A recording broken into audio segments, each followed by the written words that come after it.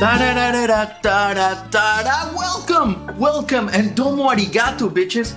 Yes, we're back in your favorite cooking show with your favorite cooking chef. It's me, Chef Wasabi Nissan, and I'm going to show you how to cook a fantastic and delicious, scrumptious show with the cheapest ingredients. Yes, that's it. So first, let's get things going. We need what's going to keep this thing together. The actual thing that will save everything. Our pan. Yes, that's the editing. That's me right now. So we're gonna have our pan right there heating up. And yes, if you're thinking, yes, this thing is live. We're cooking live, baby. We're doing it live. We're doing it now. So first we need our cutting tape. And we need now the first ingredients. What are the first ingredients, you might be asking? Well, we need the cheapest base ingredients because no one really likes them, but they kind of have to be there. So let's get our first ingredients. And first, we have the thing that makes SJWs cry, the white onion, Jeremy. Let's put that there. And now, I'm not into domestic violence, but let's cut this bitch. So we're gonna cut a little bit of the onion, because we want this to kind of give the flavor, you know, kind of give a nice sense that this thing has some sort of gourmet essence. Now, here we have the next ingredient, coming all the way from Canada. What's more Canadian than mooses, you might be asking? Yeah, that's right, it's Krista. And here, to represent Krista, we have our bacon. Yeah, let's put that there. So they're cooking together.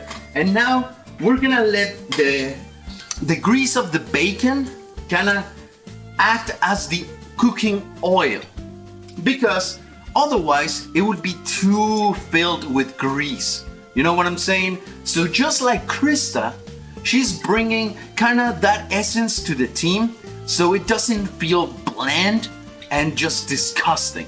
You know what I'm saying? All right, now let's add a little bit more of sauce, more of rhythm. And we have Young Ripa. Yeah, he has the music, he has the taste, he has the essence. So we're gonna have Young Ripa juice right here. Oh yeah. Let's add that a little bit because that's actually what's going to bring up the flavors, you know? So let's give it a little whip. Yeah, it's coming together real nice, can't you see? Of course it is. Now, let's get into the protein, which is the featured guest of our show. Yes, so let's grab our little knife and get our featured guest, Chris Gore. Now, Chris Gore is going to be represented by our fantastic and delicious Spanish sausage. There it is, right there, trying to escape its fate. But we're not gonna let it. So we're gonna cut it into little dice right there. Did I say dice? Do I know English? Both of the answers are yes and no at the same time. So let's put that there. Boom. Now, you hear the sizzle? That's a good show on the way. That's a really good show on the way.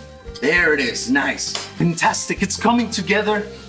Oh, so nice. Oh, so very nice. Now we need the healthy part of the dish, the thing that is gonna give us the nutrients. And for that, we have Miss Lauren Chen. Now, she's going to be represented by our healthy spinach. Ta-da! We got some greens for all the rabbits and vegans out there. Yeah, let's put it there. So now we have a complete dish going. It feels nice, it feels good, makes me want to dance, but since I'm a Japanese chef, I'm not going to. Now we have a very cheap bland ingredient, the onion, but it's just the base, you know? It's just there to give it just a little touch. The actual guest, the actual meat, the actual vegetables, everything is coming together real nice. Just like in this show. Because God knows what would Jeremy do if it wasn't because of these other people to carry him on the back. So now, still needs a little bit of flavoring, still a little bit of spice. So we have another featured guest. Oh yes, You know it, and I know it. It's a quarter black. Yes, and here we have a quarter black. Oh yeah. Let's add that in. Let's mix it real quick. You know, let's pretend that we actually know what we're doing. Because the hell I know. So let's make it sizzle. Let's flip it a little bit. And now you can see that the colors are coming together, and that might piss Jeremy off, but it doesn't matter. So we only need one last ingredient. One last ingredient to make this complete. Do we need that last ingredient? No. Is it expensive? No. But it's just kind of there. It's like the adopted son that you never wanted, but it just kind of got thrown into your doorstep. And yes, of course I'm talking about Ryan, the person that makes psychiatric words necessary. And here it is, in all of his whiteness. We have the most blended cheese ever. But because we have so much sauce, so much spice right here, well, it can just go undetected. So let's cut a little bit of the cheese. Just a little bit. We don't want too much of it. Otherwise, we might get canceled on Twitter. You know what I'm saying? So let's cut it up a little bit. Put it right there. Just to give a little bit of accent, you know? Just to give it a little bit of diversity. Nice. So now the dish is coming together. Now let's add a little bit of salt to it. A little salt to the wound, just like the freaking Last Jedi. And the dish is almost done. Isn't it amazing? So now that the dish is coming together, is sizzling with goodness. What's left, you might be asking? Chef Wasabi Nissan. What's left? Well, let me tell you what's left. Aside from my dignity,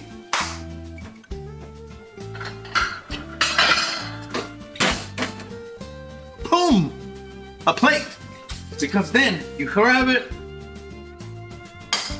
and ta-da! Your dish is done. And now let's get on with the show, because I'm bored. Alright, bye.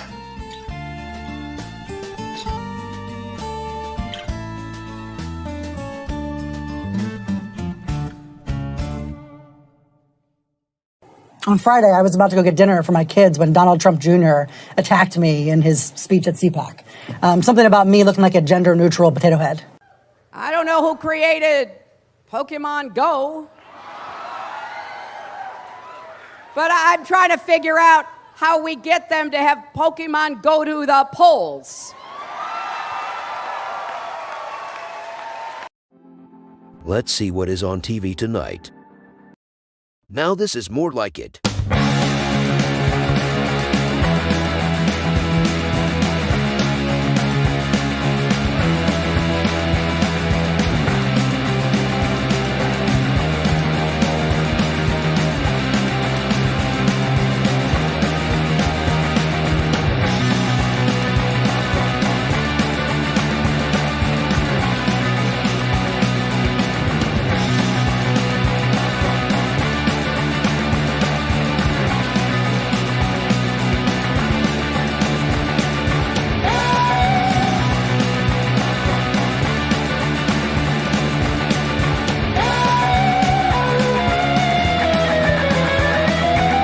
Night main event, because what the fuck else you gonna watch? Hey Ryan, Here we go. And boom, we are live for Tuesday night's main event. Shout out to Ivan Ortega for that ridiculous intro. I don't think everybody here has seen it yet, but that's what Ivan does. Last second, I told him I needed an intro. He threw it together. That's Ivan Ortega. But beautiful. We're live. It's Tuesday night's main event, and I am really excited because we have a huge panel here. Some big-time superstars and Ryan are here tonight, and I am really, really excited. We got a lot to talk about. First and foremost, of course, the guy who hosted last week when I was unavailable did a fantastic job. RK Outpost, Ryan, the guy who has really blown up the Sports Wars YouTube channel. I can't stop complimenting him on that. I don't like complimenting Ryan, but you know, when he's doing good things, what can I do? What can I do? Sometimes even you can't help it. Yeah, I literally made a Sports Wars video while streaming live on Twitch. He did. Just like he an hour did. and a half ago. No, like I went to the the comments because I just got done and I did do an interview with Adam Carolla. I'm going to show you guys a clip of that earlier, but I get done with that and then I get the breaking news: LeBron James has COVID, and I'm like, oh shit, Ryan's live on Twitch. So I go to Ryan's channel. The ad is still playing, and I sent like 100 bits that says, I'll cover LeBron video. And then, so the ad's still playing. So then the ad gets done, and I hear Ryan saying something. I'm like, wait, what? Repeat that. He goes, I've already recorded it. I'm like, how did you record that? You've been live playing a game. So go ahead and explain that one. I literally had my nerdy home who's in the chat. I'm like, all right, I can't record it, but I can have you screen record it. So she screen recorded me live on Twitch doing a live video. I did the intro, the outro, everything. And then I killed a couple more motherfuckers in Far Cry.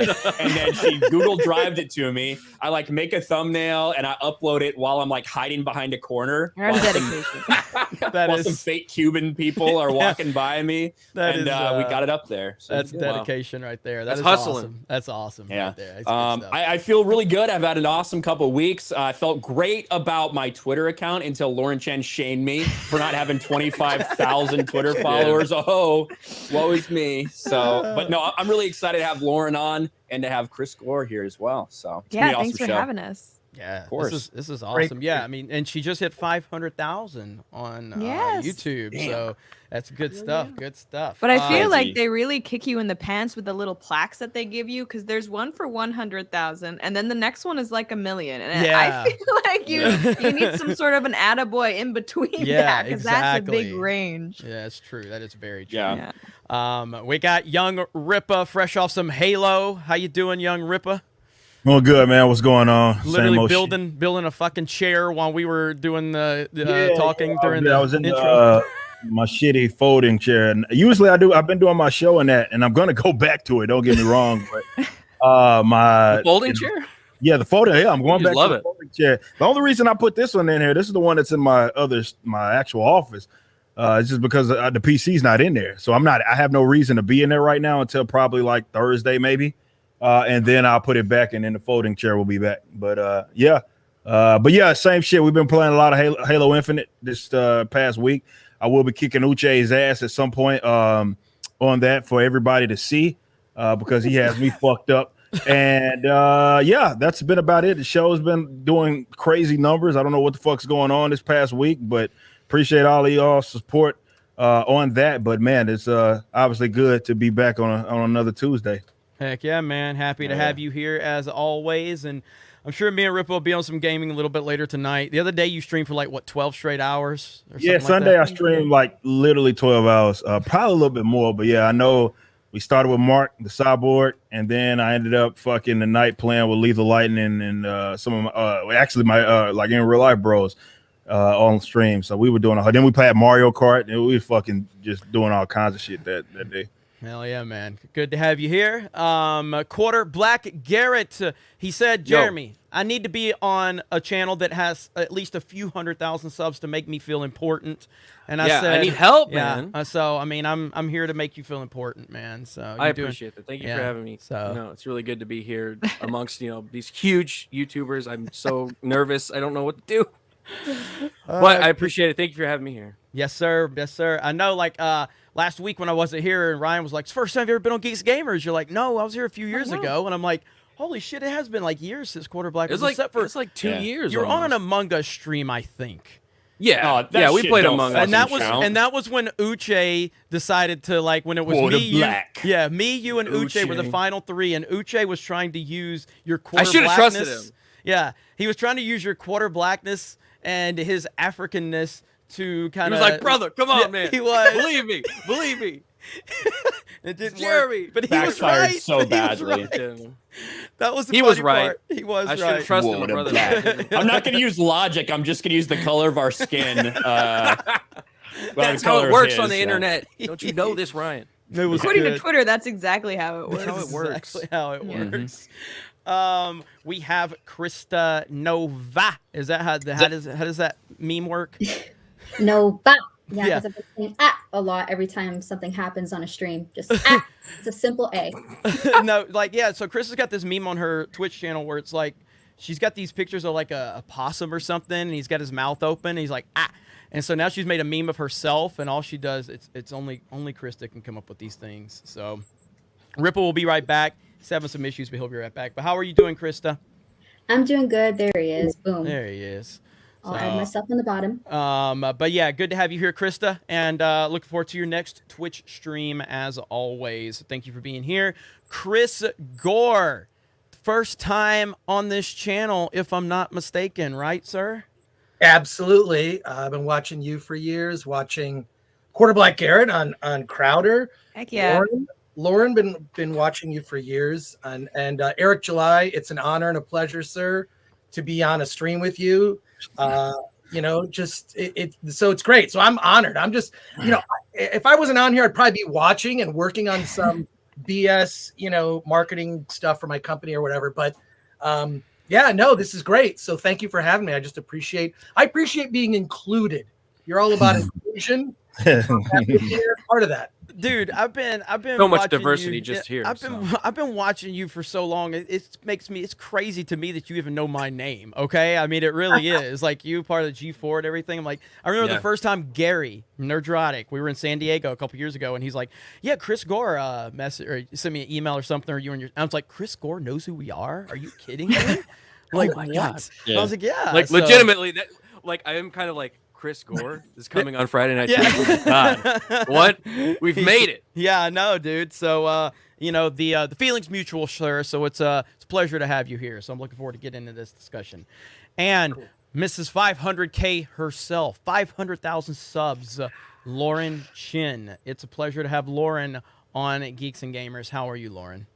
I am so good. Happy to be here. Thank you so much for having me. And, you know, I've been watching the videos on the channel a lot and appreciate the coverage, especially with everything going on. So it's, yeah, it's really cool to be here. Because I've been on stream with you guys, but not on this channel. Yeah, not on this channel. Yeah. And for the record, I mean, you bring Lauren Chen and Chris Gore together, and we have 0 dislikes for the first time ever on this channel. Wow. That's true. So I mean, you're able to see them. No, people can't see it. It's like they're not there. 0 dislikes. I mean, we are very popular here.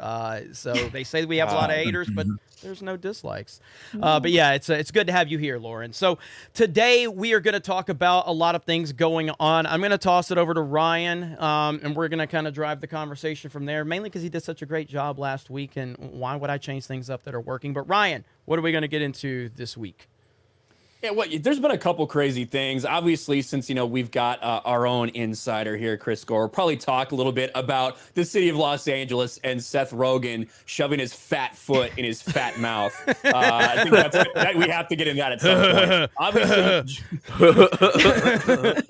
Jeremy just mentioned YouTube and obviously the dislike button and all that. But something that happened today that I think is very, very relevant to what we talk about, whether it's entertainment, whether it's the media, whether it's censorship, whatever it may be. The new CEO of Twitter, after Jack Dorsey steps down, decided that today was the day that they were going to make some big changes. Namely, no one, a video or a picture of any private individual who doesn't want to have their stuff put out there is no longer going to be allowed on Twitter. What does that mean? How is that going to be implemented? I don't think anybody really has any idea yet. I don't think they know. I don't think they know either. Yeah, well, Twitter safety, they put out like this huge thread saying that usually if it's from a public area, like a sporting event, it will be exempt. They said usually.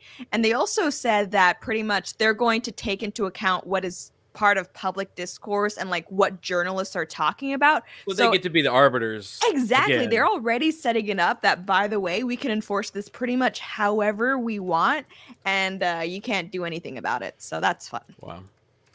Yeah. I mean, what I just, again, I saw a lot of, and look, I did it too. As soon as I saw Jack Dorsey was out, I was like, yes. But then as soon as I thought about it, I'm like, wait a minute.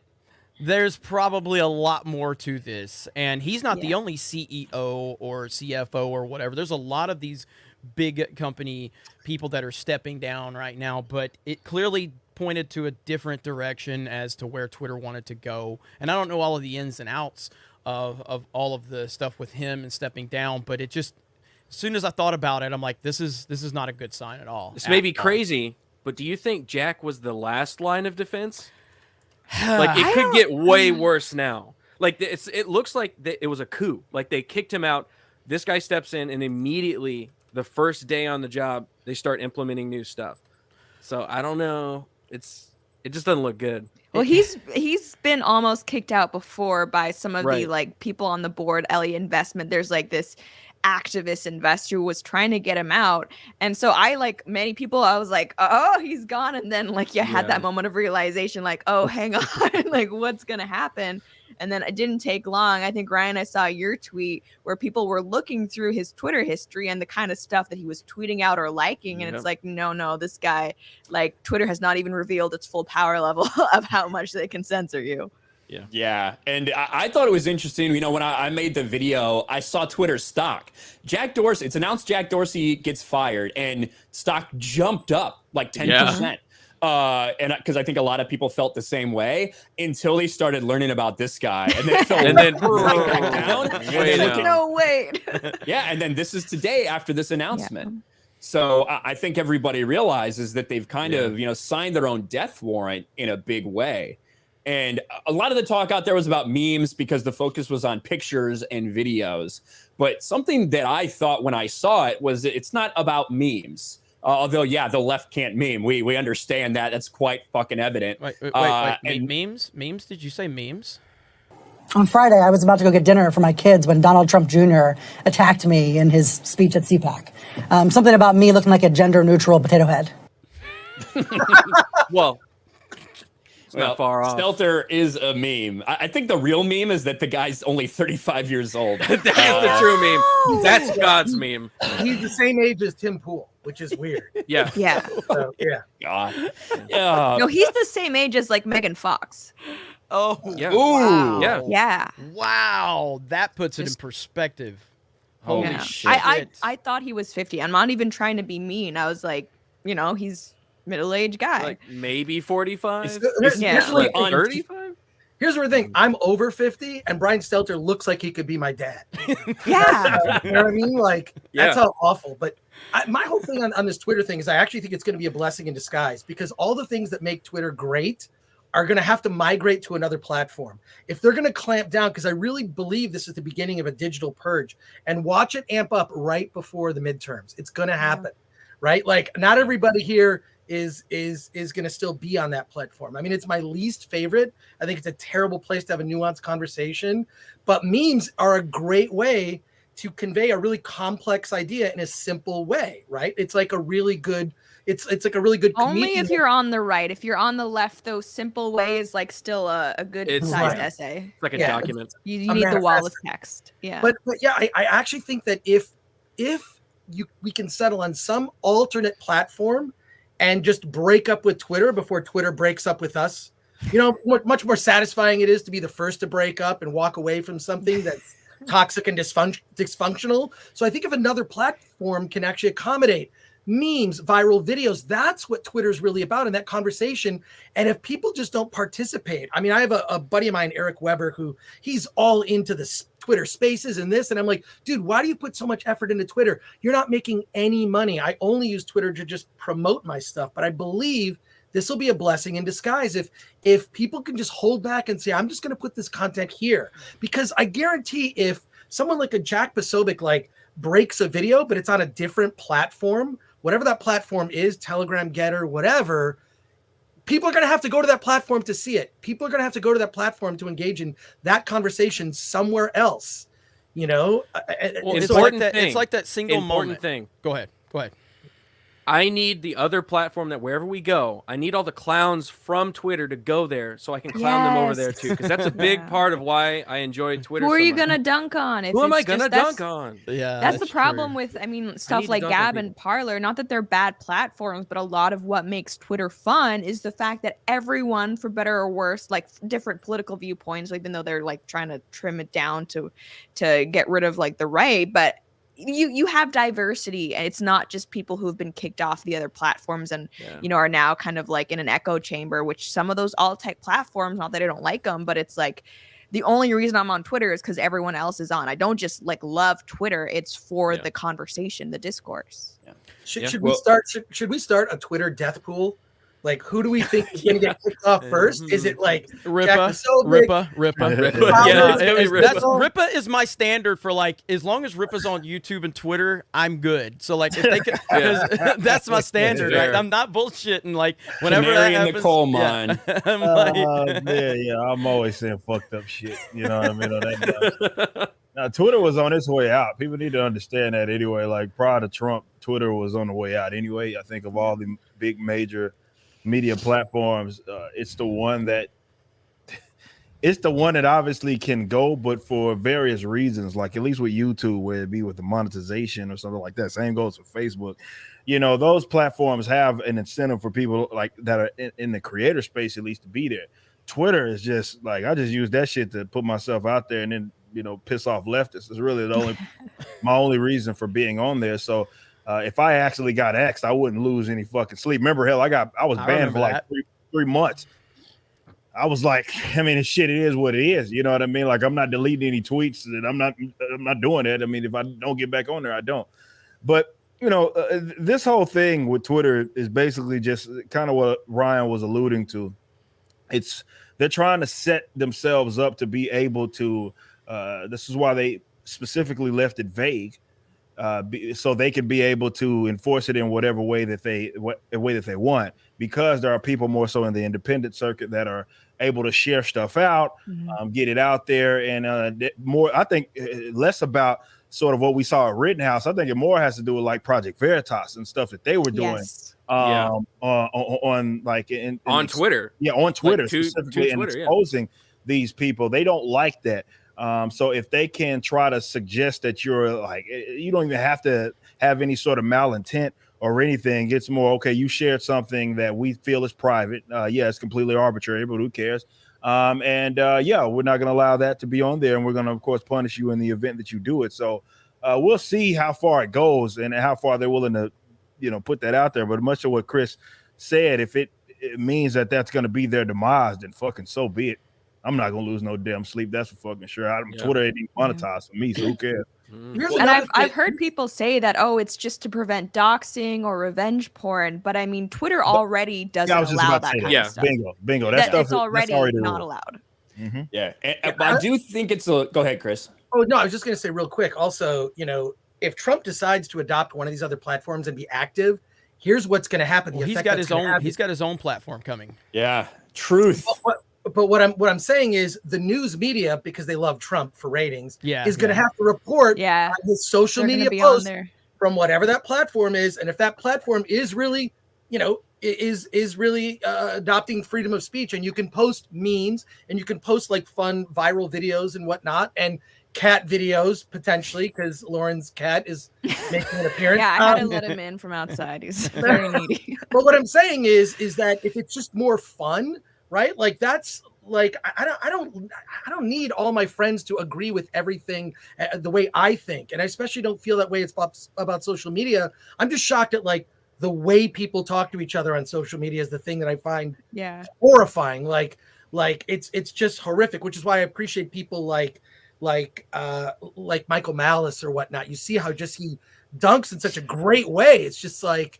Whoa, he just cuts it. Everything's a mic drop. It's great. Yeah. No, Michael Malice is amazing. And I've heard people say, oh, you're being too harsh. And if you look past like at what he's tweeting at, it's always the other person who started it. Right. So always. It's more a don't start what you can't finish kind of thing with Michael.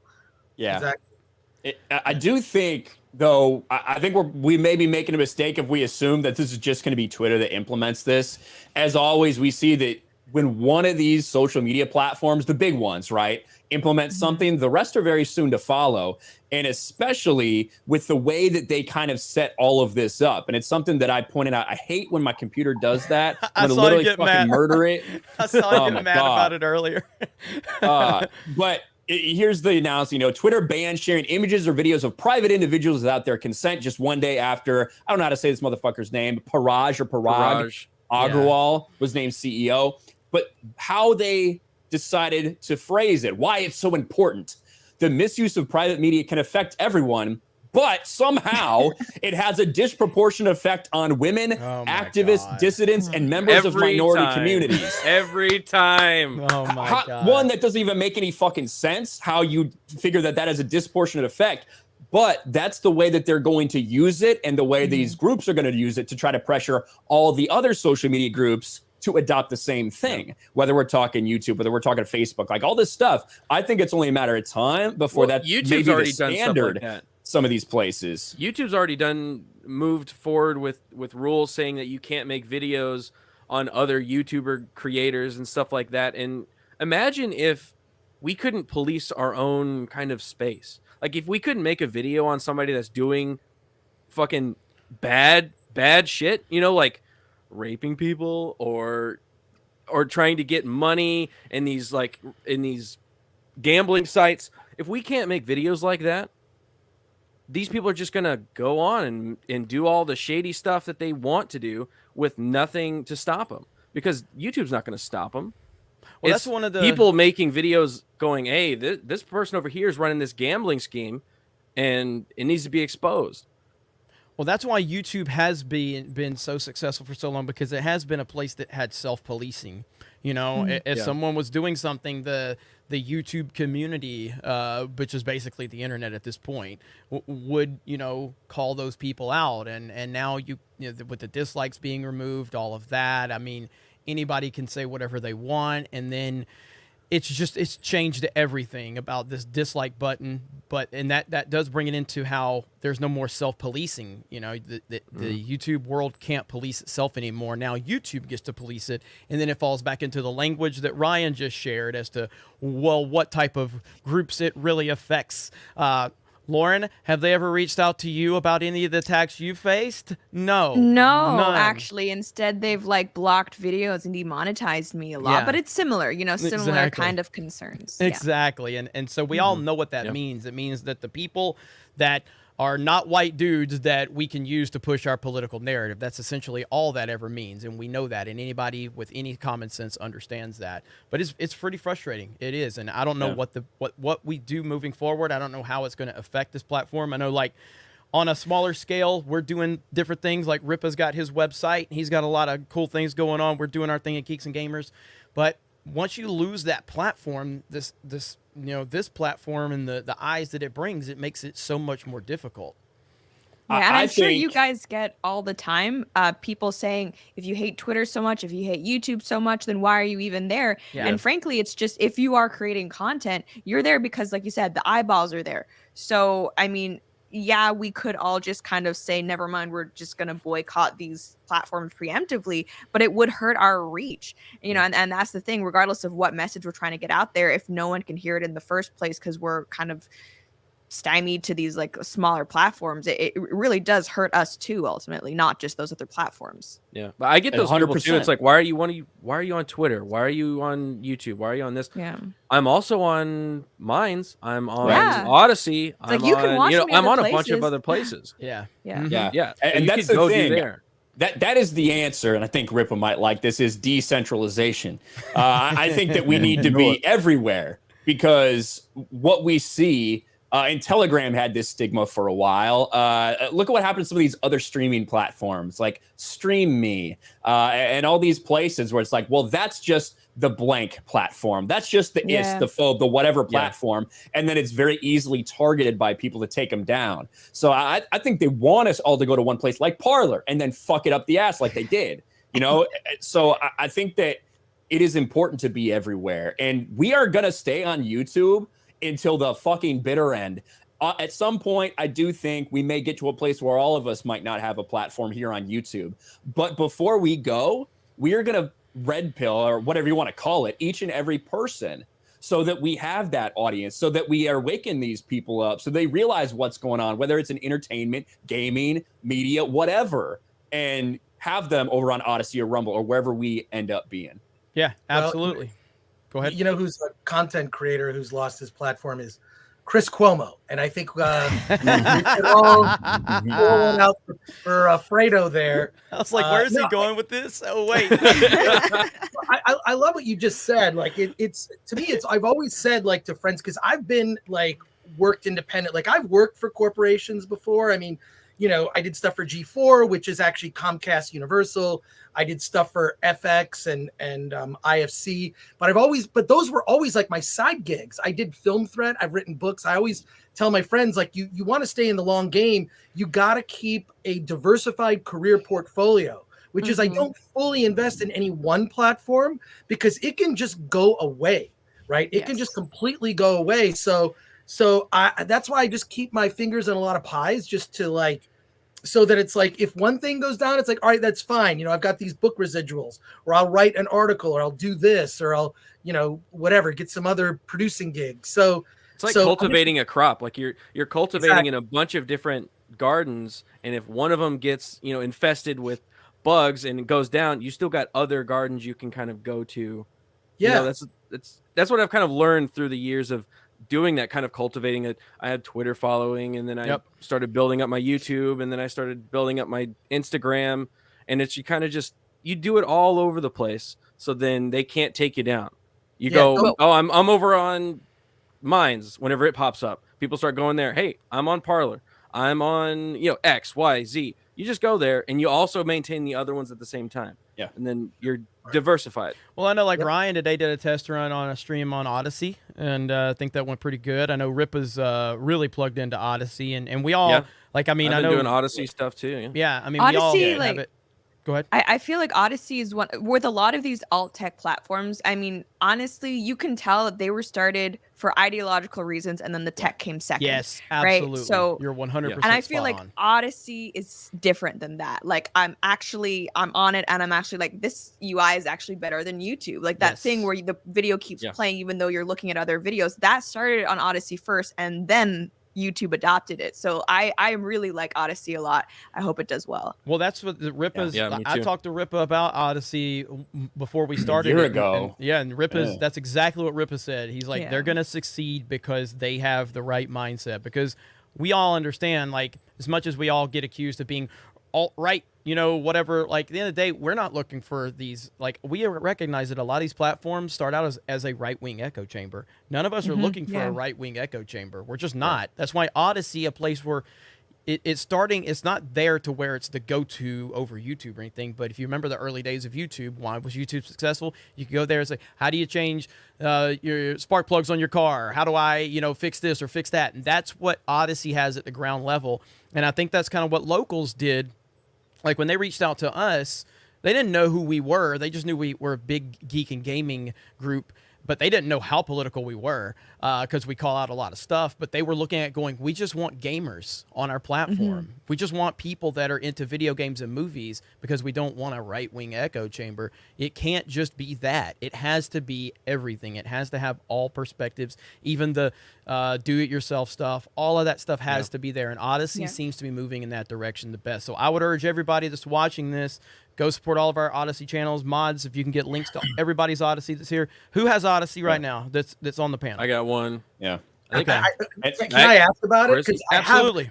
I have a YouTube channel, so how do I get on Odyssey? Automatically. It mirrors, automatically. You can mirror it. Will it take I my got old you. content and put it on there? Yeah. I got So you, you only Chris. upload to YouTube, and then Odyssey will do the work. It and auto-populates it. Yeah. Cool. It's like does anyone so here handy know? for creators. I'll get you. I'll get you, Chris. I got you. Oh, hooked up. thanks, Ryan. Awesome.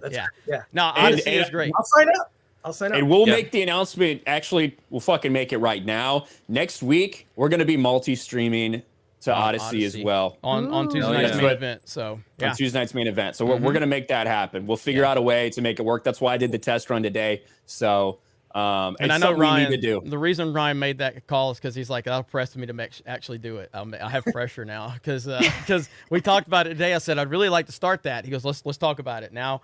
Yeah, now it's a guarantee we'll have it done. So, but yeah, Odyssey's a really good platform. So that's a step in the right direction for a lot of these things.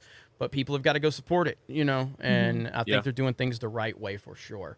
You got to be patient. You got to be patient. You had Nick Rekieta sitting there with 100,000 people watching the Rittenhouse coverage.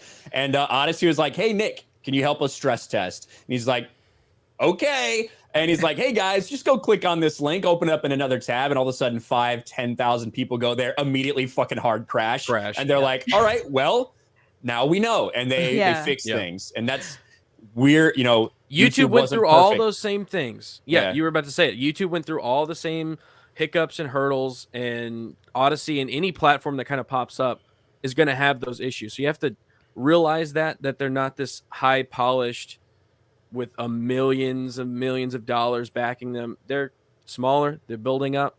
But I think you guys are right. Like, Odyssey has the right content. It has the right user base. It doesn't feel like an echo chamber. So you're going to get the normal people that go in and go, I just need to watch a video on how to make pasta. You know, like, I need that. I don't want a bunch of videos about Brian Stelter. I can't. How to I can't make do al that. dente. Right. Some stupid That's shit. what And they even have like Odyssey has full-length movies on there as well. Like, they really are trying to be everything. Yeah. Well, that Nick Rekieta coverage you mentioned, Ryan, that really like showed like, I mean, it was first of all riveting, right? It was the best stream. You had not just Nick Rekieta, you had like 9-10 other lawyers commenting in real time on what was happening, and just without biases, right? The law is the law, right? So that coverage was incredible, blew away the mainstream media coverage. And every time they tried to do something to kind of throw a wrench, it didn't work, right? Remember for a minute, like I was there when like the stream went down, and it was also it was so riveting. I think it like, Ryan, you mentioned that it sort of messed up your work because you were watching it, but it also showed like that the people commenting on it hadn't seen that coverage, right? Like he was so thorough, and there were moments in that trial that were just so just like changed anyone's opinion about it. It showed like that mainstream. I think people are more. This is why YouTube. This is the secret to YouTube's success to me. And what's weird is that they don't lean into this. It's authenticity. Authenticity. That's not something you can fake on a 3-hour stream, right? Or whatnot. You just can't do it for any length of time. And I just know from having worked in television, because even before G4, I wanted to quit. I was like, I don't want to do TV. It's bullshit. It's what do they call it? Focus group testing, which Quentin Tarantino calls it focus group testing. It's just, it's so phony. It's all about falseness. It's about being overproduced. Every sort of like a sort of spontaneous moment you've ever seen on a late night show is rehearsrsed and pre-planned in advance. Yeah. It's all bullshit. I know that from having worked there, but when G4 came along as an opportunity, and I'm not like I need to talk about, but I've been kind of on both sides, and I hate that phoniness. I hate like when I did this one show, I won't say what it was, but they wanted to like sort of hit me up and make me cool. And I was like, that's not who I am. I don't want to do that. So one of the things I said when I started working at G4 was, I just want to wear whatever t-shirts I want. Can I just wear like what I want to wear? And I once wore a shirt for a buddy of mine, has this band in LA called Get Set Go. And on it says, I heart your vagina. And they wouldn't let me wear the shirt, and I got an argument with the lawyer. I said, Oprah says the word vagina 3 times. It's a positive message about vaginas. It's feminist. I love vagina. You love vagina. We all love vagina.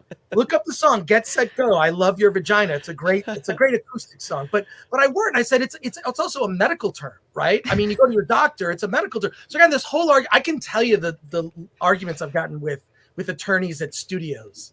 And what I've been able to get away with, just because they're all full of shit. So that to me is the beauty of YouTube. That's why I became fans of all of you, right? Like, just like, hey, that's what I wish I could have been when I was on TV. And there were glimpses of it, having done stuff for G4, but like, that's not how TV is. And now that like I've been in that space or whatever, it's like, all the networks, Fox, MSNBC, CNN, they're all so false, pre-planned BS. Authenticity is, and this is what kills me about YouTube, that they don't lean into the most authentic people are the ones that succeed, right? Not the overproduced stuff. Yeah, well, what's interesting is that I find now when I watch like cable programming, they're trying to replicate that authenticity that you see on YouTube. Because like with the Chris Cuomo stuff, I was doing a video today and I was rewatching the interviews he did with his brother, and they're trying to make it seem like casual, like they're riffing, but it's so painfully pre-planned as a segment, and it's just awful. But you can tell what they're trying to go for is like that kind of informal streaming atmosphere, but they just failed terribly, and it's just really uncomfortable to watch. It's really awkward because they don't know how to be real people. No, like, oh, hey, we're silly brothers The realest Chris Cuomo's ever been was when he was threatening to throw that guy down the fucking stairs. And when he was butt-ass naked in the background. Yeah. Yeah. And I don't know most what authentic Andrew Cuomo's ever been was when he killed tens of thousands of people. I don't know what you guys are talking about, but there is nothing but authenticity from people like this. Never apologize for standing up for an LGBTQ2 plus kids' rights. Great. And what's really bad is that he didn't even get it right. It's LGBTQ2S plus. Yeah. God. It's like if you can't even remember it and it's your thing. It depends on what week it is. We need to take him to the Canadian what is it, the Human Rights Tribunal, right? Tribunal, Yeah. He was very distasteful. 100% conviction rate. That's how you know it's a fair trial. Jesus.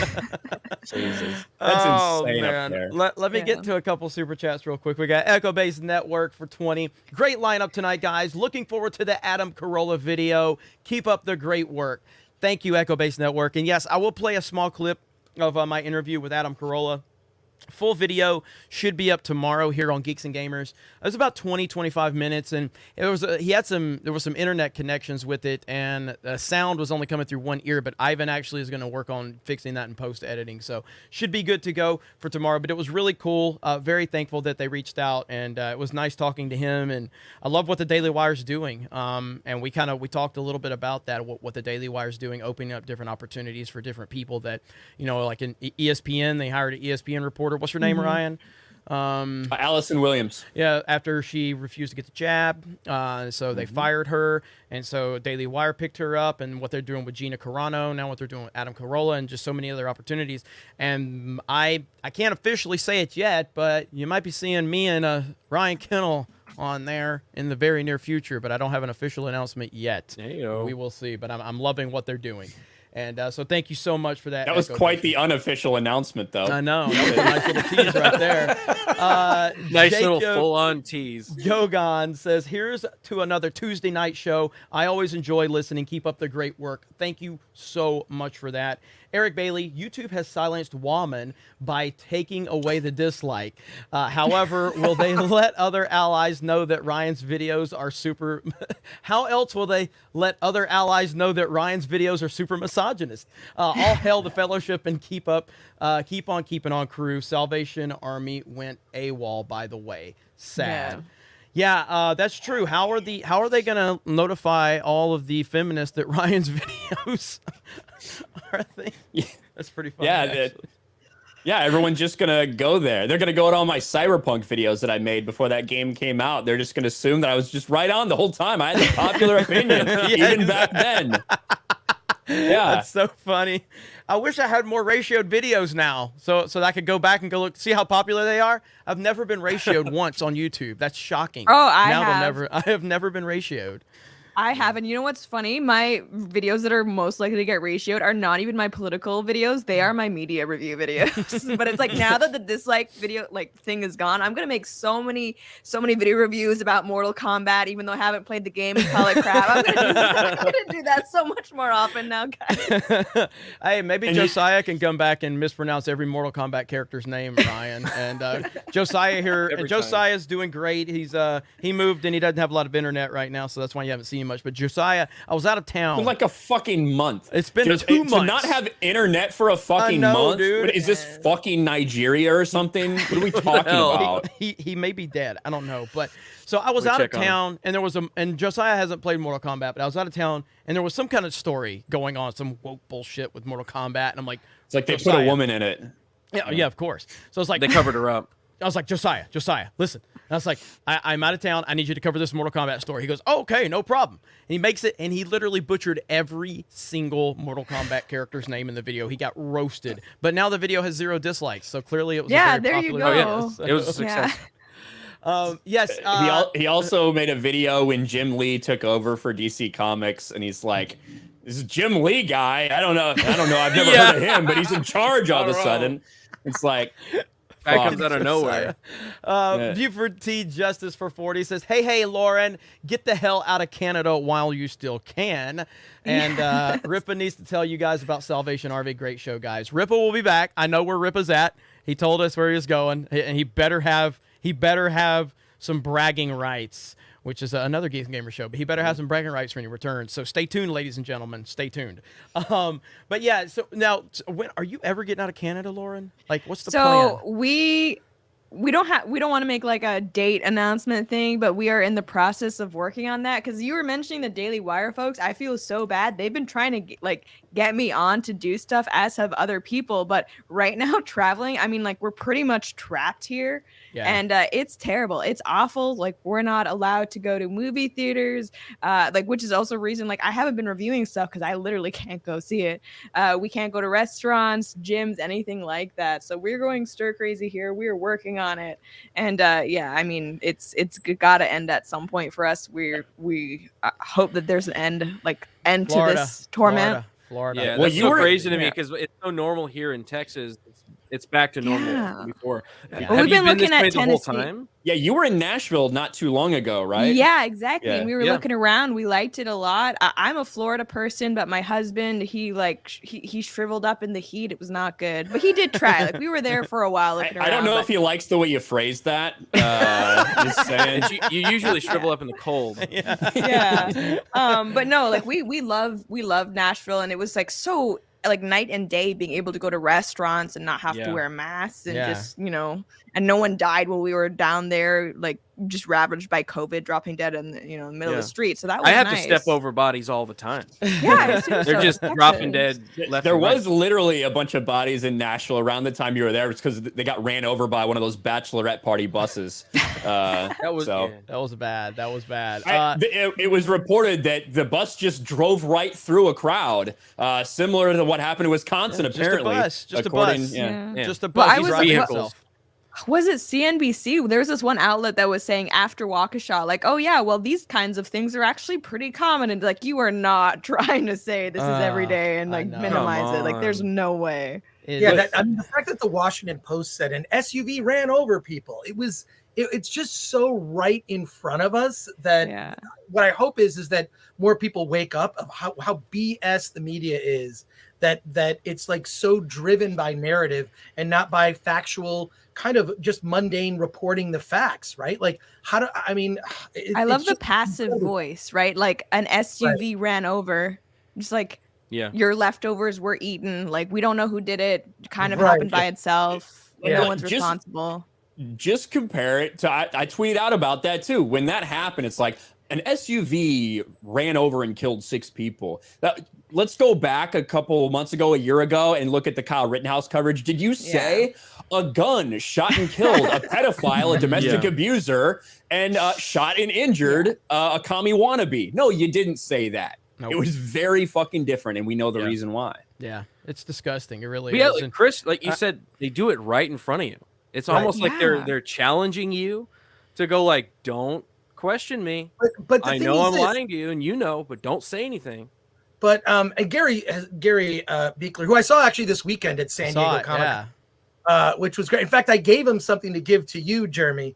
Okay. I gave him you'll see, it's a G.I. Joe thing. You'll like nice. It. You'll like nice. Cool. I'm excited. I picked up this there, which is cool. Awesome. Oh, that's cool. That is cool. Hell yeah. Hell yeah. But it's just, he's brought it up that like, normal people, you're busy. I mean, I remember when my kids were little. I have grown kids now, but when I was in my 20s and I had like little kids, you really don't have time to pay attention to stuff other than doing really your job as a parent, right? It's incredibly difficult. So normal people, normies, don't get to pay attention as much.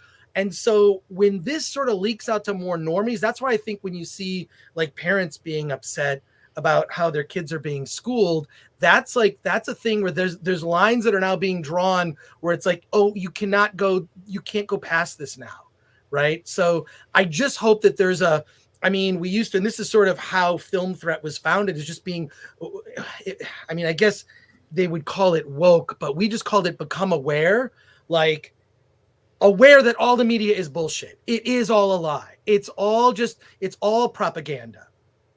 And my girlfriend, who she fled China, moved to Taiwan, and then moved to the United States when she was 7.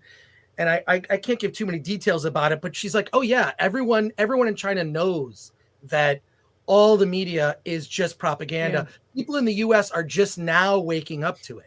So I'm thinking back, like, just look like, when we didn't have social media to kind of call stuff out, how many stories back in the day may have been just complete and utter bullshit.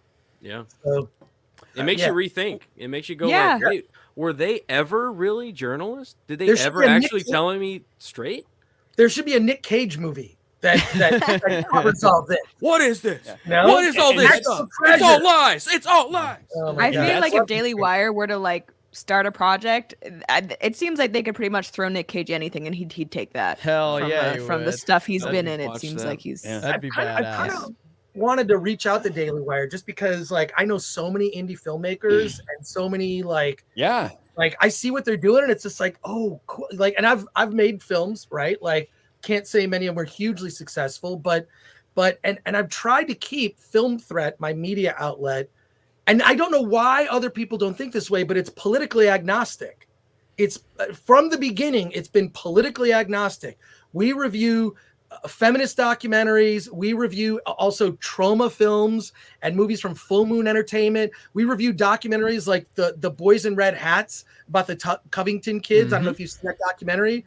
Really good documentary that it kind of exposes the bullshit of CNN. You remember what happened to those kids? Or there's a really good documentary about Black conservatives called Uncle Tom. Yep. Yeah. Really good. But the thing is this, we cover everything on the political spectrum. And that's exactly how it should be. What you're doing is exactly how it should be. It should be like, I try to be welcoming to, like, you're an indie filmmaker, you made a small movie here, we're here to support you, right? Because the mainstream media is, for the most part, just cares about the big Hollywood releases.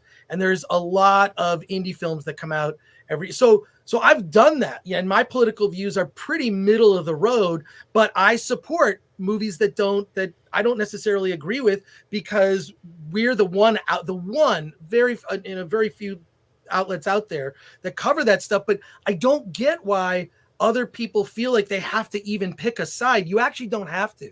You can actually. Well, is that the idea that the personal is political? Because I agree with you. Like, it shouldn't. I don't just want to watch like conservative movies all the time, because that's not fun either. You're gonna get bored of that. But there are people who, like, they need to bring the activism into literally every single thing that they do, and that's why you people who watch like Nerdrotic and the Geeks and Gamers reviews, like, they're not even right wing. Maybe they are liberals or leftists. They just don't want to see it in literally every piece of media, because that's sickening. That's boring. Yeah. And like what I hope we do get to with all this Daily Wire stuff, what nobody wants is to watch Terror on the Prairie and some things set in Montana 150 years ago, and then have Gina Carano be like, well, we gotta look at the camera, make Montana great again. Wink. We don't want that, right? We just want awesome movies with, maybe we do share a lot of morals and values with a lot of people that are making them, which is awesome, and we can connect to it that way. But yeah, so many of us just want good movies again. Yeah, I understand. Well, I'm sure she's creating that movie, not going, well, I hope my conservative audience watches this movie. She wants everybody to watch it. Yeah. Yeah. And now that I think about it, though, I do want her to do that. I totally changed my mind. So. Yeah, never mind. But even if Disney were smart, one, they would have never fired her. I think that was a colossal mistake. Yeah. Huge mistake. And one, if Disney loves money, they would be about everyone, right? I mean, so it's shocking to me to see Disney go so far woke with all the, Marvel is kind of, it's for me, it's kind of done. Like I just don't care anymore. It doesn't matter to me. I feel like they're never going to reach the height that they did with Endgame and sort of completing that story. They'll never do that again. And the stuff that's coming down the line just looks awful, and just incredibly uninteresting and uncreative, where it just, the whole thing is like when you state your theme to the camera, effectively saying, and we're going to be allies, or like use that sort of like coded language where people know what it means, but it's right on the surface. It's like, that's just shitty writing. Yeah. Right. That's just when you state your theme right there without having it being on the surface or being beneath the surface, and allow, because I don't like, and it turns out most people don't like being told how to think.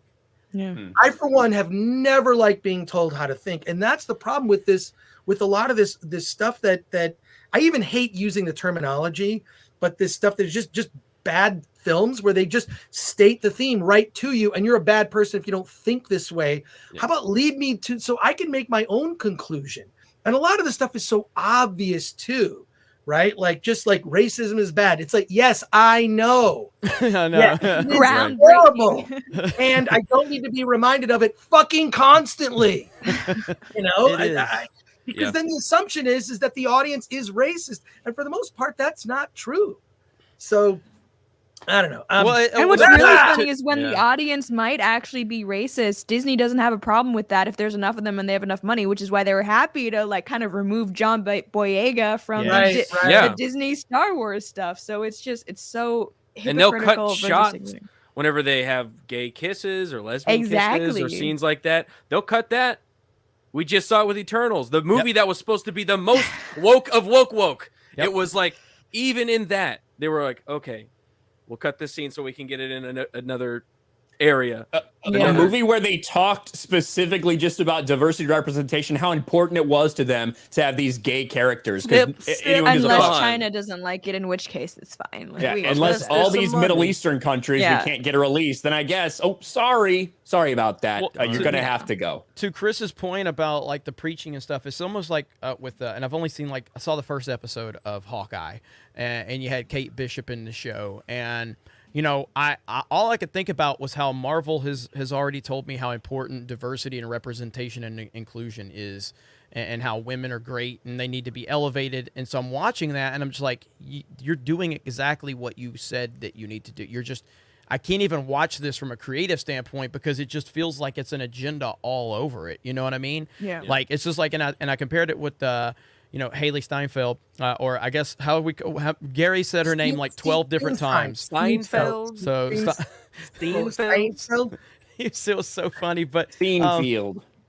But he I enjoyed her in Bumblebee, the Transformers. I thought she was great. I thought that was a great movie. But at no point prior to that movie coming out was I constantly being told how great this woman is and how she's going to struggle through the patriarchy. It takes away from the creative efforts of what you're trying to do. Nobody that I know outside of Ryan has a problem with female characters. No one, okay? We have an apples to apples. We have an apples to apples comparison. Ghostbusters 2016. Perfect. Ghostbusters 2021. Perfect. Both have female leads. Yeah. Which one do we fucking hate? The one that was diversity, women are everything, men are bad. The movie sucked itself, the writing, and it was horrible. In the movie, it told us every male character was dumb or evil.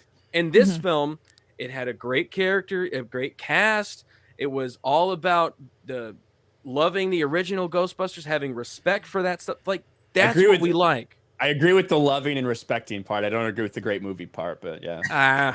But I will say it was this. a great movie. I think the reason that Marvel became so popular, because I've been going to Comic-Con since like the early 90s, back in the day. And in fact, this past weekend, when I saw Gary there, it's like back to the 90s, because it's just comic books. There's no Marvel's not there, DC, no big studios. There's no big activations. There's no parties. We just sort of had our own parties in hotel bars, but it was back to like the core, like hardcore fans. But the reason Marvel blew up, and I think had so many female fans, because to me, going back to even Comic-Con in the early 2000s, if you saw a woman there, it was like a Bigfoot sighting, because it was something that you did not see very often. But it was around 2007, there was a turn. There was like, oh, there's more women here. And then it was like, it blew up. And I think they vastly underestimate the reason they're female Marvel fans is because of the male characters and the shirtless beefcake. If you go back to the original 2012 Avengers, it's effectively a Chippendale show.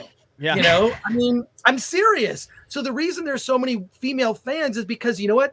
Women happen to like strong men, strong masculine men. It is vastly underestimated how popular that still is, in spite of whatever bullshit social conditioning they're trying to roll out on kids these days and whatnot, or the messaging that's going out. And do you remember when I had a discussion with a buddy of mine? We were watching like football on Sunday, and I'm like, remember when commercials were funny? Remember they were just funny. Do you remember "Was Up"? Yeah, Was Up. That's so good. the Bud Bowl, the stop motion animated, like the Bud Bowl, or with like these commercials were fun. They were just like, and it's like Doritos. We entertain you for 30 seconds. No commercials are fun these days. Every commercial has some bullshit woke agenda or something that's diminishing or elevating. Yeah. Now it's Doritos. Here's a short film about a gay son and his father loving each other. Like, Doritos. Feel bad that you're white. Doritos, gay Hispanic ghost. Like, I mean, like, what the fuck are people in advertising thinking this doesn't appeal to the majority of people? I mean, and I feel we're at a time that there's less discrimination than ever, right? Yes, like, there's just 100% is. But I feel like, brands are now trying to, it's almost like they're trying to neg their audience or their like potential consumers. It's like, I don't think that even works with dating, let alone marketing. So it's a very strange way to get people to try to buy your product. Well, whenever you're such a dog shit person, obviously you want to buy my stuff, right? Whenever you watch a commercial and you don't know what the commercial was for by the end, it doesn't work as a commercial. They're basically like shot of Doritos in your commercial. They're basically like most female Twitch streamers not named Krista, where they just shit all over their audience and still expect the money. You know, like that's kind of what they are. But like we talked about this a little bit, and Ryan did a video on it, and we're gonna cover it because it's relevant and because it's being upfront about it. But like the NFL ratings have been absolutely through the roof recently, and guess what they've done? They have actively moved away from the social justice propaganda. Yes, there's a thing there on the field or whatever, but they have completely moved away from all the bullshit that they claimed they were going to do, and that's because they were turning off their audience. The audience was absolutely turning off. People were rejecting it. They were tired of it. And the NFL, to their credit, recognized that a lot sooner than places like the NBA has or Hollywood. And it's not complicated. Like Chris said, this isn't complicated. It's just not, and it shouldn't be. But we continue to find ourselves seeing this, and it's because they're hiring activists. That's what they're doing. They're hiring activists that are not qualified for the position, but they're willing to say the right thing and push the right narrative, so they're getting the job over people that are qualified. And I think that's inherently one of the bigger problems, that they're hiring activists, and it's very frustrating. And Lauren, I just real quick, I want to just say I fully support total equality in Marvel movies. Chris talked about all the guys that took their shirts off. I'm upset that the only tits we didn't get to see from Avengers was Scarlett Johansson. That's all I'm saying. That doesn't seem very equal or progressive, Marvel. Fix this. Fix this now. Do better. Now, Lauren, I know you're here pretty late on your normal schedule. How long do we have with you? Maybe in like 10 or 15 minutes I'll head out. Okay, because I know you're staying a little late to be here with us. I'm probably going to move the start time up of Tuesday night's main event because we're not going to appease to these West Coast people like Chris Gore. I'm not going to do that anymore. But I think if we started at 9 Eastern, then that's 6 p.m. for West Coast people. So I fucking miss. That's the only thing I miss about the West Coast is the time. Holy shit, dude. But I feel like the East Coast time is just the correct time zone. I mean, like, I'm just gonna put it out there, like it is humanity's correct. Like that is, can we all agree? Lauren, I agree with you. I grew up in Detroit, and I used to go to Canada all the time. I would take the train to Windsor to see the Windsor Ballet. Except it wasn't ballet. You can guess what it was. And also to get beer when I was 19. That's with the drinking age. And then I would go to the Toronto Film Festival. I'd take the train to Toronto for the Toronto Film Festival, which is a crazy event now. I don't know if you've ever been to that, but no, I try to stay away from Toronto. I didn't really understand the Canada logistically until Krista explained it to me. But like, so where, and you don't have to be specific, obviously. Where exactly are you, Lauren? So I'm outside Montreal. So I'm in Quebec. So that's French Canada. Okay, so that's where Chris is there. Okay, about 4 or 5 hours away from Boston. It's the closest, I think, American city. Okay, yeah. Because Krista was like, what are they called? Provinces? Provinces, yeah. Yeah, and I'm like, what the hell's a province? I don't know what that is. You know, like I didn't know any of this stuff. It's like our states. Yeah. And instead of governors, we have premiers. Yeah. Weird. Canada's like a movie weird. Night? Like a movie night premiere. So they're called premiers? That's what they're called? Yeah, like Premier Doug Ford, Premier François Legault, like our governor's equivalent. Oh, okay. Interesting. Yeah. Okay. Canada's like America's little brother that just wants to do stuff. And you're like, all right, fine, you can do it.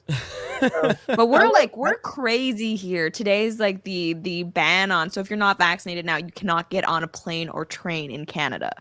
It doesn't matter, like international travel, even domestically, you cannot get on unless you're vaccinated.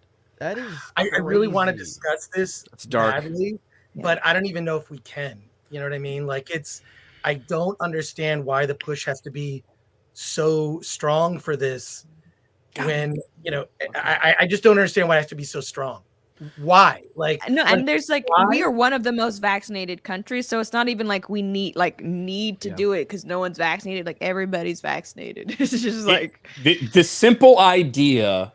It would be like me saying, "Oh, the guy that I drove by on the highway isn't wearing his seatbelt, so therefore this seatbelt that I believe to be very effective is now not effective." Yeah. What fucking sense does that make? And sorry, by the way, guys, for mentioning that. This stream is probably now going to get throttled. Oh no, trust me, Be all right. We have Ryan, so it's they're always. We have Ryan. Between Ryan and Ripa, it always happens. I'm always afraid because I'm not an experienced streamer like all of you, where I don't know like the keywords to not say. So the N-word. If something is interesting, you can't talk about it because YouTube doesn't like that. Yes, exactly. Yeah. That's essentially how it is. I remember now again, and I don't know if there's something to it or not, but I'm going to claim there is. But back when Sticks and Stones came out, I put a Dave Chappelle video out, and it got 300,000 views in 24 hours. Yeah. It never hit 400,000 views, and the channel's never been the same. It never got 400,000. Like it went 300,000 views in 24 hours. I was like, this is gonna be a 1 million view video. You can tell something like someone's on the tanked. button. Yeah. Yeah. Like it had a 99% like to dislike ratio, had thousands of comments. And I'm like, my God, this thing hit 300,000. This is crazy. It wasn't, I mean, I don't make good videos, so I'm not going to say it was a good video because I don't make good videos, but it was a typical Geeks Gamers video. I've got my Brie Larson videos with 2 million views on this channel, but that one just completely died. And I've never had a video. I think I've had a few that's hit 100K in 24 hours, but I'd never had anything like that. And like 300K in 24 hours, which should have put it on trending. But yeah, I mean, it's just never. Ever since then, like little things that I've noticed, and we all, as YouTubers, all of us understand this. We watch our analytics like crazy, and they drive us crazy. And we probably see things that aren't really there a lot of times, but I also think there's a legitimate concern to have, issues here and there. But we probably invent a lot of issues as well too. But we watch it. We know how many views we get. We know how many views we expect to get. Like, okay, this topic is going to get me more views because we know how the algorithm works. But yeah, it's crazy, man. I don't know if you guys noticed this, but because we're all posting on different platforms because we need to, it's really interesting to see the disparity in video performance across platforms because, sometimes I'll think a video is going to do really well. Like, oh, this is a hot topic. I'll post it on YouTube. Like nothing, and I'm like, oh, that's weird. And then I check on Facebook, the video's blowing up, and it's like, well, is that really different audiences, or is there something a difference in the algorithm between the two sites? But yeah, like you said, we can drive ourselves crazy thinking about it, and it's frankly, there's not much, if anything, we can do about it. Yeah, we can, and we do. We do that often. Austin Cruz says, Lauren, Quarter Black, and Eric on this stream. Blaze TV being represented on this stream in all seriousness. All of you guys are awesome. Yeah, and Ripple will be back. I know where he's at. I see you guys giving me updates in the chat. And that's not surprising at all. I can't wait to hear Ripple's update when he gets back. But yeah, it's cool. Now, do you do consistent stuff with Blaze, Lauren? No, so I'm Blaze alum. I've been on their shows and I've had their hosts on, but for now I'm independent, which is also nice because we're in the middle of Canada and I can't do anything with anybody right now. Yeah, absolutely. Yeah. I can only imagine how frustrating it is for you because you have so many connections and contacts and you do so much work with so many people, but your hands are tied right now. It's crazy. Before all this happened, we were stateside almost every other week for different things, but it's we've totally been grounded, which is it's nice because I'm a homebody ultimately, but for work, it's this is less than ideal. And I saw that video that I think you sent it to Krista too, but that video showing how you crossed the border. This was last year, I think, sometime. And the hoops that you would jump through. And I'm like, why the hell is Lauren Chen, because I view you as a celebrity. So I'm like, why the hell is Lauren Chen, this big time celebrity, why is she doing this? Like, why don't you just, I was thinking to myself, because we had never really talked, why don't you just move to America and get it over with? This is crazy, And that's what I've been like asked for so long. And it's like my husband, he really loves Canada, but I think like all the craziness has kind of been like what's pushed us over the edge, where it's like, all right, like literally we cannot keep working here. But yeah, it's like as crazy as those hoops were, now that's like, it's even crazier now, if not possible at all, potentially. Yeah.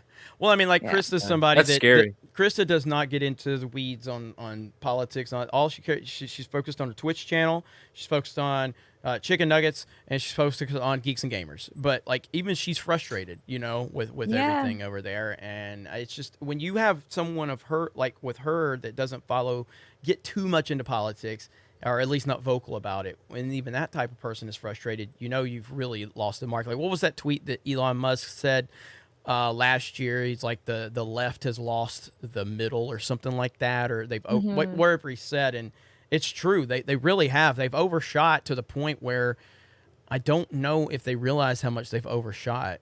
It's pretty obvious, but they are desperate to control the narrative. They're absolutely desperate. What's scary to me is because, I mean, I kind of like, for a long time, I was thinking like, this is just crazy governments trying to like bully people. But what's kind of depressing about at least places, around my surrounding area, is that most people support it. Like, I go on local message boards, local news sites, and the comments are like, yes, good, finally, like more restrictions there. And I think it's because there are a lot of people out there that frankly do believe the narrative. If you get COVID, you will die 100% immediately. Yeah. So therefore we need to, do everything we can to keep people safe. And that's also, it's been kind of like a soul cruncher, because it's like, not only are you, is your government, this top-down authority, doing this to you, but it's like your neighbors are happy that you can't go to the grocery store. Your neighbors want to keep you out of the restaurant, and that's probably been the hardest part of it. I was pretty shocked in Texas. Even I thought, I was like, hey, we're in Texas. We're all like Wild West people. We're gonna stand up, right? But so many people just went with it. They just went, okay, I'm going to shut down my business. I'm going to go in my house and stay in there. I'm going to put on a mask. I'm going to scream at other people. I'm like, this is Texas. What are you doing? We had it here too. And I was like, what is going on? It's because the politicians on both sides of the aisle, that was the only thing they fucking agreed on in a long ass time, was taking all of our freedoms away. Now, some have decided, well, that's too long now, but like, you can't deny that a lot of people saying wear the mask, get the vax as soon as possible, were obviously Republicans and people on the right as well, even to this day. Look at Operation Warp Speed and who is responsible for that. That's why Defiant L's. It's so easy to find people saying, I'm never taking the Trump vax. And then a year later, I just got my fourth booster. It's so funny. That is a fantastic account. It really is. I love it. Did you see it got one of the people that it featured, Amy Siskin, she tried to report it. Report it for misinformation. It's like, these are your I'm tweets. reporting it, and I want you to report it as well. Like, it doesn't even really make a stance of its own. It just, all it does is take tweets to show the hypocrisy in people. That's all it does. That's all it does. It's misleading information. It takes your old tweet and pairs it with one of your new tweets. That's all it does.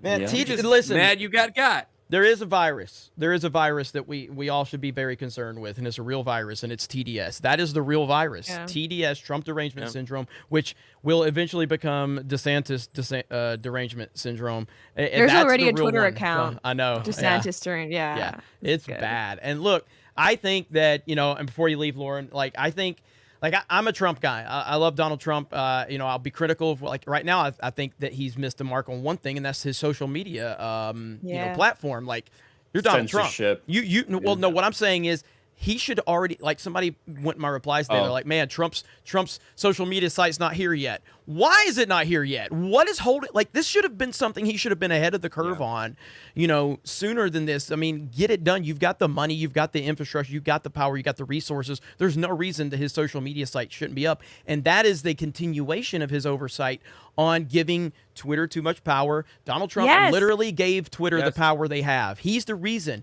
He decided to make that, and I understood his reasoning in terms of, I'm not going to go through the media, I'm going to go through my social media, but you didn't do anything about online censorship, and you literally saved Twitter. He saved Twitter, you know? Yeah. And so I think had all that, the power. All the power was in their hands at the time. They had all the houses, and they didn't do anything about it for 4 years. So yeah. And what you gotta really put the blame where it lies. Angered me is because like it's not like this happened overnight, right? Because before that, like Milo Yiannopoulos being banned, so many different people spoke out about it, and it was then a Leslie Jones joke. Yeah, it didn't make sense. And then Alex Jones, and there were all these people who were like in independent media who were saying it's a problem, but the Republicans didn't care about it until they personally started getting affected. But guess what? By then it's too late. Precedent's already been set, and it's like you should have done something about it when you had the power. So I resent that he didn't. Trump got elected in 2016 in large part because of people in alternative media, because of people on YouTube, all these things getting the message out there, meme wars, all these things. It had an effect, and it's not like it was a huge margin. Obviously electoral, but when you look down, when you look at votes, when you look at certain states, it was damn close in a lot of places. And what did they do? They made sure that wasn't going to happen again. They started silencing voices immediately after that. And we see where it turned out. Where even if it didn't happen the way everyone would like to portray it as happening, doesn't matter because no one can voice their opinion one way or the other.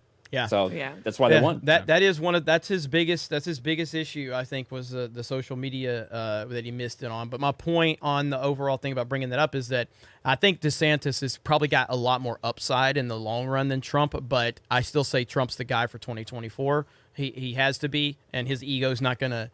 It's not going to allow him to step aside. He will run. I mean, there's no way Donald Trump's like DeSantis, then DeSantis. The only thing I worry about there is I don't want to lose DeSantis in Florida. That's what I don't want to lose. I don't want to lose him in my home state of Florida because we almost ended up with a crackhead. We all need him. Andrew Gill, we almost. I mean, if Trump didn't co-sign for DeSantis, we would have had him as our governor probably. Like that's I was looking at some statistics looking at who exactly is moving to places like Texas and Florida, and those states are actually becoming redder, not the inverse, which is really interesting because Antonia Okafor, she did a thing talking about how when it came to the race between Ted Cruz and Skater Boy Murderer Beto O'Rourke.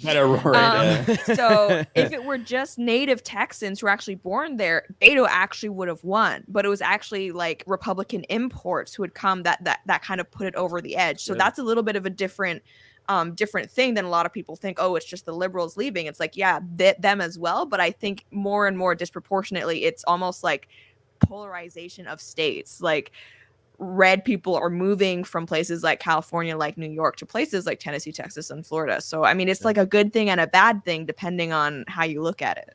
Yeah, absolutely. Before you leave, let me read this one. Ruben Christopher Hayes, which we love Ruben. Ruben is awesome. Tuesday night's main event rocks. Real news and debate with you amazing people. The mainstream media is a one-sided joke. I am a big fan of Lauren and Chris. You inspire me. I am moving to Orlando by January. Time to get... Wow. Oh, damn, really? That's fast, Time to get a free states and thrive. I'm on Odyssey. Ruben is an awesome person. And I've talked about this a few times when we did the meet up in Vegas. I'm not really an overly emotional guy. At least I don't show it. But Ruben, I met Ruben for the first time in Vegas, and that dude, like, it was inspiring hell to listen to him, to see what it took for him to physically get there to that, meet up and to hear his passion. It was absolutely incredible. So, I do think you sent me an email. I haven't read it yet, though, Ruben. That was probably about your movement because obviously Geeks and Gamers is looking to relocate down to Orlando in the next few months. I've been talking about that publicly. We've actually had some people privately reach out to us that have kind of decided to, they said they can help us because I'm looking for, there's a couple of different things I'm looking for in terms of a studio or maybe a house, like a Tim Pool style. But I kind of am leaning more towards wanting to get a studio that we go to. And then, but if anyone's out there that's interested talking to us, reach out. A few people have reached out already. I'm all ears, and I would love to hear from anyone. Yep, I've already gone and looked at a lot of different places in Orlando, so this is something we're set on. It's something that's going to happen. Yeah, so 100%, only a matter of a few months. Yes. All right, Lauren Chen, I am so happy you came on, and the bad news is you're going to have to come on more. I want you to hear more. So, yeah, happy to come on anytime. Yeah, Thank you guys so much for having me. It's Yeah. been a blast, and yeah, take care. What do you got coming on? What do you got going on besides being pregnant?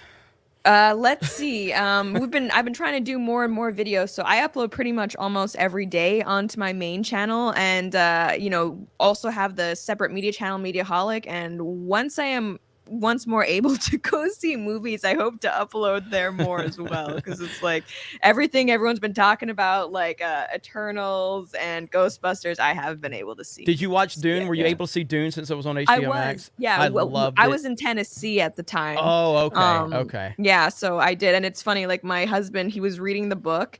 He read it specifically before he went to go see the movie, and he's very insistent that he always has to read the book before he goes to see the movie. But in my opinion, all that does is make him very bitter about the changes that the movie has made. So I don't know why you do this. You're just spoiling it for yourself. What did you think of Dune?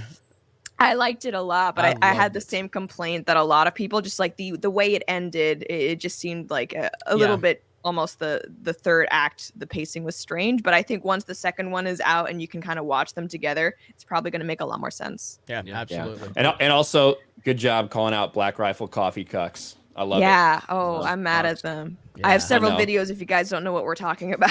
Yes, go check it out. And definitely, I mean, I'm sure most of you are subscribed to Lauren, but make sure you definitely check her out and her second channel, her entertainment channel. She's great. She's based as hell. We love having her here. And, just anytime, anything you need from us, you let us know, Lauren. Yeah, thanks so much. And I'd love to have you guys. I'm trying to stream more as well. I got my own StreamYard thing, and I figured out how to use it. So hoping to do that more as well in the future. Yeah, let us know. Hell let yeah. us know. Yeah. Have a great night. Get some sleep. Thanks. Bye. All right. Bye. See ya. Sure. Bye. All right. So Chris, I also have to go. Oh, you got to go. All right. So Quarter Black was asked Quarter Black to be here. Either fortunately or unfortunately, I think you're going to fall on the side of fortunately for everyone watching. You're going to see more Quarter Black on Tuesday night's main event in the near future. Nice. Sorry, guys. But the only demand I have is that I need to see that beautiful hair when you're on. Oh, he's going to show it now. It's in a ponytail, though. It's all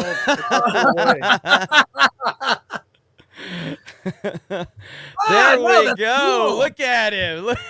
All right. On that note, before you leave, I'm going to leave you with a lasting memory, okay? Here we go. Okay. I don't know who created Pokemon Go, but I'm trying to figure out how we get them to have Pokemon go to the polls. Good God. God. Right. I got to get the hell out of here. Oh, my God. I see. He's gone? Wait, okay, can I ask, so does Garrett live in Texas now? Is that what he said? Yeah. Why did I think that he was in Michigan? That's Josiah's up there. Yeah, Josiah's up there. Okay, so Josiah. Where is he in Michigan? Because I'm originally from Michigan. I was there. I think he's like an hour north of Detroit. Idea. Well, he's recently moved, and that's kind of why he's been off of the radar, because he's went Amish. So I don't know. That explains his shitty internet. That explains his bad internet. What did you think about Dune, Chris? I haven't seen. I loved it. I loved it. I mean, I've read the book. I read the book when I was 14, and then read it every summer. I read the first 4 books, which I'm a big fan of. They kind of tell one story, the Atreides saga. No, I hope they never call it that. That's a stupid idea. But no, I loved it. I mean, I probably watch it like 20 times on the HBO Max. I'll have it playing in the background while I'm working. I'm serious. And then I saw it in the theater like 3 times. So, and I'll see it again because it's coming back to IMAX. I loved it. It's just incredible. It's just it's epic in scale, and also they're holding a lot back, which I hope that they really pay off in the second movie. The second movie's got to be 3 hours. There's no way all the stuff that happens in the second movie they'll be able to get it done in 3 hours. And I hope they really delve into a lot of the more political ideas, political and religious sort of subtext that's in Dune. But Dune was always like Dune always had these ideas kind of baked in, but the fact that it was criticized for being a white savior story is so uninformed and bullshit. It's like the people that didn't watch the Rittenhouse trial and how they had like a different take on it because they're not informed. Yeah. And so all the people criticizing Dune incorrectly, it's because they haven't read the books. They don't know what the story's really about. So I loved it. And I was so happy that you all liked it. I know Gary didn't like it as much as anyone else, but I saw like your out of the theater review, Ryan. You did like you were literally, I think, at the door of the theater, and I was right by the poster. Yeah, I watched your review. Like, I'm just glad you all enjoyed it, and it's like it shows potential.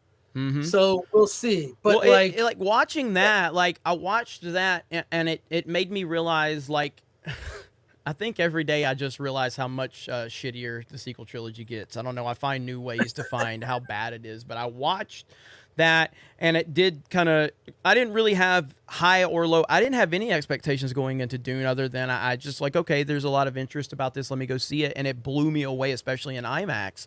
And I remember watching it going, this is, and again, maybe it's just because we're Star Wars fans and we're so disappointed by the sequel trilogy, but like, this is what the sequel trilogy should have been. Like, this is, there's intrigue, there's promise, there's dialogue, there's a good story, there's good character development, there's interesting new ships, and there's, these big, massive scale of the world you're in. And like, yeah, I mean, again, I'm somebody that liked The Force Awakens when I saw it, but you look back on that, and it was fool's gold. There wasn't anything. Once you peel the layers of the onion back a little bit on The Force Awakens, it's very hollow, and there's nothing there. And I think Dune's just fantastic.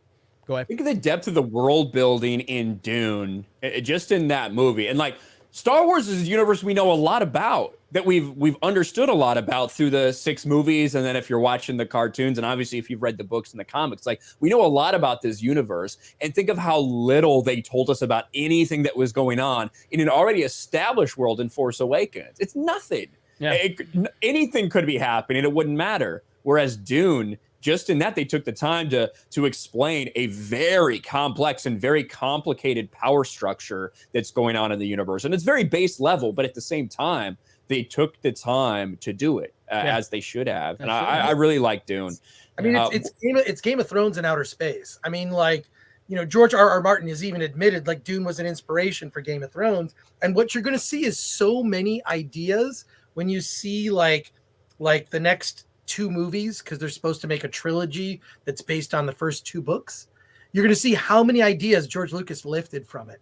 Yeah. I don't want to ruin it for you, but there are so many ideas that George Lucas lifted for the original trilogy right out of Dune that I know. My understanding is Frank Herbert was actually kind of upset with George Lucas because there were so many concepts that were lifted, but whatever. Look, what's amazing to me is how much the prequel trilogies have aged well.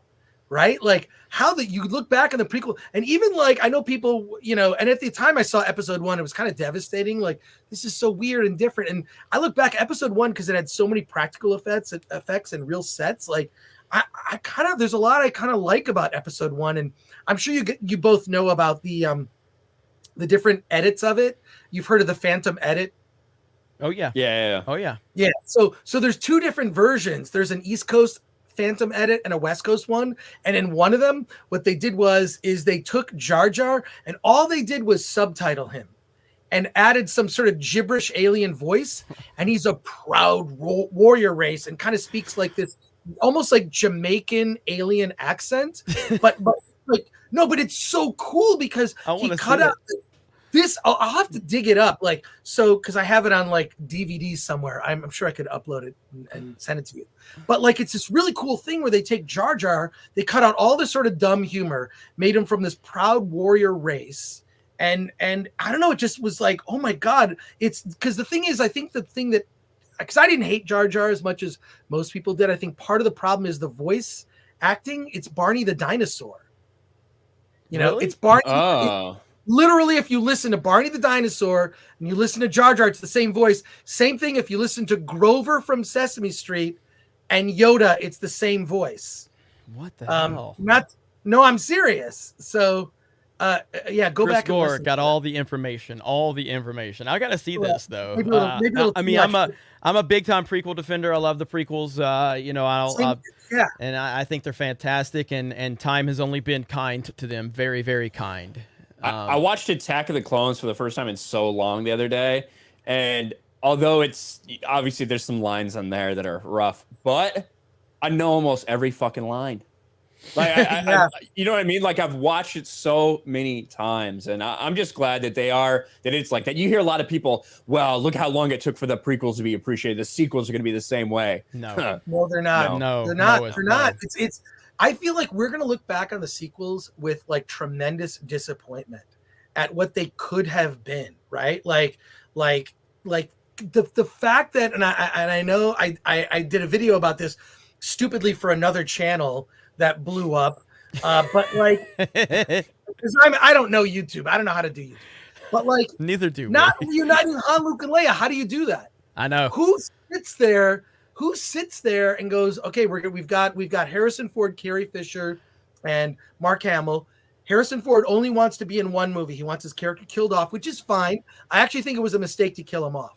I think what they should have done was shot all the footage you need of Harrison Ford in one movie and then used him throughout, right? They could have had him in the first one, because there's nothing wrong with riding off into the sunset, right? John Wayne used to do it. What's wrong with a character, a hero, riding off in the sunset, or the Millennium Falcon going off in the sunset? That would have been awesome.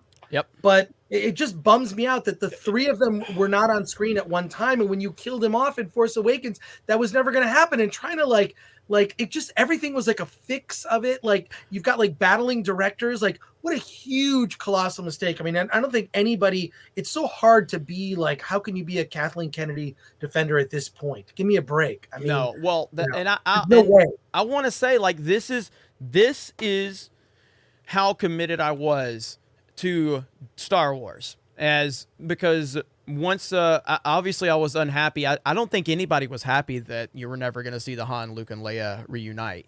But after The Force Awakens, I looked at it and said, all right, clearly they have a plan for where they want to go with this trilogy and where they want to take the character of Kylo Ren. And I'm going to trust the process. Now, this is before The Last Jedi. You know what I mean? So it's like, so that's how I was willing to give them the pass, even though I was unhappy. I was like, I'm going to let you have that because I'm going to trust is where you're taking this. Fucking mistake. Don't give Hollywood, don't give fucking Disney, don't give Lucasfilm any credit for anything. They don't fucking deserve it. And I know that the hard way because I gave them the benefit of the doubt. And it clearly bit me in my ass. Ryan had the right mindset from the beginning. Fuck The Force Awakens before he even saw The Force Awakens. You know, that's the mindset I went in because of everything that I saw Disney do to the expanded universe. And for a lot of people that didn't care about that, they didn't care about that. They may not even known about it. They may have thought, oh, it'll be better. It was a mess anyway. That's what Screen Rant told me, you know, and all this stuff. But to me, it was an immediate indication of how much these people cared about the fans and cared about the legacy of this franchise. And that did directly translate into everything else that they did. Yeah. So that was the warning, you know, when they did that to the EU, even if you didn't care about it, if you didn't like it, that was the warning right there about what their attitude was for the franchise. Yeah, 100%. Well, those Timothy Zahn novels, why was that not a blueprint for the sequels? At least like, you know, grabbing like ideas. Maybe they don't do it like exactly right, but there were so many great ideas in that series of books. I mean, I remember reading those books and listening to the Star Wars soundtrack in the background and losing my shit, especially because of those paintings on the hardcovers. It was so amazing. Like, holy crap. Like, this is going to be, and I thought to myself, well, if they're going to make the sequels, they should base it on this. And of course that didn't happen. Yeah. That, I'm telling you, I've been saying it for months. This is what they're going to do with the Ahsoka series and the Mandoverse and all that shit. That's what they're doing. They're going to bastardize the Thrawn trilogy. Ahsoka is going to be Luke Skywalker. Thrawn is obviously going to be Thrawn, but a cucked version of himself because Dave Filoni made it cuck. This makes sense. And then Ezra is going to be Sabaoth. Because Ezra's been out there with Thrawn. He's going to be his Dark Jedi, like Sabaoth was.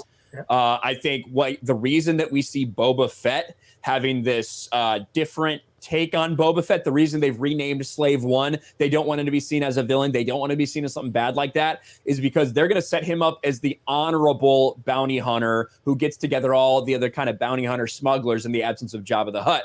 Who did that in the Thrawn trilogy? Talon Card.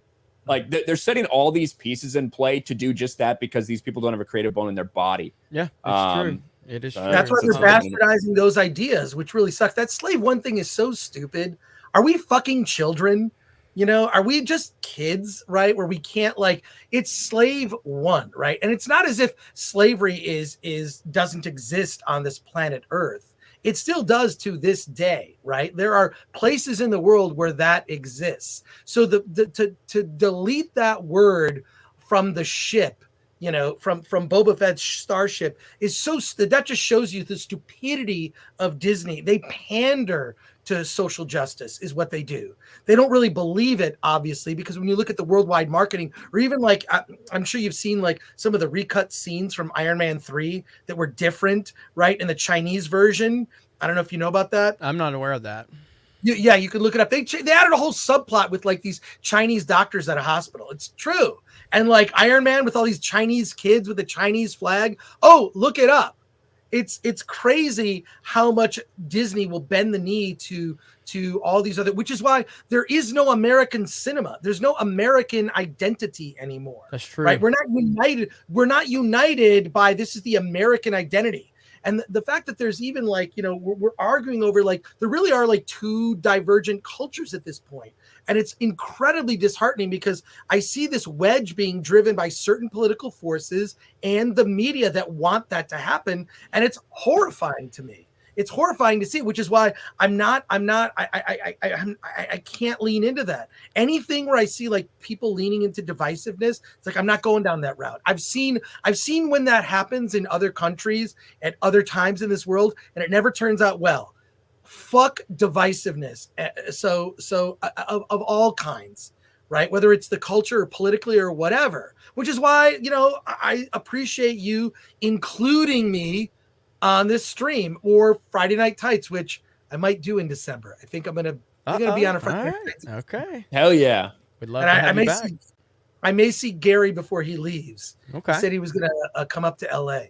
Okay. But like that's the thing that kind of, you know, got me watching you guys, was also seeing you targeted and attacked for just having a different view. That was my favorite part of going to Comic-Con, was waiting in line with strangers to get into some convention hall to see Matt Groening talk about some new Futurama thing. And I'd be talking with 10 people I've never met, and we all have different views on things, but we're all here at a comic convention talking about ideas. I don't give a fuck. I don't need my views validated by having everyone around me agree with me. I think that's small-minded thinking. That's exactly and the fact right.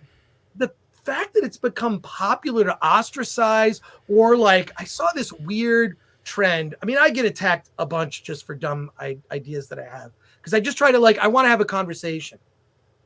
I had a conversation like normalize 2-hour movies, because I think there have been too many movies that have come out lately where they're like, I mean, Eternals being among them, or the new James Bond. Like, why are those movies over 2 hours? Either of those. Well, first of all, Eternals should have just been a Disney Plus series. It would have been better on Disney Plus. You would have taken the time to get to know the characters. It probably would have been a lot better. There's no reason that movie should have been 2 hours and 40 minutes. It was interminable. So like, it just, you know, a 3-hour movie used to denote being an epic. Right. If a movie was 3 hours, it was an epic. Lawrence of Arabia, Godfather. Like, it's an epic story. Now it's just like, it's because people can't make decisions. Right. It's because studio executives aren't standing up and just saying, hey, or editors or people fighting for some marketing concern. Right. Like, we have to have this in it because there's a McDonald's toy, which has been real conversations that have been had. There's like, if you look at like Batman Returns, when Tim Burton made that, there were certain things he had to put in the movie so that they could have McDonald's toys. This is real. Jesus. Yeah, that's why he didn't do a third Batman movie with Michael Keaton. Well, a guy who is in the news lately, which someone which I'm not going to ask you to comment on his current stuff, Kevin Smith. But I've heard Kevin Smith talk about when he was, I think, was he writing Superman back in the day, and they were and they were that's like, hilarious. we got to make toys. Yeah, we got to make toys. You got to invent it. Like we got to have this type of characters. We got to have toys. Like have a spider in it. Yeah, all that stuff. So I've heard him talk about that stuff in the past, and that's just that Hollywood mindset. Like, I understand the need to want to create toys from a movie so you can sell. I understand the need for it, but creativity has to come first. Creativity and the story has to come first. And then you can create within whatever has been created, but you shouldn't compromise the creative efforts just so you can sell toys. That's going to hurt anything you're doing. You know what I mean? I can't even think of a movie I've seen recently other than Dune where I said, whoa, that was the perfect running time. Like Dune, I feel like kind of cut it off. It should have been maybe one scene longer just to kind of put a button on it, but whatever. But I feel like so many movies these days, when they slide north of 2 hours, you better justify it. Justify north of 2 hour running time because it plays into people's decision making, right? Like, I'm going to dinner or I'm going to drinks first, then we're going to grab something to eat after. And I look at the running time, like 2 hours, 40 minutes. And if I'm going to an AMC, I know I'm seeing 20 minutes of commercials. Yeah. That's a 3 hour fucking commitment. There's no way I'm going to be sitting in that chair for 3 hours. And I feel like they're asking too much of audiences, right? It's very lazy. Yeah. Well, like you said, especially when we can just sit at home and have access to so much shit with streaming right now. Yeah, absolutely. Right. I would say one movie that comes to mind that had a perfect runtime and was perfectly paced, in my opinion, Batman Begins. Like, I thought Dark Knight actually feels a little too long, even though The Dark Knight is my favorite of the trilogy. I think Batman Begins is a better Batman movie, but I think The Dark Knight's slightly a better movie, just a little bit. But The Dark Knight drags a little bit. It's got a little too much on it, but the Batman Begins is perfectly timed, perfectly paced, and Christian Bale's Batman voice is perfect in that one. That's the only one his Batman voice is perfect. The rest of it is all fucked up. Yeah, I'm just bummed out that Dark Knight Rises was not. I happen to know that the cut of that was cut way down. The studio did not want that movie to be like 3 hours. It should have been. I think it should have been. That's a one that's like you're gonna tell this story with a 3 hour run time. Yeah. I love The Dark Knight Rises for all of its flaws. Like, it's gotten significantly worse over time. It's gotten significantly worse, but damn if I don't love it. Yeah, well, I look at Gotham and I kind of feel like we're living in Gotham now with like looming lockdowns, like with Omnicron. What a dumb name that, like, it sounds like something out of a Transformers movie. It's like so ridiculous now. It's an anagram for moronic. You're right. But does anyone take it?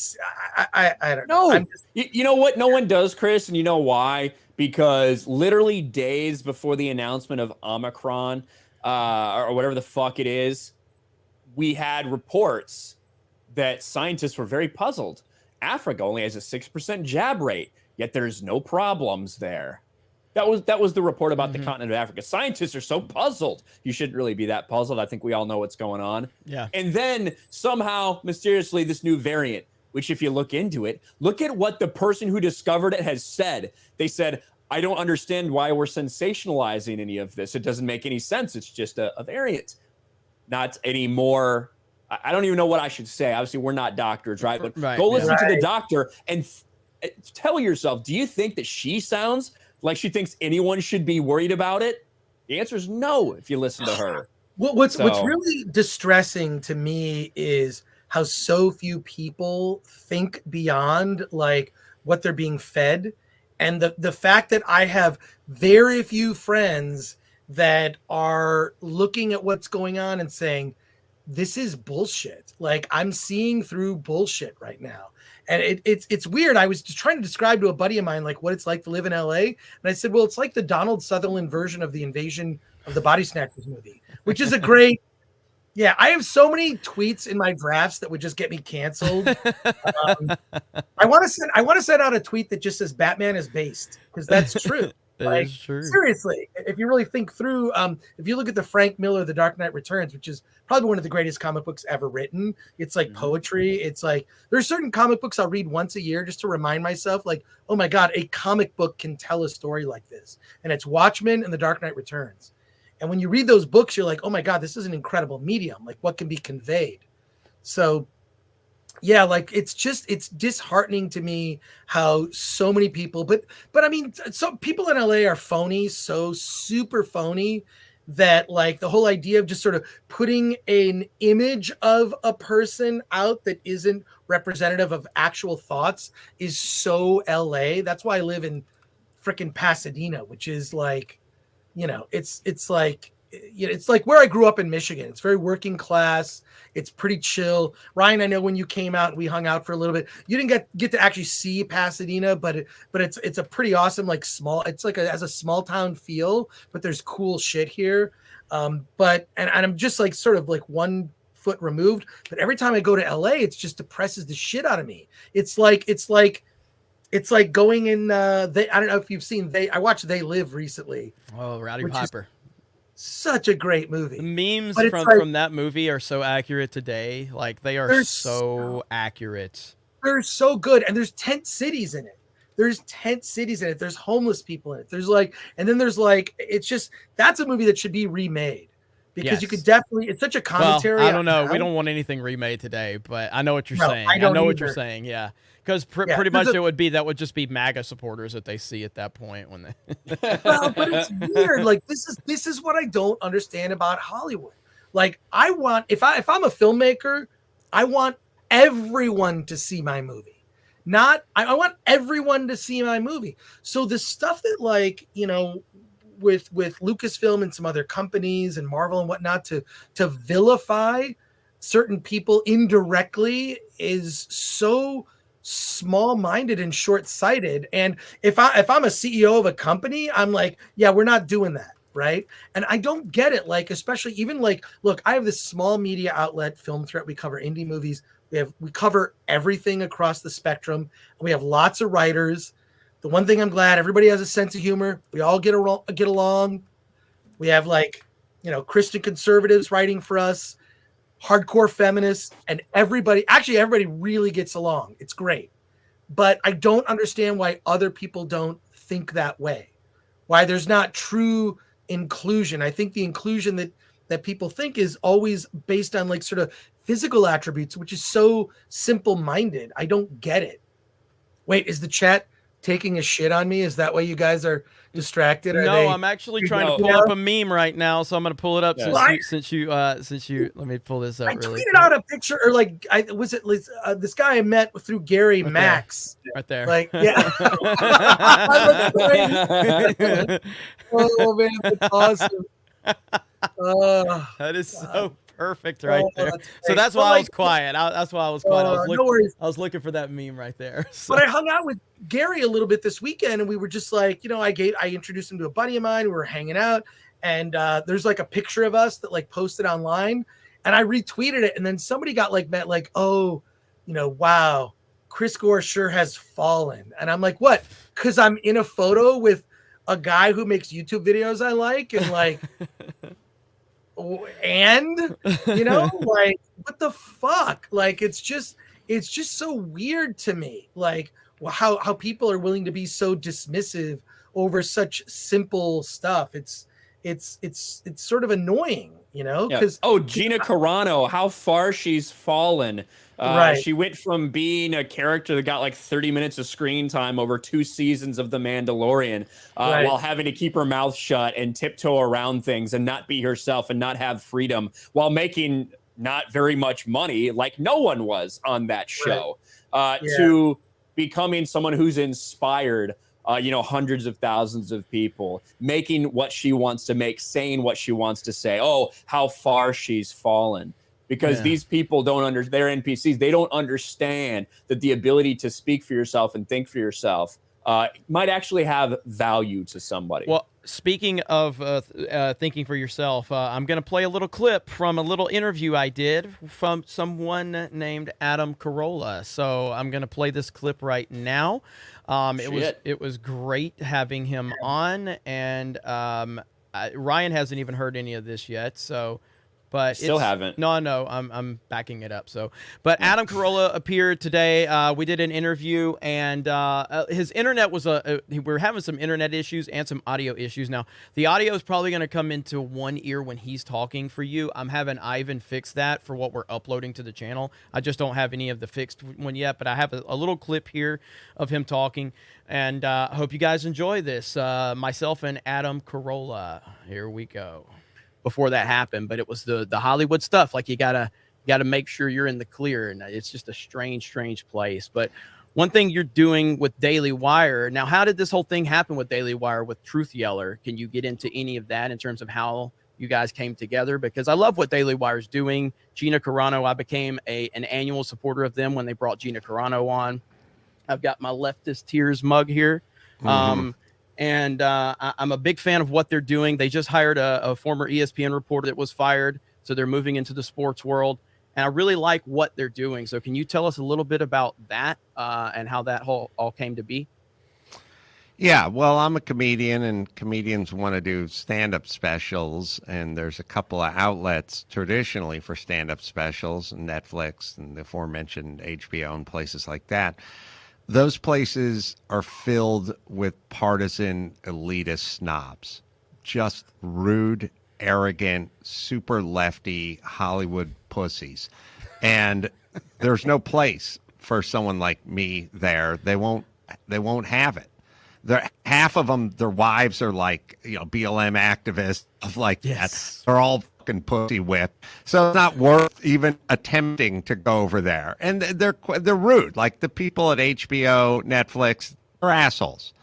And there's nowhere to go if you want to do a stand-up special if it doesn't comport with whatever their vetting, their social justice vetting process is.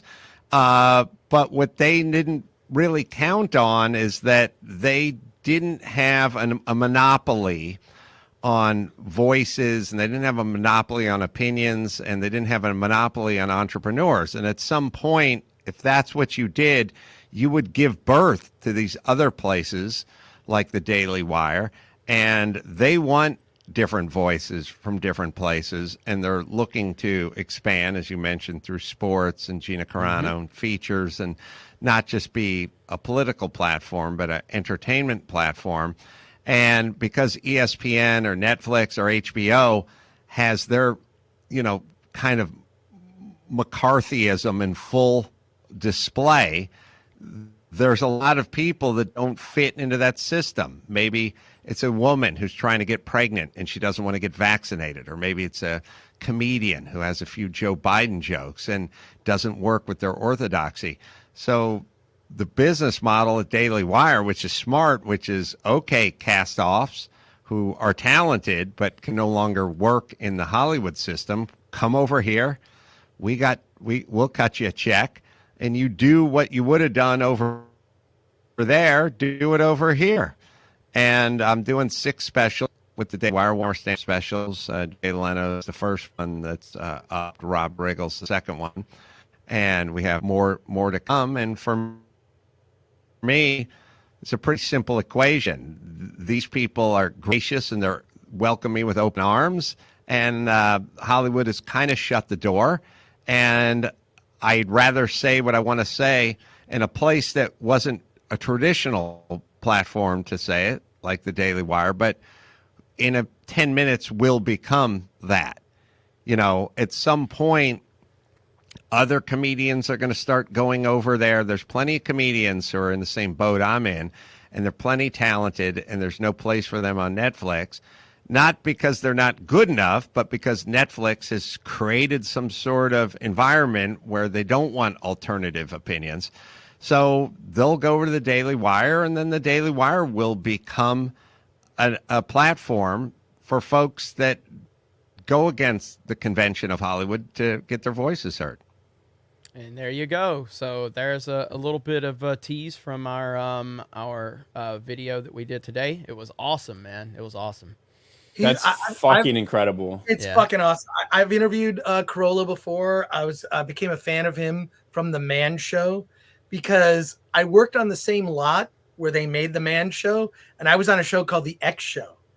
And I could never say that I was a fan of the Man Show because the people that I worked with at the X Show, it was like the rival show. So, but no, Kroll is great. Like, and you should read his books too. There's a documentary he's involved with called No Safe Spaces. That's incredible. You need to see. And then his latest stand-up special before that was called Not Taco Bell Material. And then, really? Yeah, it's great. And then he wrote a book. His latest book is called I'm Your Emotional Support Animal. And he sort of talks about like sort of the beginning of wokeness, like leaking into mainstream culture as being when they began to allow you to bring emotional support animals on planes. Like, and he tracks it. It's really interesting, this book. And it's all about when that happened, it was sort of like they just sort of gave in to people who are weak, right? Like, okay, fine, your emotional support animal, fine. And then this is when corporations were broken and just began to constantly just give in to stupid people and children's demands, meaning adults who basically are effectively grown adults who are, in my mind, children. Yeah. So yeah, I love Carolla and have for years. I've even seen him live, and his autobiography, which I forget the name of it. It's on my Audible. The best thing about Carolla is he has trouble reading, but so he read his own book, but he would tell you stories that were not written in the book. He just go off on a tangent. Just go off on a tangent, and it's like really practical weird shit, which I love. But he has a really interesting story about why he kind of goes into detail about why he has the views he has. So, I can't wait to see the rest of it. Yeah. How long did you get to talk to him? It's about 22 minutes total. We had a little issue there where his internet completely froze up, so we had to have to edit all that. I think it's about 22 minutes total. So it was good stuff. And, one thing me and Ryan's talked about this. Ryan and I are terrible about reaching out to people. And it's not a pride thing. I don't know. I think we have inherently so fucking busy. That and we just think nobody wants to fucking talk to us anyway. I mean, we feel like most of these fucking people hate us anyway. So it's like, why? But yeah, they reached out. True. I know. And you've actually kind of opened our eyes to that a lot. And I was contacted to do this interview, which I was like, what? Yeah, of course. Adam Carolla, I've been watching him since Loveline. I remember him back on Loveline on MTV with Dr. Drew, and I remember watching it just being like, this guy is genuinely funny. Genuinely funny. Even during the interview, I asked him, because in 2008, it was reported anyway, so I asked him to confirm this. In 2008, he predicted that Trump would be the president in 2016. And I asked him about that, and he did say that. Oh, yes. So he's talked about it. And he did say, I was kind of joking, because I was told him, I was like, were you serious when you said that? Because I said, first of all, did you say it? Secondly, did you mean it?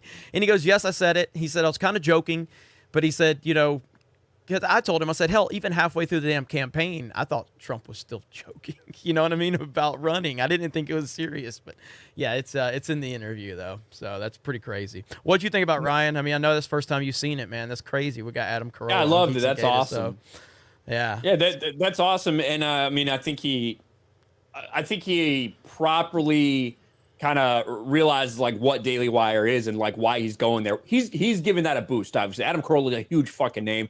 Going to Daily Wire is going to be a big thing for Daily Wire to break in to this comedy aspect. And so now we have seen Daily Wire, Gina Carano. They were already making movies before they got Gina Carano there. Like you said, Allison Williams, the sports angle. Adam Carolla, comedy. They've also started their own book imprinting part of their thing. So they're going to be publishing books from these people who, they have a controversy and they're not able to get published. We've seen that several times over the past few years. So now they're going to be able to tap into that. And it's amazing. And that is, you know, very much to a lesser extent what we have at Geeks and Gamers, you know, where Jeremy's the guy who started it all. Ben Shapiro's the guy who started it all at Daily Wire. The reason that a lot of people know what Daily Wire is because of Ben Shapiro. But it goes far beyond just Ben Shapiro now. And that's what we're doing with Geeks and Gamers as well. I'm very inspired by Daily Wire and what they're doing. I've never been the biggest fan. I respect the hell out of Ben Shapiro. I greatly respect him, and I think he's a very intelligent person.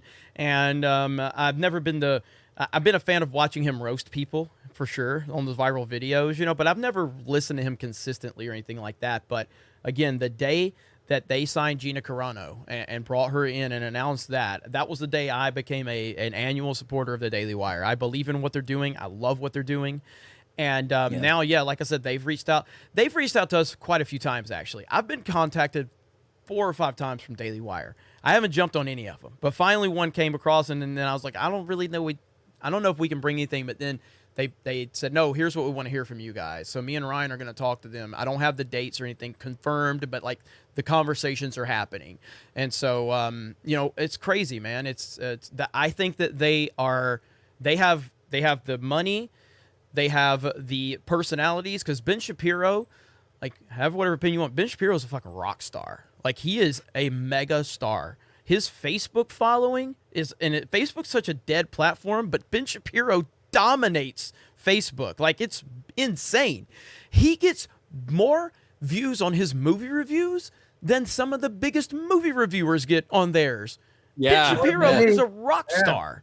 Like, he is a rock star. And as long as Ben Shapiro continues to raise his, stardom, then the Daily Wire is just going to follow. And so I'm loving what they're doing, man. But they're getting into comedy, they're getting into sports, they're getting into movies, they're already in the political world.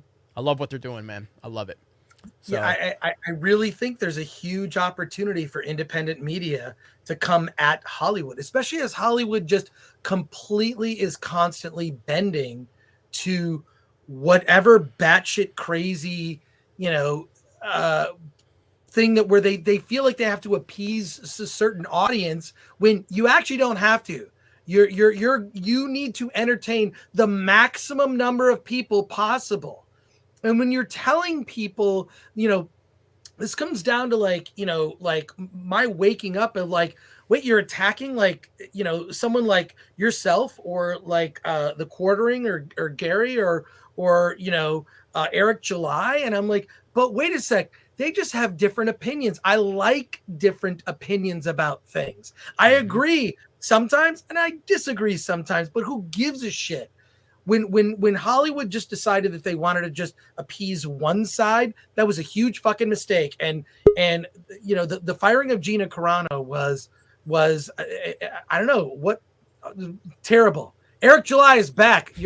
I said your name and you appeared. Uche said his name too and he appeared. I don't think I bet Uche's wishing he wouldn't have said his name now. So. Yeah, no, he better never mention my name again. That's for fucking shit. I don't know if you told the chat and my apologies, everybody, but this was something that needed to be done. This is something that needed to be done. A geek and gamer, Uche, had nerve to call me out on a game that I've been playing since I was fucking, 12 years old. And I had to do what needed to be done over at Twitch, and he got his ass dusted 1v1 to 15 Slayer. Apparently there was a fucking map, the mini radar. I had no idea it was there because so he had an advantage and still got fucking dusted easy. It wasn't even close. So I told Uche, this is what Uche has to do. He has to play Jeremy and beat him. Then he has to play Jay Hailstorm and beat him before I ever consider a fucking rematch. Because it wasn't even close. It wasn't close. No, I was watching a little bit of it because I couldn't resist. And you're telling me that the Halo head didn't beat you? Yeah. Halo head couldn't be like, it's funny because I set up the room. Remember I told y'all I would have been done fucking 30 minutes ago. I told y'all that I was going to, do this, and I had set the room up immediately. He apparently doesn't want to join the room. He has to do it his way. All right, whatever. creates the room and it's busted. It's got items all over. He's zip lining all around this damn screen because he's taking advantage of the items. I didn't even use them. I'm just going back straight up with the battle rifle, and I'm destroying he was using grenades the whole time too, right? Yeah. He killed me a bunch of. He might have killed me more times with the grenade than he killed me with his gun. But either way, he still got destroyed. Either way it went, he still got destroyed. And it was so bad. I'm teabagging the motherfucker left and right. It's so bad that I'm running out of ammo. He didn't set the room up right? So I'm running out of ammo. I'm killing him so much that my battle rifle is running out of ammo. And then he gets kills off of that because I have no more ammo. I'm forced to use the pistol. And he still fucking loses. Like I say, he got to beat you, Jeremy. So y'all can play whenever, but if he ever wants to box with the God again, he has to beat you first, and then he has to beat Jay Hellstorm. I'm not even good at Halo, so I'm not sure. Ryan said it on his stream. I'm not sure he can beat you, Jeremy. To be honest, I'm not sure that he can beat you. He can beat me. I think he can beat me. I think he can. I'm not so sure about that. He can. I'm not good at Halo. I'm good at Call of Duty. I'm good at Titanfall. I'm good at Mario Kart. I'm not good at Halo. I'm good at Mario Kart, which I'm going to call Rip his bitch ass out right now. He's too scared to get Mario Golf. What? Come on, with excuses about King Roy and on there. No, you just don't want to step up. You just don't want to step up. If I pick this game up, and all I need is probably a day of learning the mechanics, and then I'm going to be better than you, Jeremy. No, you're not. I bought it twice, Rippa. It's that good. You did, Ryan? Hang on. Yesterday, Ryan's dumbass. Okay, so I told him I wanted to play Mario. Or he wanted to play Halo. Actually, he's like, "Well, fuck it. Everybody's streaming Halo. Rippa's streaming it. Lethal, like everybody's streaming. I don't want to stream it with everybody else doing it." So I said, "Dude, play Mario Golf. People will tune in." Krista had like 150 people watching her on Twitch the other day. So he's like, "Oh fuck. All right, fine. Give me 10 minutes." Well, then he couldn't find the game. Okay, so then he's getting aggravated because he couldn't find the game because he had just moved, so he couldn't find it. So he's cussing, screaming. I said, dude, just fucking buy it again, okay? I'll pay for it, whatever. I just get the game and stream it. Let's do it. Then he couldn't get into his... So, of course, Ryan has this chili flag on his fucking me on Nintendo. Somebody hacked my shit a long time ago, and they changed my country. He's in the eShop trying to buy the game, and I noticed, like, the prices look really weird. And I'm like, why are the prices like so weird looking? Because he's showing it to me. I'm like, dude, you got to change your country of origin. I think you're still based in Chile. Still in Chile? Oh, so then he had but the thing is, the eShop processes my credit card every month, so it's not like that should matter. But it wouldn't let me change my credit card. I tried to change my credit card, and it would say, your balance has changed. It's like, no, it fucking hasn't, bitch. It hasn't done shit. And it was just this like endless cycle. So then I had to go to the Nintendo eShop. I had to reset my password because I'd never logged in there before. Reset the password, go back in, fucking take care of a bunch of this shit I had no idea about, link my PayPal, go back, get ready to buy the thing. It's like, oh, you need to relog into, all right, so fucking enter my password again, change my shit, enter my password again for some reason, finally get the thing so I can pay $60 extra for a game I don't even want to fucking play because I can't find the game card for it. Forever. It took so long for him to buy, so he had to buy his game twice. It was so good. But anyway. So like such a Ryan thing. It was so good. I was like, I told him it's a self-fulfilling prophecy because it's like you shit on Nintendo so much that you're basically at a point where like it's just like you're just inventing all of these problems. Me back. All right, real quick, we got George Molo. George has dropped a $200 Streamlabs donation. Boom. Thank you, George. All hail to the heroes of here and now, the Cape Crusaders of the SmackDown, shining the light of truth, justice, and the American way into every dark corner of the Hollywood Me Too madams and DC swamp. All hail the amazing Chris Gore. Hail Geeks and Gamers. That's from George Molo for $200 on Streamlabs. Thank you, George. And Chris, and a big shout out to Chris Gore. So that is awesome, George. I hope you're doing well, buddy. Check out George the Giant Slayer over on YouTube. He's doing an awesome job on his YouTube channel. I'm really happy. Watched his Dune review. Was great. It was fantastic. His videos are so much better than ours. His videos are so much better than mine and Ryan's. Dude, they're so good. They're really good. Yeah. And they have production value, unlike my video. So. They're thought provoking. They're very well stated and well thought out. Ours are not. Yeah, ain't much more you can say. Oh man, but that was good stuff. So yeah, so we had Ripa, you know, he told us what he's going to do. All good. Look, we're geeks and gamers, man. Sometimes you got to handle business. Sometimes, and I told Uche earlier. I love Uche, okay, but like I told him earlier, I was like, you said you played the best in the world of Mario Kart. You can't even hang with us. You tried to talk shit lethally, fucking 1v1'd you and destroyed you at Nuketown. And now here we are. So and then he gets destroyed by me on it. He's moving game to game and losing. And that's what I said on my when I closed, because he tried to play me again. And I was like, fuck, I'm out of here. I'm out. All the invites. Yeah. I was like, no, that's not how this works. You got knocked off. There's other people in line. You don't get to skip the line.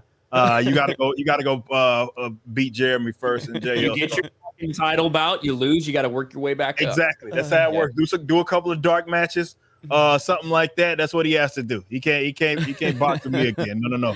My favorite part was when you were up 5-0 in the second round and he killed you once and he teabagged you. Yeah, he did. Yeah, right. He did. He was doing stuff like that, thinking that he's actually good at this game. And like I said, so many times I'm on killing sprees, and I went on multiple killing sprees. You get 5 kills in a row for those guys that don't play Halo. I'm getting multiple killing sprees, so much that I'm running out of ammo. So if you took out the death, it wouldn't have been as close as it was, and it wasn't even close. If you take out my deaths where I had to reload, or I didn't have any ammo, or he's zip lining all over the place, taking advantage of the items, it probably he gets like it's not even close. He may get 1 or 2 kills. I don't know, but that wasn't even close. He can't play me again. Minority Home says Uche for Animal Crossing. He somehow found a way to lose that. He probably that's more his speed, though. To be fair, that's probably more his speed. Okay, let me knock out a way to lose at that, though. Let me knock out a couple super chats, and I apologize for missing this. 1v1, I want 1v1 Krista on Animal Crossing against with Uche. What's going to happen, Krista? The rest of the world. What's going to happen on that? Oh, there's no way he can beat me. I got a 5-star island. No way. I've already asked Krista because they were trying to get me to play that. I was like, is there any way you can just kill people in Animal Crossing, or is there any way you can just destroy people's shit? Because it would only be entertaining to me if I could go into Krista's town and literally fucking burn it on fire, like destroy her island. That's appealing to me. Oh man, Chris, how long are you on a time limit or anything? Are you good to be here? I should probably bail in the next 10 or 15 minutes. Okay, but, okay, cool.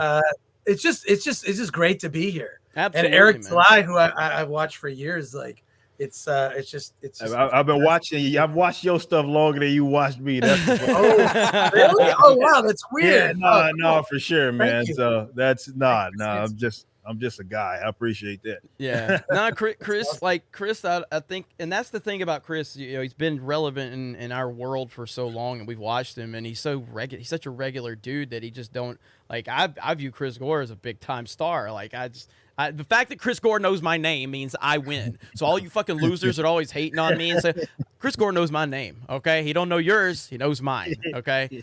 And so all of the compliments that you add are just next level, man. So it's appreciated, man. You're always welcome here. We love having you. And I think having you here does kind of shift the conversation a little bit for us too, in terms of just, talking about different films and things like that maybe we enjoy or something like that, because a lot of times we do kind of just talk about the stuff we don't like, but there are some good stuff buried under the wokeness and nonsense. You got to look for them. There is. You got to look for them.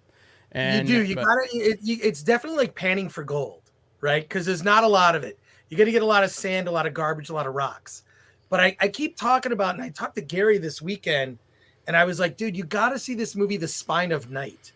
I would just love to see the whole FNT team talk about this movie. It's an animated movie that's like a heavy metal comic brought to life, that is gory as hell, that has like tons of nudity, like, which if you would see in a heavy metal comic, right? Like you would see boobs in a heavy metal comic. Like, so this movie, it just look for it. It's on VOD. You can find it, rent it, whatever, for $3.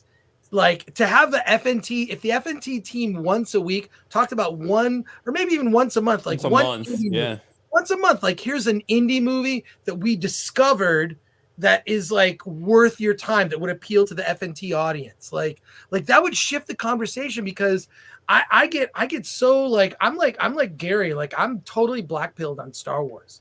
It depresses me, because Star Wars was an inspiration when I was a kid, and to see how it's like this hobbled franchise, it's depressing.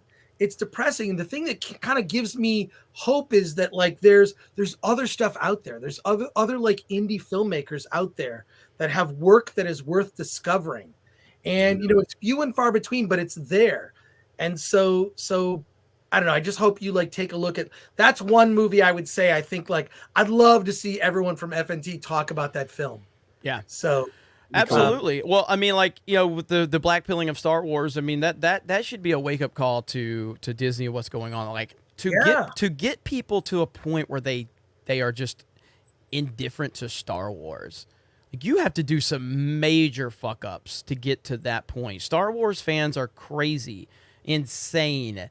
They're passionate. They are, you know, attached to a level that is hard to kind of, you know, quantify. And you've pushed a lot of them to the point where they just don't even care anymore. That's a true accomplishment, and that's not a positive thing by any stretch of the imagination. But that's where we are. It is truly dead in my eyes. It means nothing to me, nothing, and that's sad. But here we are. You know, it's weird. I only buy like when it comes to Star Wars, I'll only buy something that's like a creator thing, like this, you know, like this sticker, which is like a fan made thing, or like I'll buy like used stuff. Like I don't buy anything that's Disney Star Wars because it just feels wrong to me, right? It doesn't, you know, I don't know. So, yeah, you're right about that. Before we do get you, oh, go ahead, Ryan. Go ahead. I was just gonna say it white pills me that so many people are finally black pilled on Star Wars. There you go. Before you do get out of here, I did want to talk to you about Spider-Man: Far From Home. Is that the name of it? Is it Far From Home? Yes. Yeah. Okay. Yeah. It's No Way Home. No Way Home. No Way Home. Yeah. Sorry. Yeah. I don't like the titles of these new fucking Spider-Man movies, and I don't really like these new Spider-Man movies, but. And I'm fully like I 100% admit you are dangling the Toby in front of me, and I'm falling for it because Tobey Maguire is the GOAT. And but do you think this movie is going to be a train wreck, or do you think that they're going to pull it off? Do you think that they're going to have Tom Holland and Andrew Garfield and Tobey Maguire in it? What do you think? One, it would be a colossal disappointment if they weren't in it, because this is the opportunity. This is why the ending of Ghostbusters Afterlife, you know, I got, and look, I've seen criticisms of that movie, and I agree with all the criticisms. In spite of the criticisms, I still really have an affection for that film because of how they handled the ending. Yeah. Right. Like that's what I wanted. That's what, you know, how hard is that? How hard is that? They got them all together, and one of the guys isn't even alive, and they made it happen. Yeah. Right. Like how fucking hard is that? That's so simple. So for me, like, and I'm saying, like, with regard to Star Wars, how hard was it? You could have had when those actors, you know, when Carrie Fisher was alive, you could have made that moment happen. You deprived us of one of the greatest, what could have been one of the greatest cinematic moments. The sequel, like I don't even know, like, if I had young kids now, I don't know that I would show them Episode 7. Right? Like, oh my God, Return of the Jedi was so great. Should we watch the next movie? No. Don't watch it. It'll depress you. So, you know, look, I really feel like if that doesn't happen, it's a huge mistake. The things that concern me are, one, I'm hearing it's dark, which dark is so whatever. Subjective. It's subjective. But I feel like the reason people forget, I saw Star Wars when I was a little kid in 1977, and the world fucking sucked then. Like, movies were dark and depressing and dystopian, and freaking like Taxi Driver came out in 1976. Like, the world was, you know, I remember being like mad when I was a little kid trying to watch Saturday morning cartoons, and they were having all the Nixon bullshit on. Like it was a bad time. And George Lucas, he made Star Wars because he believed that kids didn't have heroes. He wanted to tell a fairy tale that was just happy. And I feel like the problem is, look, things are not great today. And for you know, it'd be nice if someone just leaned into the opposite of the zeitgeist rather than leaning into it. So my hope is that Spider-Man No Way Home isn't dark. My hope is it's not over 2 hours. I think both of those things I'm going to be wrong. But I'll be there opening night. You know, I'll see it in IMAX. So I'm not going to be invited to any special premiere screening. I'm no Campea. But I don't know if he will either. Right? Yeah. After what I happened. don't know. Although I do love that thing where you guys on FNT ran the thing slow motion about Toby's dick. Yeah. That was great. Toby's I think this movie has to be it has to be more than 2 hours because they're throwing a million fucking characters in here, and that's the entire reason anyone's going to see this. I think it's funny that a couple of these literal fucking loser accounts who only exist to watch our videos and complain about them. Like, I think it's funny how they're like, funny how they haven't said anything about Far From Home or No Way Home and how it's doing great in pre-sales. It's like, bitch, have you listened to the words coming out of my mouth every time we talk about this movie for the past several months? I have been saying for months it's going to be an easy $1 billion movie. And if it doesn't hit that, I'll be fucking shocked. Doesn't mean it's going to be any good, but it's because of the nostalgia. Because you have Doc Ock, because you have these different villains that are coming in from different times, and because obviously the elephant in the room, Andrew and Toby. And I think it needs to be more than 2 hours, or else what are they going to be in it for? Like, if it's just a cameo, fuck that shit. Yeah. You know, you can't just be a cameo. I got to understand why they're here, what they're doing, like so much shit. So, well, look, I don't know. If the running time is earned, it's an irrelevant conversation. Like with Dune, nobody cared that it was 2.5 hours. Nobody responded in a negative way to the running time of that movie. But I look at Eternals and I'm like, why was that 2 hours and 40 minutes? And I've already seen 20 minutes of trailers, like totally not earned. So we'll see. That's the thing that like I'm very hopeful for. But I'm a little annoyed that what I'm hearing about the new Doctor Strange is that they're trying to make it less Sam Raimi, right? Like part of the reshoots has to do with, well, it's too much of a Sam Raimi movie. Well, but why did you hire him? He has a personality. James Gunn has a personality. Right. Like, and it's sort of like it's beneath the surface. It's there. It's not overt, but like, I don't know. That's the problem is like Disney just fucking ruins everything by trying to make it milquetoast and trying to make it like just sort of that shit just annoys me. So maybe that's why like Sony, like if they can sort of do a Spider-Man connected universe with Venom and other characters, like you could do that. They could eclipse Marvel. And maybe someone at Marvel will pay attention to go, shit, that made $1 billion. These other movies barely eke their way to 200 or 300 million. Like, right? Like, I don't know what Black Widow, I don't know, Odin's not here, but like Black Widow did $380 million right around there in the box office. And then whatever it did on Disney Plus, which is suspected to be another about 120 million. So 500. Right. Shang-Chi, $427 million, $100 million. So it made about $10 million. That's about what Shang-Chi made. And then Eternals is still sitting at probably like 360 worldwide. It needs 500 to break even. That thing's a fucking flop. Yeah, that thing is a flop. And I hope they don't make a sequel because even looking at that movie, it changes the Marvel universe in such a dramatic way where I'm like, why did you make this? Like, it's bad enough with the snap being like this 5-year gap, which like, there's so much unexplained shit about that like that kind of broke the Marvel universe, like that decision to not fix that. Yeah. So, and my prediction is that the multiverse is going to fix the snap. Like the whatever event they're building up to is going to sort of reset that. Yeah. In some way. So the snap never happened in some form. That's just the only way it can fix it is if they snap it and it snaps all the prominent male characters back into the forefront of the MCU because that's the only way they're gonna fix it. I just really hope that the one rumor that Eric's really been looking forward to about Spider-Man Far From Home comes true, and that's that Miles Morales will be in it. Okay. Otherwise, he's not going to be able to identify with anybody other than true. Ripple will hit 500K if they put Miles Morales in there, just because he can be bitching about it. I'll make a lot of videos on that dog shit there. It won't be a problem either, so. Yeah. I guess I should hope that because I mean that's all I do with Marvel nowadays anyway, is just make fun of them. So I kind of hope they do it. It'd be a lot of money for me. for content. That's for I fucking heard shit. that. I heard that. And I will say that even when this movie does blow up, like I've been saying for months, and make over $1 billion, best part about it doesn't go to Disney. So much of that money goes to Sony. So if you're feeling bad, if you're feeling gross because you want to buy a Far From Home ticket, just remember it's going to Sony. A big portion of it, not Disney. Yep. So there you go. Well, Chris, I'm gonna let you get out of here, but much like I said to Lauren, you're in trouble because you got to be coming back now because we loved having you, man. And I'll be back. And thank you for being accommodating. I'm working on a bunch of different projects right now. My schedule's a little weird. I do want to bust Ryan's balls a little bit for one small thing.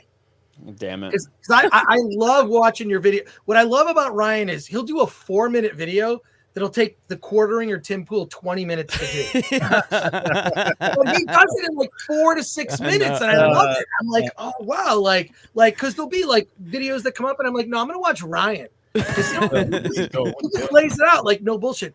But you do this thing at the end of your videos where you like it's the thing you always say at the very end. And I watched the very end, and you like. Smash a like button, and ring the bell for share this video out there. And I'll talk share to this you video later. out there, but I think you're saying shit this video out there. It's the same thing. It's fine. In my brain, because I used to do this thing where I love to fuck with people just in real life. So I would say thank you instead of thank you, but their brain corrects it to thank you. Do you know what I'm talking about? It's like a weird hypnosis kind of thing. I know. We have an expert on that. Kika Tupa. Krista's got this language she's invented. Go ahead and tell us all about that. That thinks is yours. Oh my gosh. Well, no, I just replaced certain letters. Like instead of saying thanks, I say thinks. Yeah. With an E. Yes. I've never heard. Okay. I just do that just to like fuck with people. Thank you. Like, but I think when like I'm listening to Ryan and it sounds like he's saying shit this video out there. I'm gonna just say that in my next video. Don't say anything to anybody. Just say shit this video out there. But like that way, because I feel like people's brains will actually hear it and share this video out there. I'm gonna start doing it. I like it. Like yeah, so for the that's chat, what I'm doing. So and hail to the chat. Thank you. I love the chat. Just hashtag shit this video out there. There you go. There you go. Chris Gore, it was awesome having you on, man. Thanks, Chris. Appreciate it, Krista. Thank you so much, Ryan. Jeremy, we gotta get you out here to Florida sometime, man. I know. I'm like, if there's a meetup there, I'll fly out because maybe I need to look for some property. And Eric July, thank you so much. Much love, man. Much love back to you. Take care. All right, thanks buddy. again. I'll be on. Won't be the last time. Later, bud. Cool. Have a good man. Awesome having Chris Gore here. That was really cool. We had a good panel tonight. So, and I apologize that we haven't gotten to many super chats. I'm going to start reading some of those right now. It's just that when you have it's hard to balance that out, and I think there's a better way. Honestly, the better way to balance it out is to where I didn't think about this until it was too late, but I created the link and I'm running it through Streamlabs. It's better if we run it through StreamYards so you can highlight the comments, and I just didn't do that because I've been running so many gaming streams lately, and I just set it up through regular way so I could run it through Streamlabs, and I totally forgot. So, but the most important thing here is to entertain the audience. I think you guys had a great panel tonight, and it probably entertained a lot of you. So, and Gunslinger here says, Chris Gore seems too cool and collected to be on this hot mess. I love you guys, though. Chris Gore is awesome. And here's some random bloke, and I'll pass this along to Lauren. I apologize for missing it. Congratulations, Lauren, on the baby. If I have another daughter, I'm going to name her after either you or a Michelle Malkin. So I will pass that along to her. That's really cool. I'm sure she will. I'm sure she will appreciate that. Julian. That's dedication right there. That is. Damn it, Julian, I missed this one. Thoughts on Siskel and Ebert? Chris should have some. I will make sure that we get that one back to Chris because you're gonna see Chris on there. I mean, Chris was on Ryan's channel. They had a great conversation. You actually did what was the review you did for Suicide Squad? Oh yeah, I went to LA to a free screening that the city of LA just did for the Suicide Squad. Yeah, so me and Chris did like a review on my channel of that, like at his house, which is pretty cool. So. Yeah, so I mean, you did that, and then we had him on FNT, and then he's just become friends with all of us, and he's a great guy, man. He's a really cool guy, really level-headed, down to earth, and everybody I meet's a fan of Ripa. Because they just don't know how much of a bitch he is. So everybody's a fan of Rip. Like, oh, young Rip, I'm a big fan.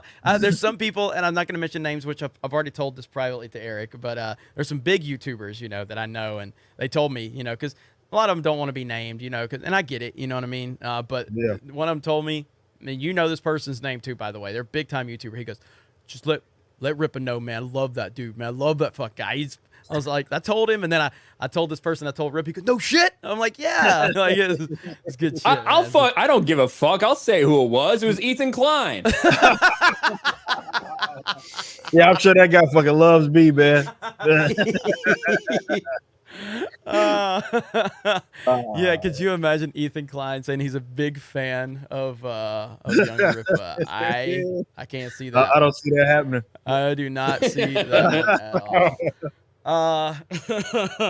Let me see. Xenobit says, is that a spider on Rippa's Black Panther photo? The spider back there, Rippa? Oh, shit. Maybe. Maybe. That was from a few hours ago. So too late now. Somewhere else. I heard that. Let's see. Richard Enormous. Lauren, do you miss the snows in Quebec? She's not here. I apologize for that.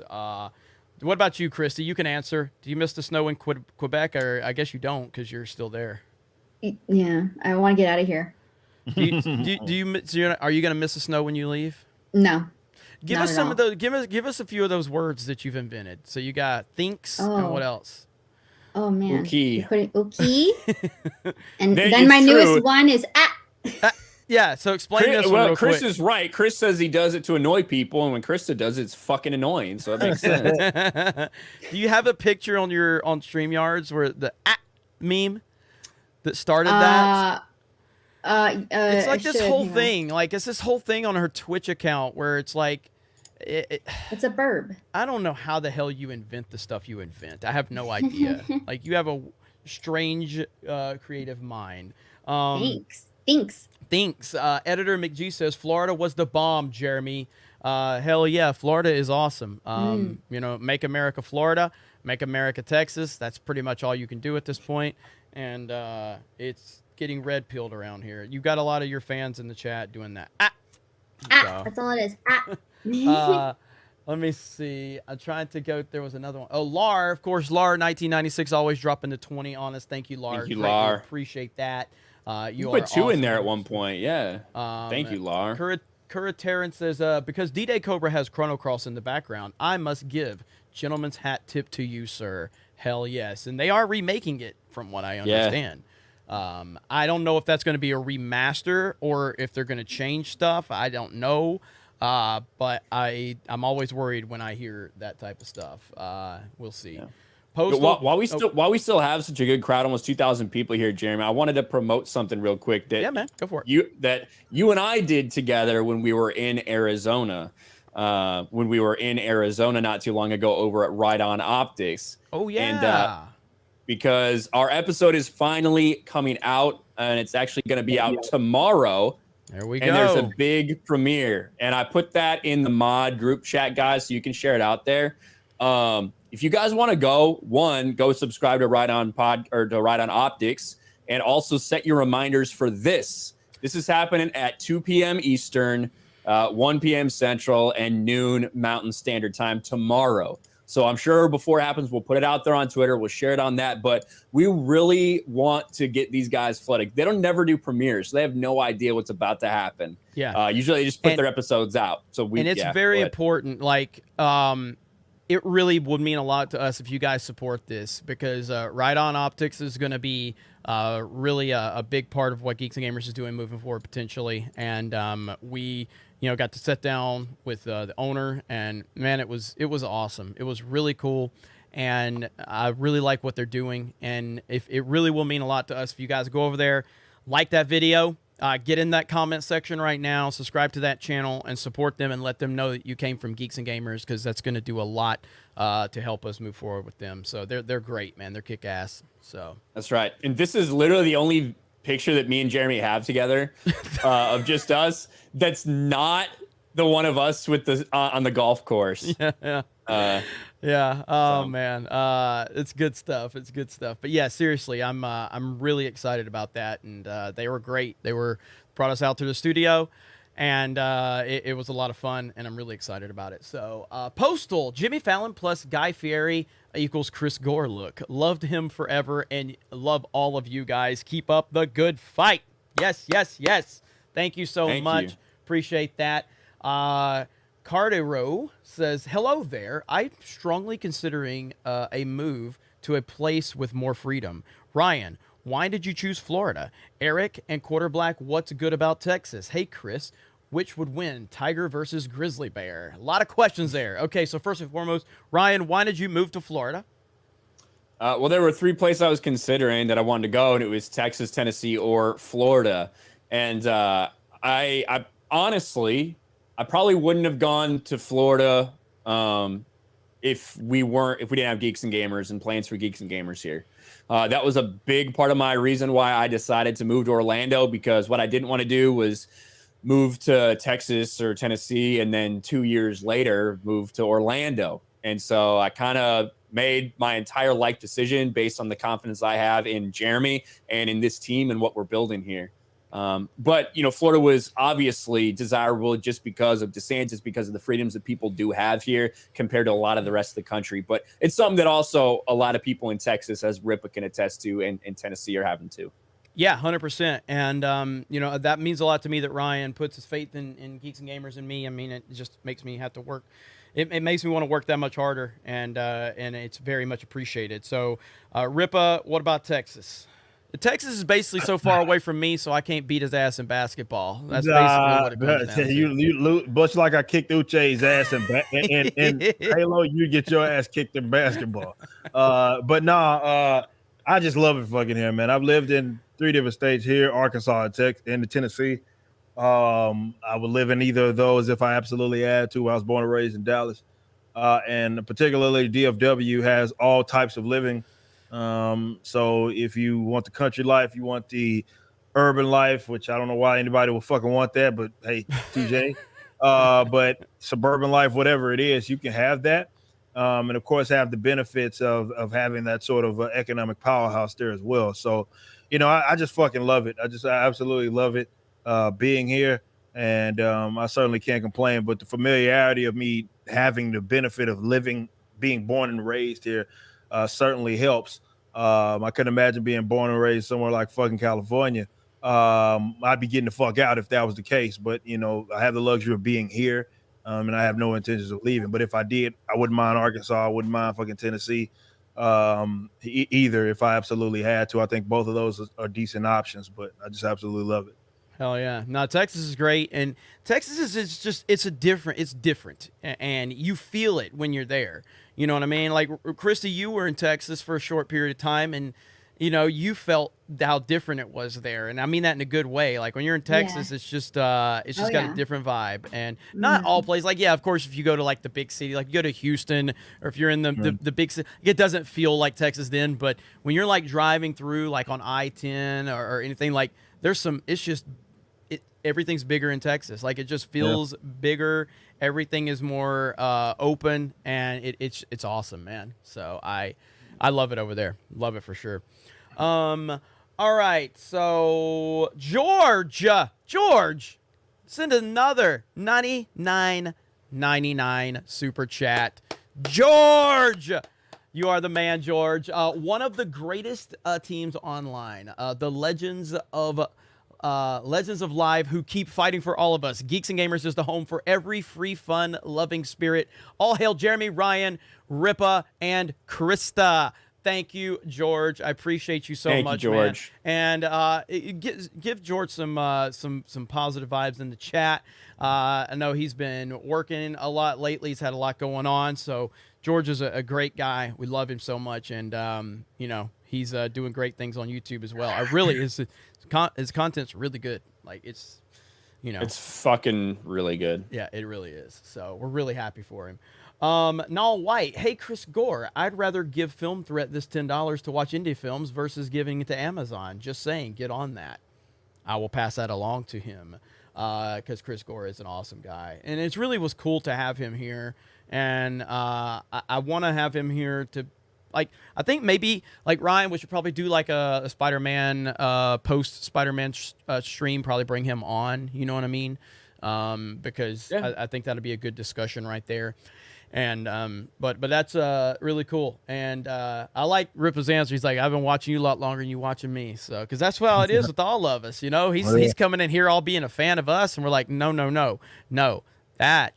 That is, what do we say about that? That is, this is not okay. It's just not. It's not okay for Chris Gore to say he's a fan of us because we're a fan of him. We love Chris Gore. He is awesome as hell. Where are we at?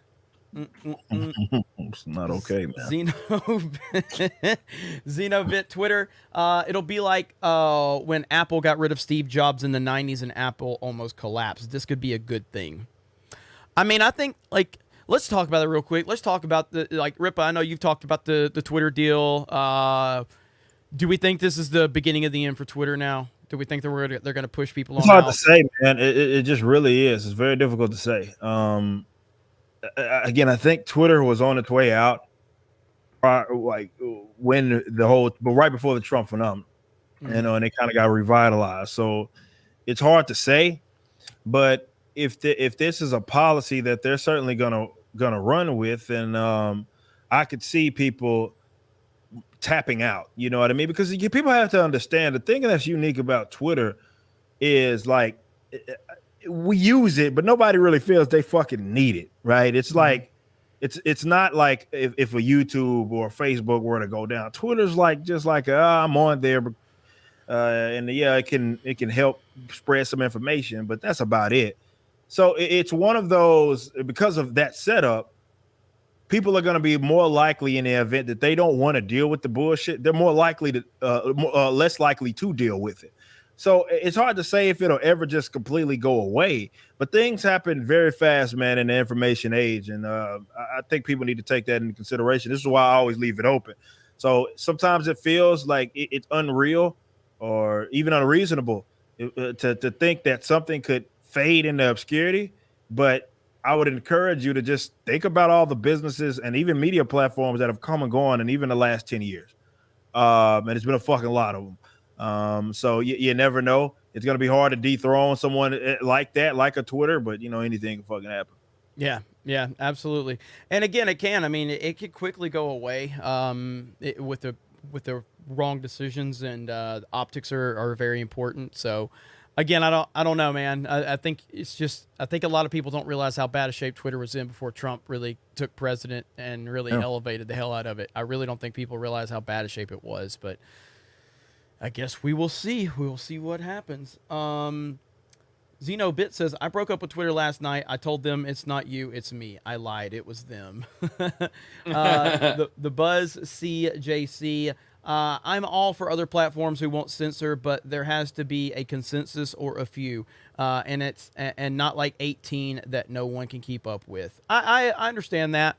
I mean, look, all I can tell you, like, for me, there's two platforms that I kind of like that are kind of comparable to Twitter, and it's Minds and Getter.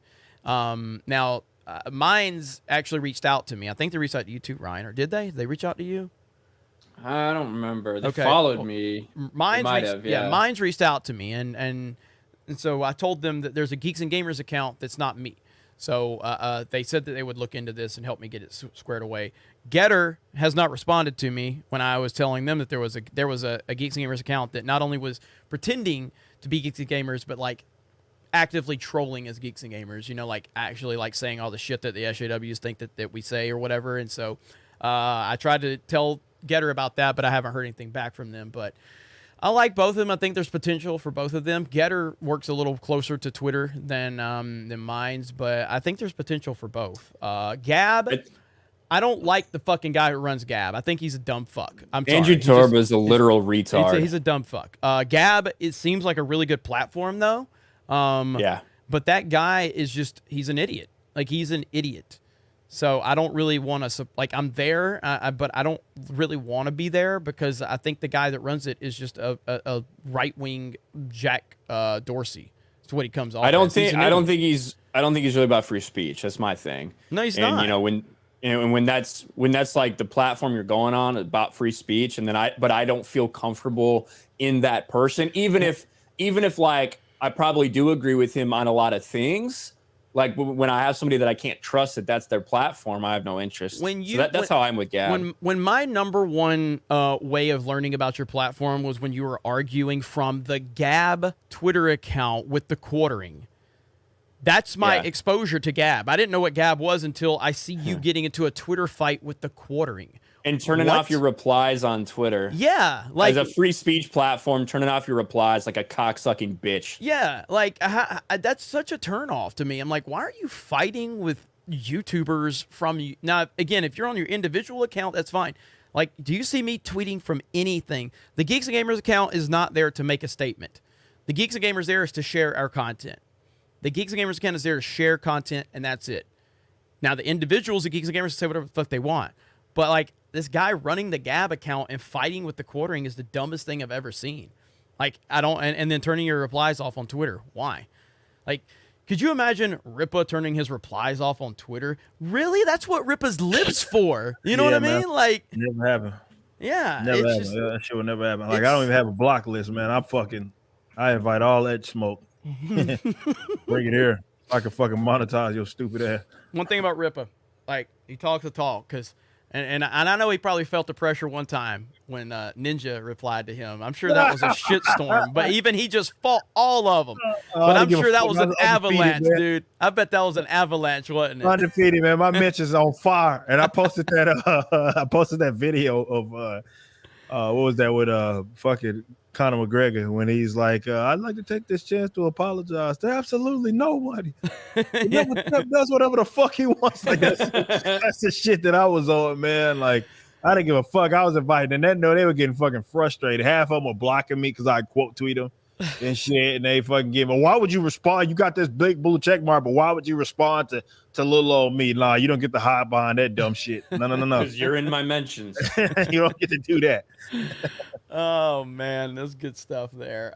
M Tax Shark says, great stream as always. Lauren's got the best observation. There needs to be an option where people are. Yeah, Lauren's great. We loved having her here.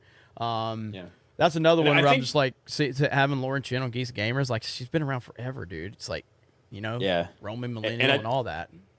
And I think that to go back to the super chat from a little bit ago about, we need like just a couple to be on, like, you guys don't have to be on all of them if you don't want to, you know what I mean? But I mean more for us as creators putting shit out there. I think that we need to be out there because as Jeremy's seen many times, like, some people are just more comfortable supporting or using different platforms, you know, whether it's Geeks and Gamers, whether it's Locals, whether it's, you know, Twitter, Minds. Like, there are just certain people that prefer to be in a place. So we as creators need to make it available so all those people can find us there. And we need to be better about it.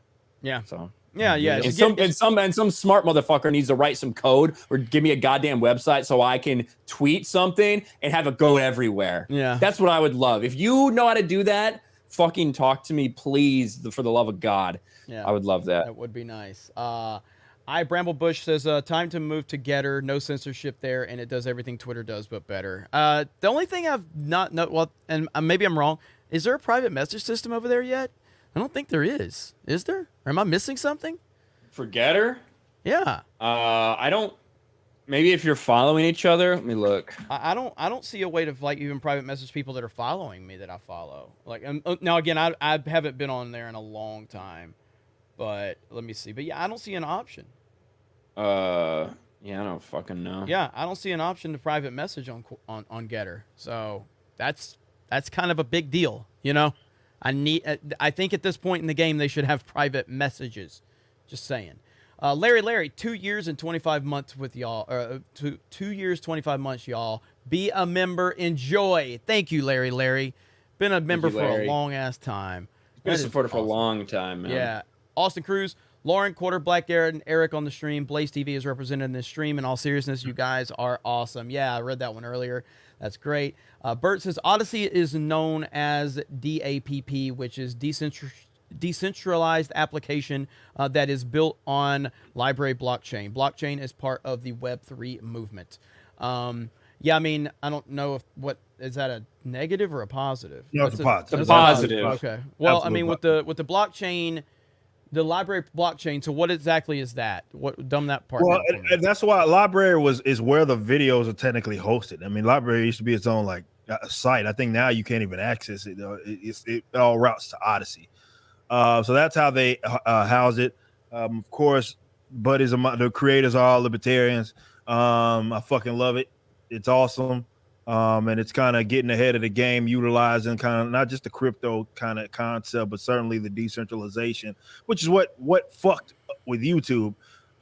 Is it kind of became them tube, I guess, rather, because it became so corporate. And you can't count on that with happening with something like Odyssey. And again, the creators are doing things the right way. They value actually building up a video platform as opposed to just, I don't know, being an alternative. You know what I mean? Just for the sake of being one. Yeah, I mean, I'm excited for the future of it, and I think that's what we need to do. Like every week when we have like our peak audience, I think we need to take an opportunity to remind everyone like we're on Odyssey. We're on Odyssey, baby. You know, go check us out. It's a really good platform. The UI is great. And and like today with Ryan testing out the live streaming. Have you done any live streams over there yet, Ripa? Yeah. I'm gonna be going back to dual. I used to dual stream the show there. But I'm gonna go back to dual stream. I've done plenty of live streams though. On Odyssey. Okay. Works great. Yeah, and so you know, again, having options is great.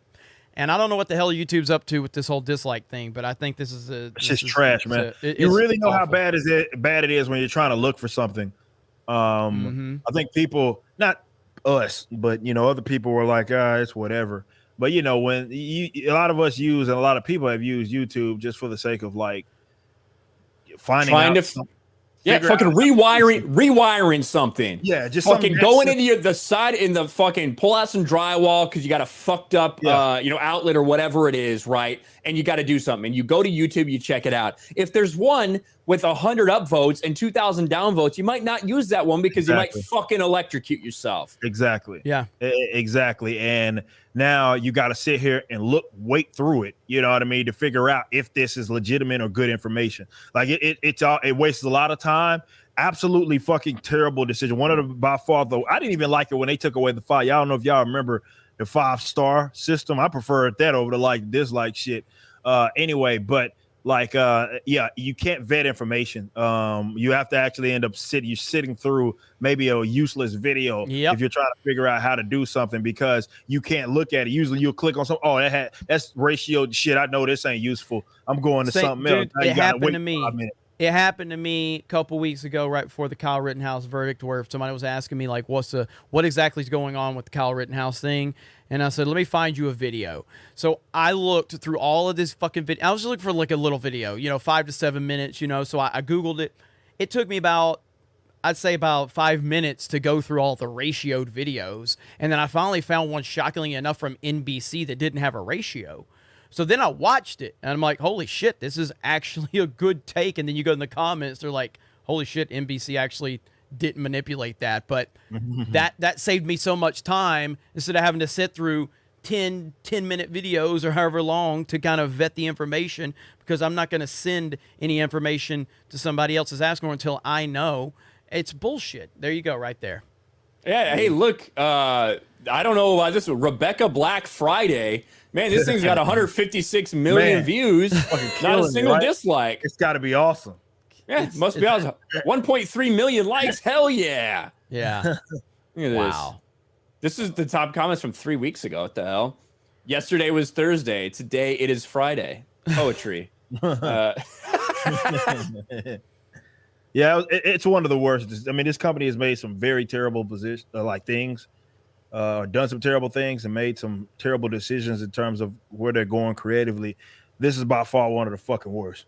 Yeah, this is awful. One of the worst. It took a while for it to kick in. I was enjoying it, and then it kicked in on my own video, and I was like, "What the fuck is this?" Yeah. And to hear their excuse for why it's a thing, it's so stupid. Like, oh, well, someone might get bullied if we gave you guys the options. Some people might get bullied.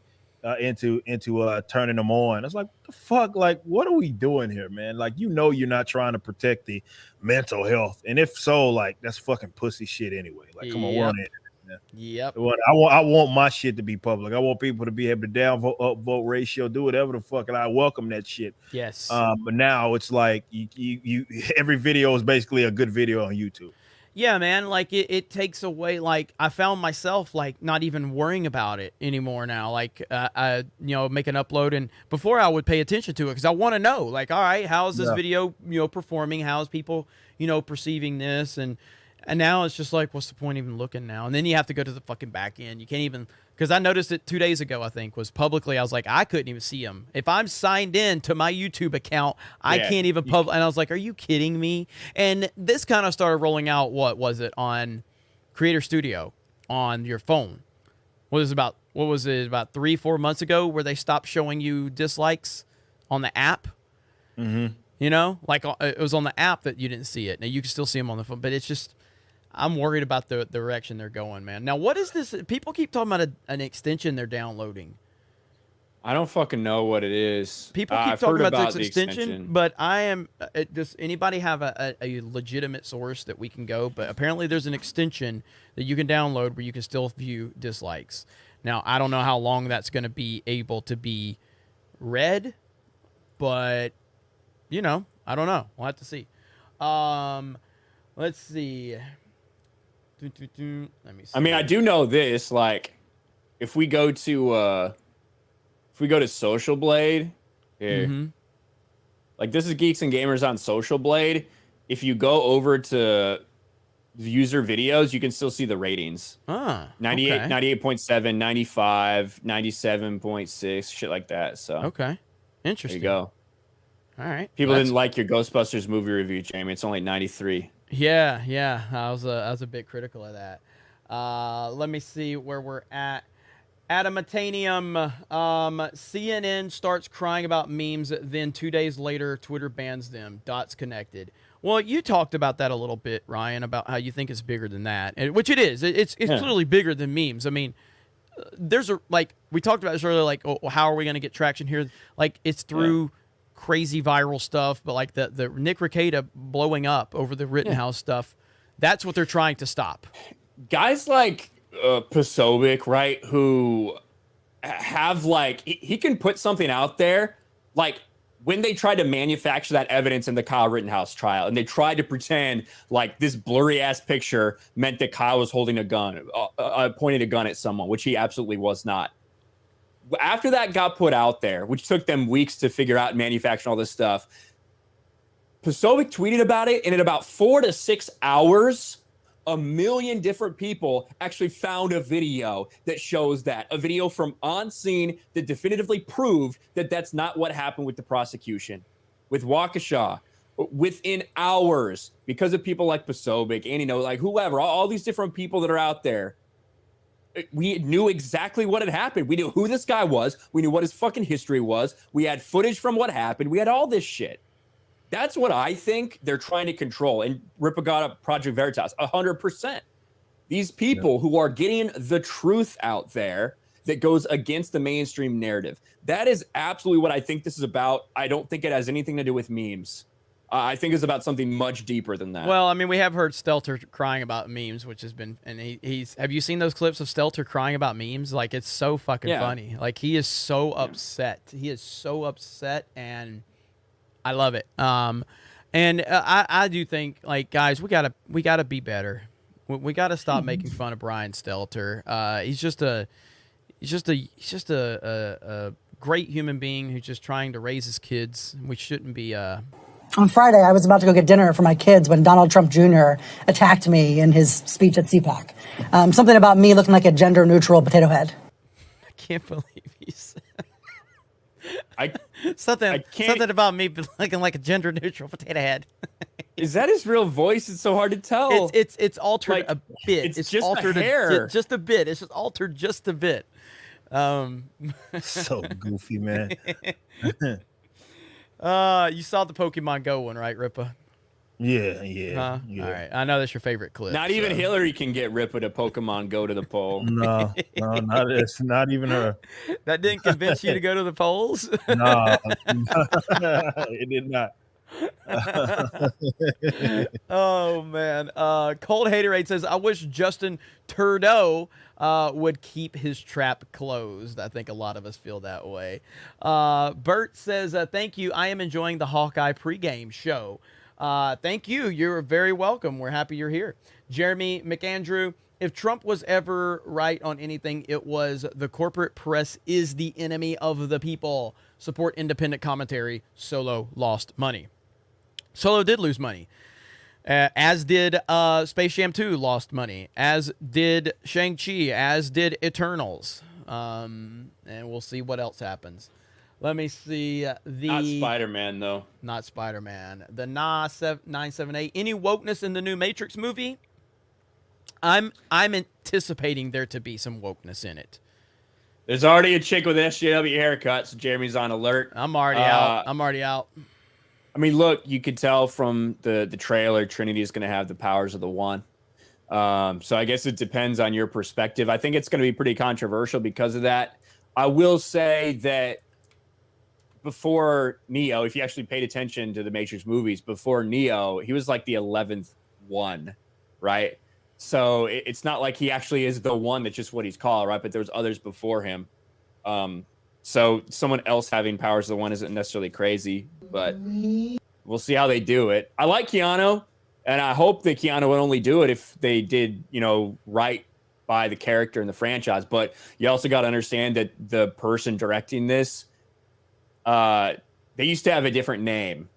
And then they also just decided that the Matrix is actually a trans allegory. So take that how you will. Yeah. I don't know what I'm about to watch, but since I got desktop audio playing, I might as well we'll just watch it all together and see what happens. Is this Ripa's? No, this is some Stelter stuff. So. Oh shit. Yeah, here we go right here. So I don't know what's gonna Disproving viral tweets is different than debunking a TV ad. Combating meme makers is different than rebutting newspaper columnists. And the memes are pretty powerful sometimes. God. What a loser that guy is, man. Oh my God.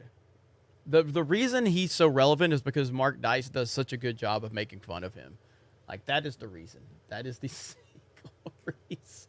It must piss him off when Mark Dice's videos of him get more views than his show does. I know. It is so good. We got a $50 Keopak 395. Do what you have to do. I'm going to support you anyways, but start thinking about another platform 100%. And again, that's why, if you weren't here earlier, I don't know if everyone heard it, but Ryan did announce that next week we will be dual streaming here and on Odyssey. So Tuesday night's main event will be streaming here and on Odyssey. So if you have not followed us on Odyssey, Geeks and Gamers is over there. Sports Wars is over there. D-Day Cobra is over there. RK Outpost is over there. Is Patriot Outpost over there? Yep. Okay, Patriot Outpost is over there. And obviously Young Rip is over there. Go support all of us on that platform. We believe in Odyssey. We really like Odyssey, and we think that Odyssey could be a game changer, potentially. You know what I mean? Like, I don't know. I haven't. Go ahead, Ryan. And there is, I saw Kobe saying there's no Android app for Odyssey yet. There is the library app still that you can use. Mm-hmm.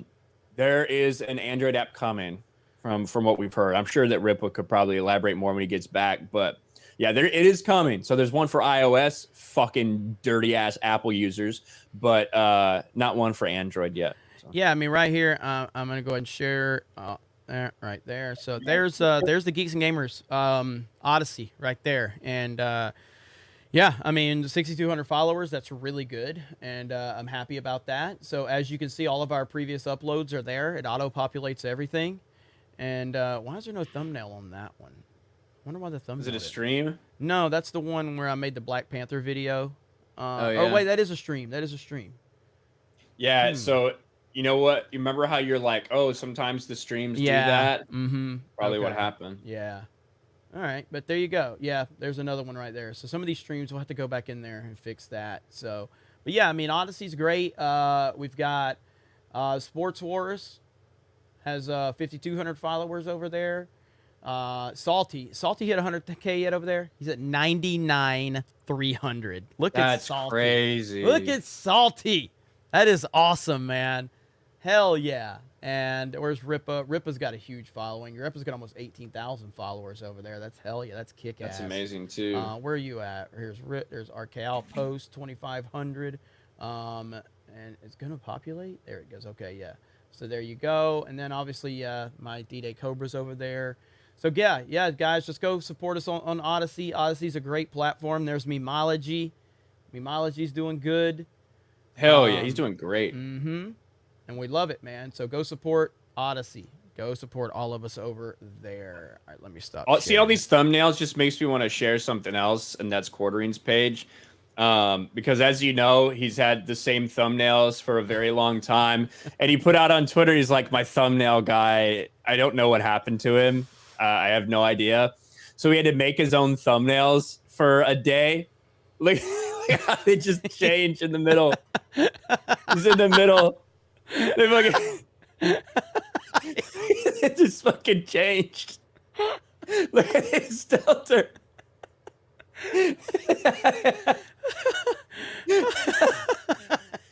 Now they're much more like mine now, but it's just so fucking funny. They're so basic. Just a picture of Jack Doherty. Oh yeah, I used to put the emojis like that. That's right. I love that he hasn't gone back to change them. He just left them up there. Love the Quartering, man. Shout out to Jeremy. Yeah, hell yeah. That was good stuff right there. All right, where are we at? But yeah, thank you for that super chat. We greatly do appreciate that. Let me see. Xenobit says Twilight came out in 2008. That is when a lot of these fake fans came into pop culture. Been following this stuff since like 1998. Yeah, I mean that's a very on point description of it right there. Eric K, I knew Lauren would finally be wrong about something. Pacific Standard Time is the best time zone, says Eric K. Shout out to Eric K and all of our mods. Eric is always on top of things. Dude's always kind of getting all the links and everything. He's always staying on top of stuff in our mod group. So really do appreciate Eric and everybody on the mod team. Pacific Time is best for sports. There ain't a doubt about it. Yeah, I agree with that. Yeah, it was weird because I know like when Ryan moved to Orlando, I called him one night. It was like 2 o'clock in the morning, and I was used to like calling you and knowing it was like 11. Like shit, forgot about that. I can't do that anymore.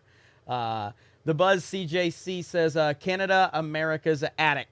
That nobody guy. How dare you? Nicolas Cage is a national treasure. Absolutely. I think that was said in very much being appreciative of the greatness of loving manner. Yeah, he's playing Dracula. Is he? Yeah, it was announced today. He's playing Dracula. Brown Gaijin, U2. Let's see, YTER fourth age. Oh, okay. UTER fourth age pointed an important difference between U.S. and Canada. U.S. believes our rights are inalienable and will allow them until greater good.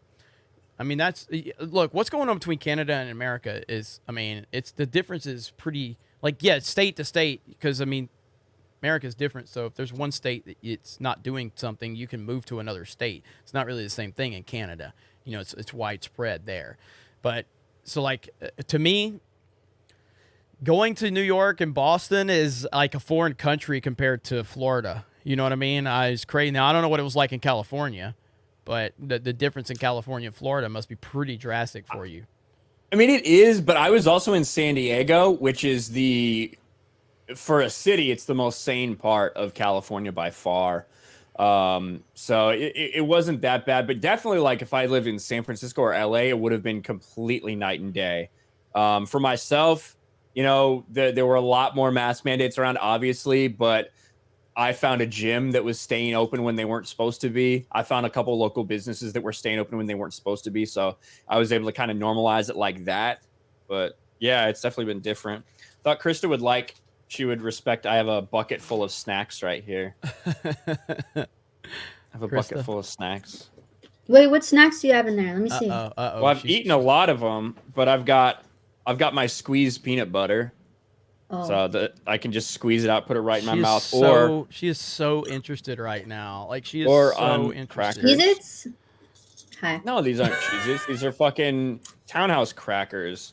I mean popcorn, but I'm done. I wouldn't put peanut butter on fucking Cheez-Its. What kind of heathen are you? I don't know. I don't know what you're into. You eat like your cereal separate with your milk. Yeah, it's fucking normal.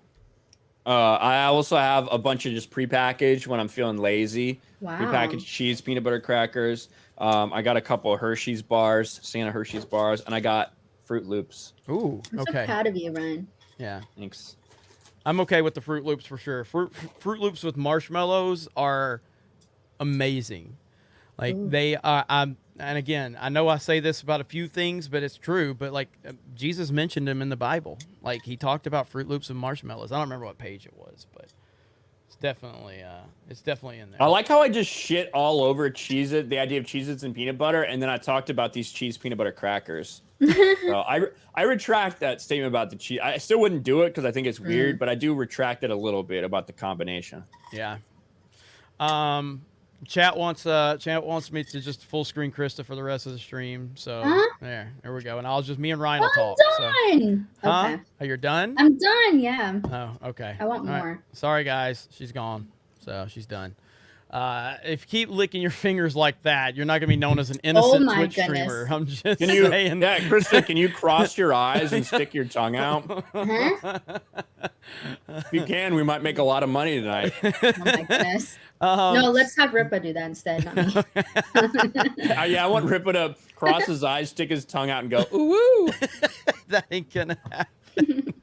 All right, Spider Claw says not to start a fight with Ryan, but even though the EU is 1,000 times better than Disney's crap, it will never actually be it was never actually canon. Asked multiple times, Lucas said, "If it's not in the films, it's not canon." Ryan. Well, first of all, I'll tell you that maybe I get what you're saying, but George Lucas never once ever has uttered the word canon. Go look it up. So you're fucking wrong. But you're not wrong in premise that George was bound by what George wanted to do. So although he took a shit ton of ideas from the expanded universe directly and incorporated, whether it's worlds or planets or people or vehicles or all this shit that was built up in the lore, when he kind of changed his mind a little bit, which he did often, for the prequels, they had to change parts of what had happened. But by the same token, he did reach into that and do all that. Yeah, obviously, there's a hierarchy of canon, which would be the original films. Then would be, they had to create a new one just for TCW because it fucked up so many things. But then after that, it was the rest of everything, whether it was the mainline video game story, the way it was supposed to be played, whether it was comics, whether it was books. Then they had a separate tier for things like Star Wars Infinities that were like Elseworld stories, for things like alternate endings to video games. For instance, if you decided you wanted to be dark as Darth Revan at the end, that would be like an alternative branch. So there were hierarchies and tiers of canon, but you're not wrong with the idea that whatever George wanted to do, he did. And as we saw, he even changed his own shit multiple times. Rip, I don't know what's going on with your camera. Camera's all jacked up. Probably because I plugged some shit in. Hold up. Rippa's been having a rough time. Yeah, I've been having all kinds of motherfucking problems. Which is hacking. He's hacking into your system. My fucking shit. He's so pissed off. Let me see if I can. Ryan, catch up with me on the stream labs, on the super chat. So I'm gonna let you take over for a minute. When you get to, I'm at Max Stone. I've jumped ahead on a few, but Max Stone, in the internet universe, it's a small world. I've followed Jeremy Quarterblack, Dan Vask, and even Chris separately. Great to see my favorite creators together. I like hearing that. That is fucking cool to hear. It really is, man, because like it's funny because we have the Bragging Rights monthly show with me, Tommy Tron, and Dan Bask, where and that'll be happening on December 7th, I think is the next time we're doing that. But when I told like Tommy Tommy Tron's part of Geeks and Gamers, and he's got his own channel. Guys, make sure you go subscribe to Tommy. As a matter of fact, I really want to push Tommy's channel. I don't know how many subs he's at right now, but mods, get links to Tommy Tron TV. We're going to try to push him and get him some subs tonight. But, you know, Tommy, I've known Tommy my entire life, and so he was just like, you know Dan Vask? He's like, dude, I've been listening to that motherfucker for like years. You know what I mean? He's like, Dan is awesome. He's like, and now he's like friends with Dan. You know, he's talks to him. It's crazy. And but Dan is awesome. You know, Dan's going to be a rock star. He is a rock star in a lot of ways. He's just going to be big time. I keep telling him that. And so yeah, I really like hearing that. I like hearing that you know, you guys followed this person from there, and then seeing us all come together. And I think you're going to see a lot more of that, you know, because I think a lot of us are starting to realize that we got to stick together. That's what I don't understand about this YouTube hate bullshit. Like, on the YouTube platform and on the independent creator platform, we're all on the same side. You know what I mean? They don't give a shit about you. They don't give a shit about you. We're all in this together. You know what I mean? Like, all we're battling against is the platforms that are trying to hold us back. Like, you have a YouTube channel. I support you saying and doing whatever you want on your channel as long as it's not illegal. I don't care what you do. I don't care if you love the Disney Star Wars trilogy. Fucking talk about it. And the reason I shit on Star Wars Explained and his sister is because they tried to destroy my channel. That's why I go after him, because they tried to destroy my channel, and they have actively refused to speak with me in private when I tried to confront them in person to try to put this fire out. I tried to hash it out, but that was a channel that had 500,000 subs, and when I had less than 20, he tried to kill my channel. He tried to crush my channel. And I'm probably regretting that now, because now they want to play the victim. They want to play the victim to act like I'm the one that came after them. Motherfucker, I never mentioned your name except for in a positive light to say that I liked your channel, but you tried to crush my channel. So now I will continue to make fun of you and your sister or your wife, whatever she's called. But you guys came after me. You trashed me. You tried to destroy my channel, and I will never fucking let that go, because you have never publicly apologized for publicly trashing my channel. But outside of that, I don't care what you do. Make whatever content you want to make. Talk about whatever you want to talk about. I'm not your enemy until you decide I'm your enemy, because I have no problem with it. And I think that's how we need to be on creators. You know, like, just support creators. That's it. That's over. Yeah. So, all right. I'll be right back. Max Stone, right? Yes, sir. Yes, sir. All right. Wolverine Snicked for $2. Subscribe to Lauren on Rumble just now. Hell yeah, Wolverine Snicked. Thank you very much. Such a fucking roundabout way. The complete roundabout way of doing that. Myself, I'm on Rumble. Jeremy, I'm actually uploading quite a bit to Rumble. But yeah, I think Jeremy's got a channel over there as well. But yeah, thank you for subscribing to Lauren. Ripa's fucking plugging and unplugging shit, I think. Hyena Fur for $5. The California Republicans are flooding into Montana. You can't buy a house in Flatland County right now. Have to build one. That's interesting. You know, I hope they don't California your Montana. It wouldn't take much. Montana's like, there's just not a big population there, but hopefully it's the right kind of people moving out there, people that value what they came out there for instead of want to try to change it. CBDX.com for $20. For $20 says, if you want to get high while staying legal, our Delta 8 is amazing. And if you use Geeks at checkout, you get 20% off. There you go. That's CBDX.com. And Krista is all about it, evidently, based on her reaction. So I don't know why she did that, but she's all about CBDX.com. Marksman of 117B for $5. The prequels felt so bad at first because it was lower quality from the OG 8 and 9 out of 10 to the prequels 5, 6 out of 10, while the sequels are 2 to 3 out of 10 at best. Not wrong, Marksman. Is this not what wrong. happens when I leave Krista in charge? Yes. Daniel for $10.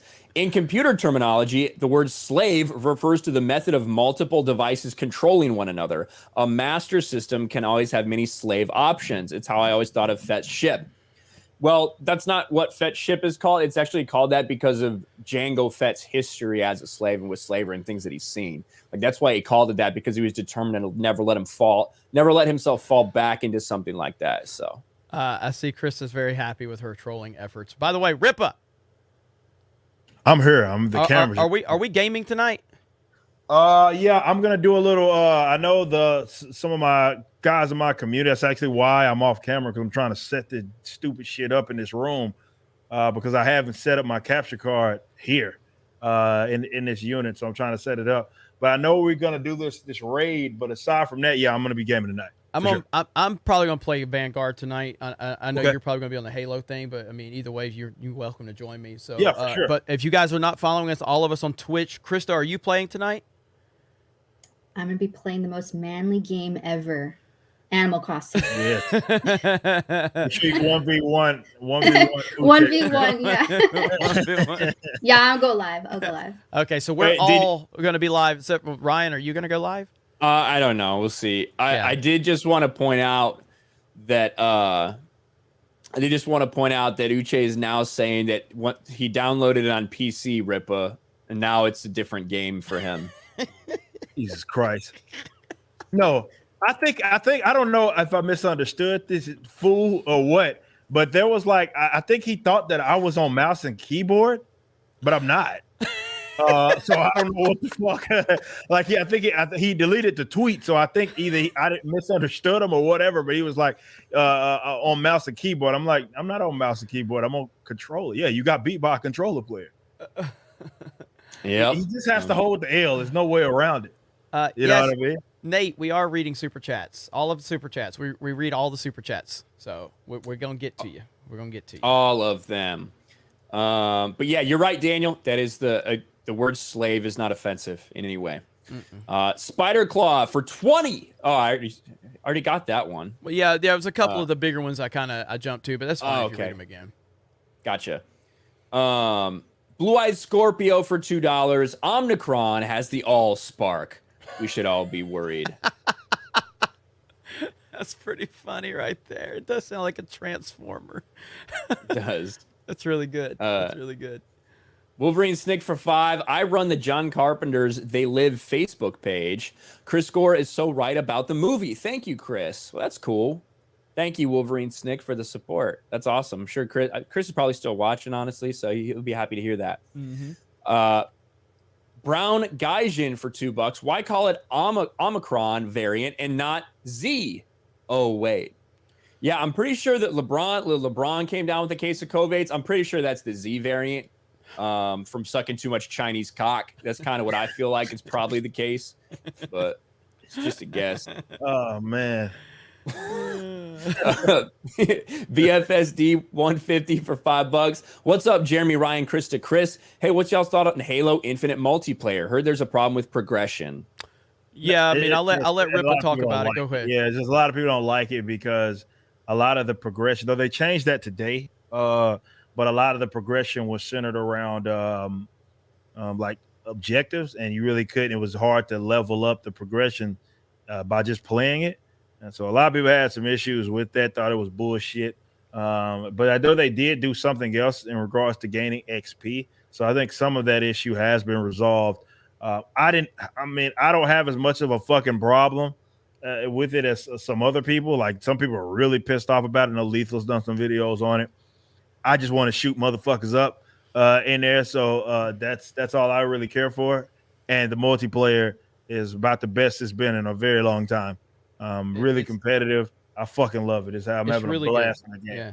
I mean, we're having, like, Halo is really good, and I'm not good at Halo, but I'm still enjoying the fuck out of playing it. And I think I just need to, practice a little more. Practice. Yeah. But like, the Call of Duty multiplayer is fucking fantastic as well. They're both really good. And the Call of Duty was broken a little bit. Like, there's a lot of little details they need to work on. From a presentation standpoint, but the multiplayer itself is really good on that and Halo. So, go ahead, Ryan. Fucking Krista, you don't have anything better to do with your fucking goddamn life. Hey, let me read. I'm gonna read a Streamlab and you read a super chat. I got to get a few Streamlabs out of the way. So, right. Samurai Vader for $1. Sunday's Mario Kart stream was funny as hell. I'd join the Monday race, but I ain't giving Nintendo ransom money for online and shovelware games. Here's some money to get Jay a gym membership.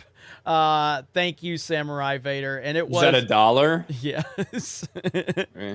And then let me get this one. Ofer Nave two $10 super chats. The irresistible logic of corporations is turn all products into drugs, targeting pleasure centers rather than providing nutrition. This is not true just for food, but for stories and songs. Corporations literally cannot have human values and should be viewed the same as an alien invasion. Support individuals and not private businesses, not corporations. Privatization equals humanization. Very well said.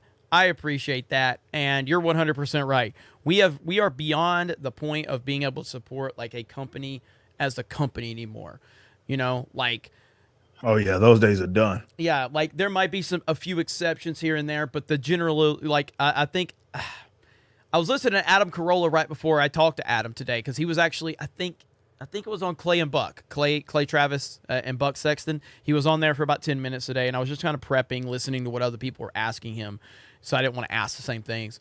And he was talking about like. First of all, just how weird was it that he was on Clay Travis and Buck Sexton, the biggest radio show on right now, and then he went on Geeks and Gamers? I know, dude. It's crazy. It's absolutely insane. And I was thinking about that. I'm like, I'm doing homework on the Clay and Buck show for a guest that's about to talk to me. What? Yeah. Like, it's crazy. Cool. So, yeah, so he talked, I think it was in that one, but he talked about, he said a few years ago, 5 years ago, 6 years ago, if you're hearing that the CDC is issuing guidelines, you're like, oh shit, okay.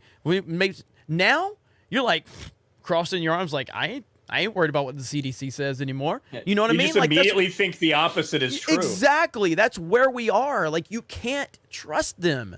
You know, like I've always, you know, just you've never questioned it before, but now you have to. You have to. It's disgusting. But go ahead, Ryan. You go next. Well, we got Andy Masterson for $2. Have you seen Adam's videos on PragerU? Jeremy, did you watch those at all? I saw one at one point. I think a long time ago. Like I talked to him about his Dave Rubin comment, you know, because he made a comment with Dave Rubin a couple years ago where he was talking about in Hollywood, like if you don't, he's like, I know Mark Ruffalo's views, I know Alyssa Milano's views, I know that if they're left and they tell you, he's like, if you look at a Hollywood celebrity and you have to ask yourself, I wonder what their political views are, you can probably assume what they are, because if they're not telling you, you know what I mean? And I was like, that was a great take, and I asked him a little bit about that. So go ahead though. Yeah. And I want to give a shout out to Andy Masterson for this. I don't know if you saw this shit, Ripa. Look at this motherfucker right here. Oh, I did see that. Fucking nice. That's pretty sick, man. Look at this. Andy Masterson made this shit. Looks exactly like me. Commission him for some Riververse shit. Yeah. Oh, hell yeah, dude. You should absolutely do that. Yeah, I'll get you in contact with him. Yeah. Because he's fucking amazing. He's doing a big run of Hunter Biden's right now. They come with a crack pipe and a laptop and shit like that. So it's all good. But this is fucking awesome, man. I'm so happy with this. I got a video that I'm still working on editing. I think Steph's editing it for me. But yes, thank you so much, dude. Incredible. Fucking clean, man. Yeah, it is. Jeremy's going to get his. All right, I got mine. Well, unfortunately for Jeremy, you know, like he does a really accurate job with the sculpt and everything, and that's unfortunate for Jeremy's ugly ass. Hang on, I'm trying to get set back down here. There we go. He's putting his clothes back on. There we go. Look at that shit. It's badass, man. Fucking sick. That's awesome. Like that is cool, man.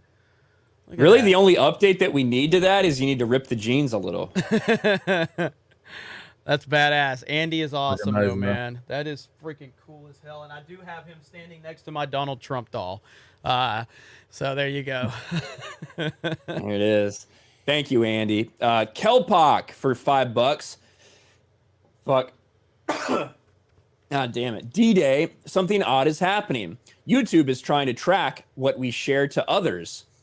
Odd feature now available. YouTube's trying to track what we share to others. That's interesting, Kelpock. Shout out to Ryan. He is a badass. Thank you, Kelpock. Fuck that. I didn't just make that up. Ryan's burner account right there. I wouldn't call you D-Day. That's true. call you Although if retard you or were something. trying to make me believe that it wasn't you, you might. It's true. I don't know. You might have to elaborate more what they're trying to track what we share to others. I'm not sure what that means. Johnny Arnett for $10. Jeremy, I would absolutely annihilate you at Mario Golf. I may suck at Mario Kart, but golf is my jam. Bro. All right, this week it's happening. I'll set it up. There it is. The challenge has been accepted. You don't want none of this. Me and I got another fucking Uche on our hands. Rosalina. I got Rosalina. You can't fuck with Rosalina. By the way, somebody said they were like, does all Jeremy's haters realize he plays with female characters in all these games? And I was like, no, because they don't fucking watch our content. They don't watch You can't even anything. look at that one's ass or anything. There's not even a reason to play as it. That one, there's My Nerdy Homes Uche for Animal Crossing one. Maybe. Probably some excuse why that happened there. RSC Element for 2. Happy Hanukkah Night 3. It's crazy that it's Night 3 of Hanukkah and it's like just turning into December. But I don't know if it is always this time. I don't know. It just seems early to me. Maybe Thanksgiving just seemed late. Nate 0123 for $10. I think it's sick that Daily Wire wants to bring you guys in. I also began supporting them when they brought in Gina Carano, and I really think it's awesome they want to work with you for the same reasons. Thank you very much, Nate. And it's not, you know, how would you describe it, Jeremy, there? We're just going to be talking to him a little bit. Yeah. I mean, I don't want to get into the details of it. I mean, like I said, I've heard from the Daily Wire multiple times, and I'm not like I'm appreciative of everything they're doing, and but this one really did work for our wheelhouse and what we do, and I requested if Ryan could come on because I always think Ryan has good takes on things. Except for In-N-Out Burger, but oh, he's gonna say fucking clip that shit. Except for In-N-Out Burger, but yeah, I'm really excited about it. I'll give you guys official details as soon as we get everything worked out. And that's just, man, there's just a lot of good stuff. It's crazy the amount of people we're talking to and people that are reaching out and the guests that we're potentially going to have lined up. I mean, Ripa's going to work on getting some really good guests here for Yep. It's good stuff, man. So I'm excited about everything, but we'll give you guys details as soon as we get all that worked out. Yep. Dan Hans for $5. Don't let Disney kill Star Wars. Keep episodes 1 through 6 and watch them. If you buy merch, only buy it from secondhand dealers. Remember the books. Can't agree more, Dan. Thank you very much. Jay Zatarain for $5. Burn shit down. Ryan, joining BLM's beneath you. I agree, it is. I don't know what I said, burn shit down. I don't remember. Dan Hans for another $5 super chats to tack onto that Star Wars one. Remember how you felt when Chewie died and Han painted the Falcon black and went nuts and how you needed to read the next book? I do. I don't know if everyone else does. Might be a spoiler for some in the EU. But yes, I do remember, Dan. Kelpock for another $5. And after Star Wars, which we all loved, there was Battle of the Planets, and it was a gateway to anime for many of us. There you go. Anime. Revin for Aussie 2. Don't be disrespectful to anime. Don't be disrespectful. I heard it. I heard it in your voice. I heard it. I've heard your reading sarcastic voice enough. You're like, oh, anime. You wanted to say something. Well, I was explaining it to the rest of people if they didn't know exactly what the super chat was referencing. I will say anime is awesome. From the little I've seen, I love it. I love Attack on Titan. Death Note to me is like literal storytelling perfection. Like it really is. Like I even questioned it. Like I don't want to get into spoilers, even though it's what the hell is she doing? I don't want to get into spoilers for anything, even though it's been out for a long time. But there's something that happens 3/4 of the way through the show.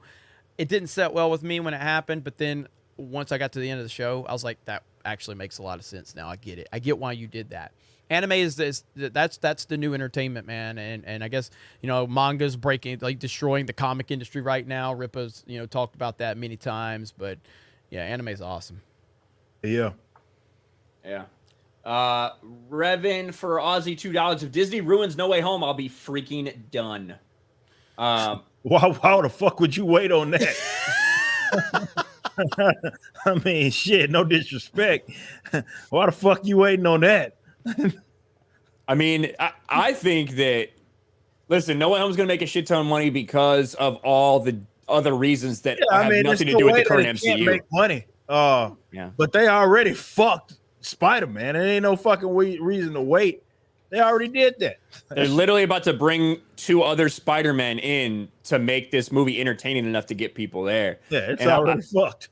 And I think that with as bad as Marvel has been about really maintaining the rules within their own universe, especially after this blip and all that stuff, now imagine they're dealing with 2 other Spider-Man timelines and then bringing in Venom from the Sony area multiverse. Not multiverse, but it's obviously connected, but hasn't really been till now. I think it's going to be a fucking mess, but I think people are going to enjoy watching the mess. But afterwards, a couple months down the line, realize what fucking damage it did to the timeline and to everything. Yeah. All right, Ripa's gonna have to bounce. Yeah. I'm gotta get the stream ready. There's still some more things that I need to do to get set up, but I will be over there on Twitch here in a bit, so I can catch y'all, everybody over there. Again, everybody, appreciate y'all. Hanging out with us. I know I had to step away for a little bit to kick some ass, but came right back like I never left. And I appreciate y'all. Next week, we won't be dealing with Uche bullshit next week, so I'll be here the entire time. But also, we're working, of course, on some good guests here, man. And I'm trying to think that we'll be able to pull off for us and maybe even some stuff for their sports wars. We'll see. Yes. What happens there. But again, thank you guys so much for all the support, man. This show continues to grow, and it's just gonna keep growing. So let's keep doing it. But yeah, I'll see y'all over at Twitch. Hell yeah, man. We're gonna play some games tonight. So have a good one, bro. Talk to you later. All right, man. Peace out. All right, bye. Bye. All right, go ahead, Ryan. There you go. Oh, what the fuck? I blame Krista. Where the hell was it? Nate. For another $10. I started to support Daily Wire because they brought in Gina too. I honestly think it's amazing they want to work with y'all for the same reasons. Just my opinion, but it'd be so cool if you made that happen. Yeah. Yes, we're really excited they reached out to us just to do a little something. So it'd be cool. Yeah, I mean, I love what they're doing. I'm very, it's motivating, and it's motivating for not only just a Daily Wire, but like I'm really excited for what Ryan did today. And I know other people have done it, but it's just like Ryan going over the live streaming on Odyssey. You did the super chat, kind of check in just to see if that worked, and us kind of multi-streaming on Odyssey. We're going to put a lot behind Odyssey. We're going to try to really push that platform and really build up, maybe even do some exclusive content over there, because I think doing exclusive content on these platforms is kind of important as well. Because Odyssey seems to be the real deal, but having platforms like that, having places like the Daily Wire that are reaching across, different fandoms and platforms and everything, it's exciting, man. So I'm excited for the future of everything.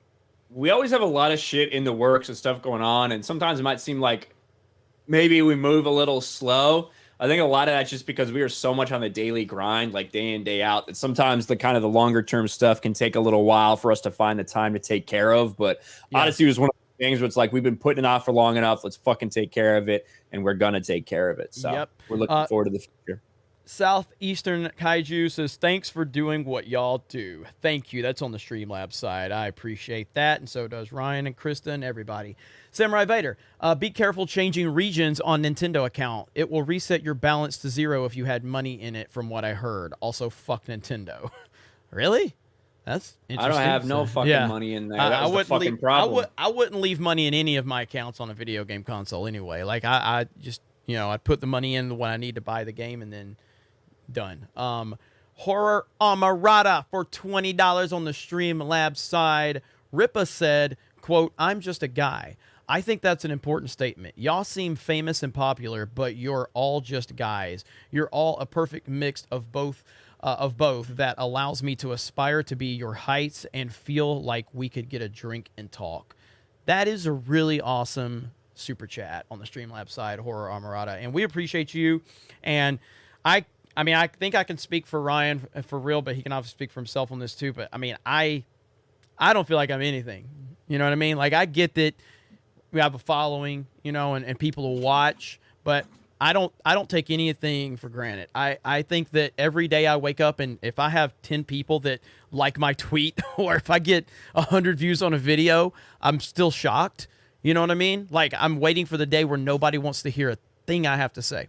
You know, I just don't understand how it keeps growing and getting bigger and better. And so I'm thankful for each and every person that supports us. Every person that's in that's in this stream right now that's commenting, it means something to us. It matters to us. The likes, the shares. Yes, of course, the super chats mean something to us, but you got to understand that, like, you in the comment section being there, being part of that conversation, commenting, having your own take, that means the world to us too. So, you know, we're just thankful for what we have. And yeah, I appreciate you, Amarada. Yeah, absolutely. And the YouTube space is littered with people with hundreds of thousands of subscribers that don't have any momentum right now. Whether it's because they did something to fuck up or because their content became less interesting, like whatever it may be. So we're always very understanding of that, and that, yeah, next day maybe 2,000 people won't tune into this, and so we appreciate the hell out of you guys, and we don't take it for granted. That's for sure. Yeah, no, I mean, I hear people like always cheering for, like, hoping that oh, one day his channel's gonna die, and this, like, and I'm just like, I don't even know how I even have how am I relevant enough for someone to cheer for my demise? Like, I just wake up every day, like, thankful that anybody watches my stuff. Yeah, they got literally Twitter accounts that exist just to fucking reply to us and watch our streams and clip it. Like, that's how pathetic these losers' fucking lives are. Yeah, it's crazy, man. But, you know, yeah, like the other day with the Mario Kart stream, you know, like that's kind of shows that we aren't really self-aware enough of the fact that maybe we have these followings or whatever, because we still try to game with anybody who wants to game with us. And then you had a few people that were trying to name characters really horrible things to make us look bad, because that will get us in trouble. I've already had discussions with the people that did that, politely asking them, hey, don't name characters like that. That's going to be bad for me. Can't have that on the platform. They got mad for various other reasons and decided to go even worse on the character name, even though I told them it's fine. Just please don't do that again. And that's just part of being naive, I guess. But, you know, you don't ever want to feel like you can't talk to us. I want everybody to feel like they can talk to us and communicate with us. And we're appreciative of everything. Yep. Thank you, Horror Amarada. No White for $2. Dune needed the info dump the old TV version had. I thought it was good. I thought even normies like Jeremy, who didn't know anything about Dune, seemed to pick it up and get into it. So I thought it was good. Yeah. Kelpock for $3.95 for 5. I might be too old, but I know where my people are. Thank you, Kelpock. Droid Army for 5. Y'all ready to talk Resident Evil yet or nah? I haven't even... Which one? Like the series? He's talking about an argument between us, I Oh, believe. that. God. Yeah. But or he may mean the movie that bombed. Yeah, the movie I was thinking the movie that bombed, but which I didn't. I am so checked out on Resident Evil movies because I hated the live action movies, all of them that came out, because they had nothing to do with Resident Evil. So I'm completely detached from it. I guess I'm black-pilled on Resident Evil movies. I don't care what they do, because they have so much potential, but they're not going to do it. They're not going to do it right. So I don't know anything about it. Revin for Aussie $2. What's your thoughts on the KOTOR remake? Knights of the Old Republic is fantastic. I would love if they had done a top to bottom remaster, you know, with different style of gameplay, updating that, graphics, all that shit. It would have been phenomenal. You know what they don't need to fucking do is rewrite it at all in any way, shape, or form. It should not be touched as far as the writing goes. And the fact that Sam Maggs is a writer on this, and that anyone is a writer on this, is bullshit. You don't need to write anything for it. So that alone should give you pause and give you hesitation. They're going to fuck up another one of the greatest stories in Star Wars all time. Yep. Sorry, the thing just popped up on the screen. That was my bad. I keep forgetting I'm on Streamlabs. So. Oh. It wasn't. Hopefully it wasn't bad. a penis. It was just a file that popped up. I'm like, how do I get rid of this? Larry Herzog Jr. for 5. Any clue how folks are using StreamYard to stream to both YouTube and Rumble? Rumble is not a supported destination. You have to do a custom what is it, RTMP? You got to do a custom, and Rumble. I don't know about Rumble, but for Odyssey, I was able to figure it out. And I mean, I just watched a YouTube video to figure it out. So, but that's how you got to set up custom. Here, the Crispy Leg Transport LLC. Fun stream tonight for $10. Thank you, Crispy Leg. Appreciate it. Larry Herzog for another 5. North Dakota for the win. Few paved roads, bitter cold winters, but 2.5G, 1.25G fiber internet. That's nice. That's really nice. Enoch Maman for 10 on the Streamlabs side. I have a confession to make. I've never played Knights of the Old Republic before. I got it for free on a tablet, but it didn't work. Now I bought it on the Switch. I felt that I had to play it before Lucasfilm fucked it up with their impending remake. That's cool. I forgot it was coming out on the Switch, so I guess I want to check that out. Have you tried it? Yeah, I'm sure you haven't. You never even turn your Switch on, so I'm gonna go ahead and pick it up for the Switch and see how it plays. Yeah, I've never played all the way through Knights of the Old Republic. I do have it. I've played through it. It's a dated game. I mean, there's no doubt it's a dated game. The gameplay is dated. It's a turn-based, and it's totally based off of like a D20 system. That's what it is. But the turn based on how it plays out is too dated for a lot of people to get into it now. Yeah. But you know, I very much enjoy it. But the story is the thing that pulls you into that. Like, the story is fantastic. The storytelling is great. And that's what you have to understand. It's just like anything else. You go back and watch Superman the movie. I mean, if you're going to hold it by 2020 standards in terms of how it looks and all that, or even the dialogue, even like it's not. You got to understand the time frame of what you're operating in. So it's going to be so easy for them to make Bastila into just an absolute fucking insufferable woke bitch. Like, she has, like, inherently she has a lot of these traits. Like, you encounter her and she thinks she knows better than everyone and all these things, and like that's a flaw for her. I know that's a character trait that they basically just want for any character in Disney now, whether it's Marvel or Star Wars, but it's clearly a flaw for her and something that she needs to work on, and she acknowledges her faults and her failures like that. It's going to be really easy for them to turn her into a terrible character. Yeah. Taker 610 for 5. Lauren broke out because Lacey Green tried to copyright claim a thumbnail Lauren had made with her image in it. Lacey must be working at Twitter now. I haven't heard Lacey Green's name in a while. So Damn. You know a little more about Lauren Chen lore than I do, but so if correct me if I'm wrong. So she never showed herself at first, right? It was at first when she was roaming millennial. Right. It was kind of like PowerPoint presentations almost. That's the best way to describe it. You know, like the videos that she made, and it was obviously a woman, but it was thoughtful and really spot on shit. And yeah, everyone assumed that she just looked like an ogre, because if you're a woman online and you're hot or attractive, like, why wouldn't you show your face?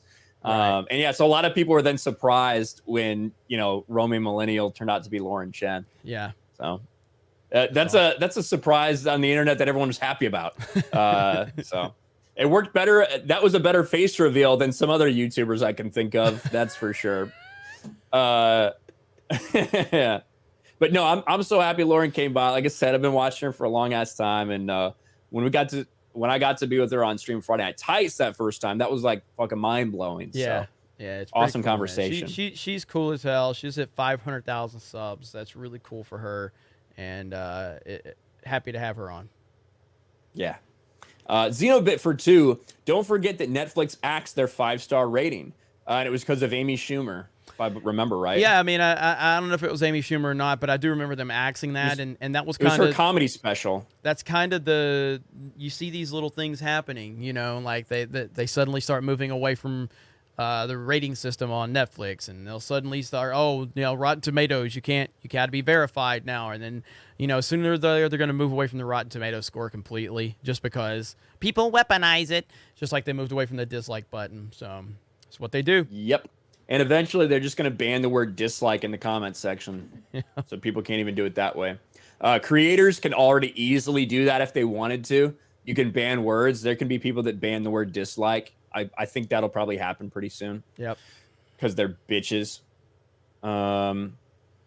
Let's see. I think you read this one from Cowboy. It was a $50 super chat, right? I did, but please do what read you it have again. to do. I'm going to support you anyways, but start thinking about another platform. Absolutely, Cowboy. We already are.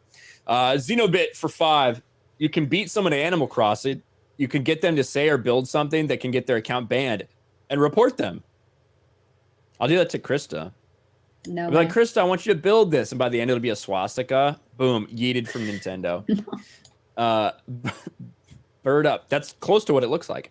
Bird Up for $2. The world needs more LeBron trashing that punk. Go to Sports Wars. You know Bird Up. Go to Sports Wars for that. Kelpock for $5. I don't have favorites. I have learned much from all of you. Thank you again very much for the support during the stream, man. Bird Up for $5. Cereal and milk separate is overrated. Also, something Resident Evil round 1 fight.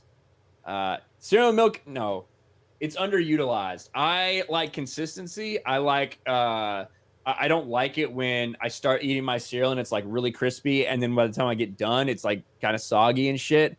So I have cereal and milk separate. I have a bowl of dry cereal and I have a glass of milk. And as I take a bite or two of cereal, I'll toss back a drink of milk, and I'll control the crunchiness and the crispiness, and it maintains that consistency throughout my entire meal. So it's the right way to do it. Some people are just lazy as fuck. Droid Army for $5. Ripa just went plaid.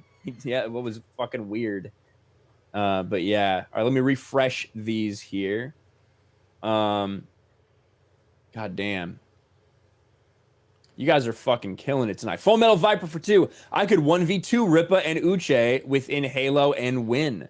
There you go. Full Metal Viper. Very very confident there. Xenobit for $5. Halo, mic drop, Call of Duty, and Battlefield. Harder than Nick Rekieta, mic dropped MSNBC. That's a good one, Xenobit. That's a fucking good one.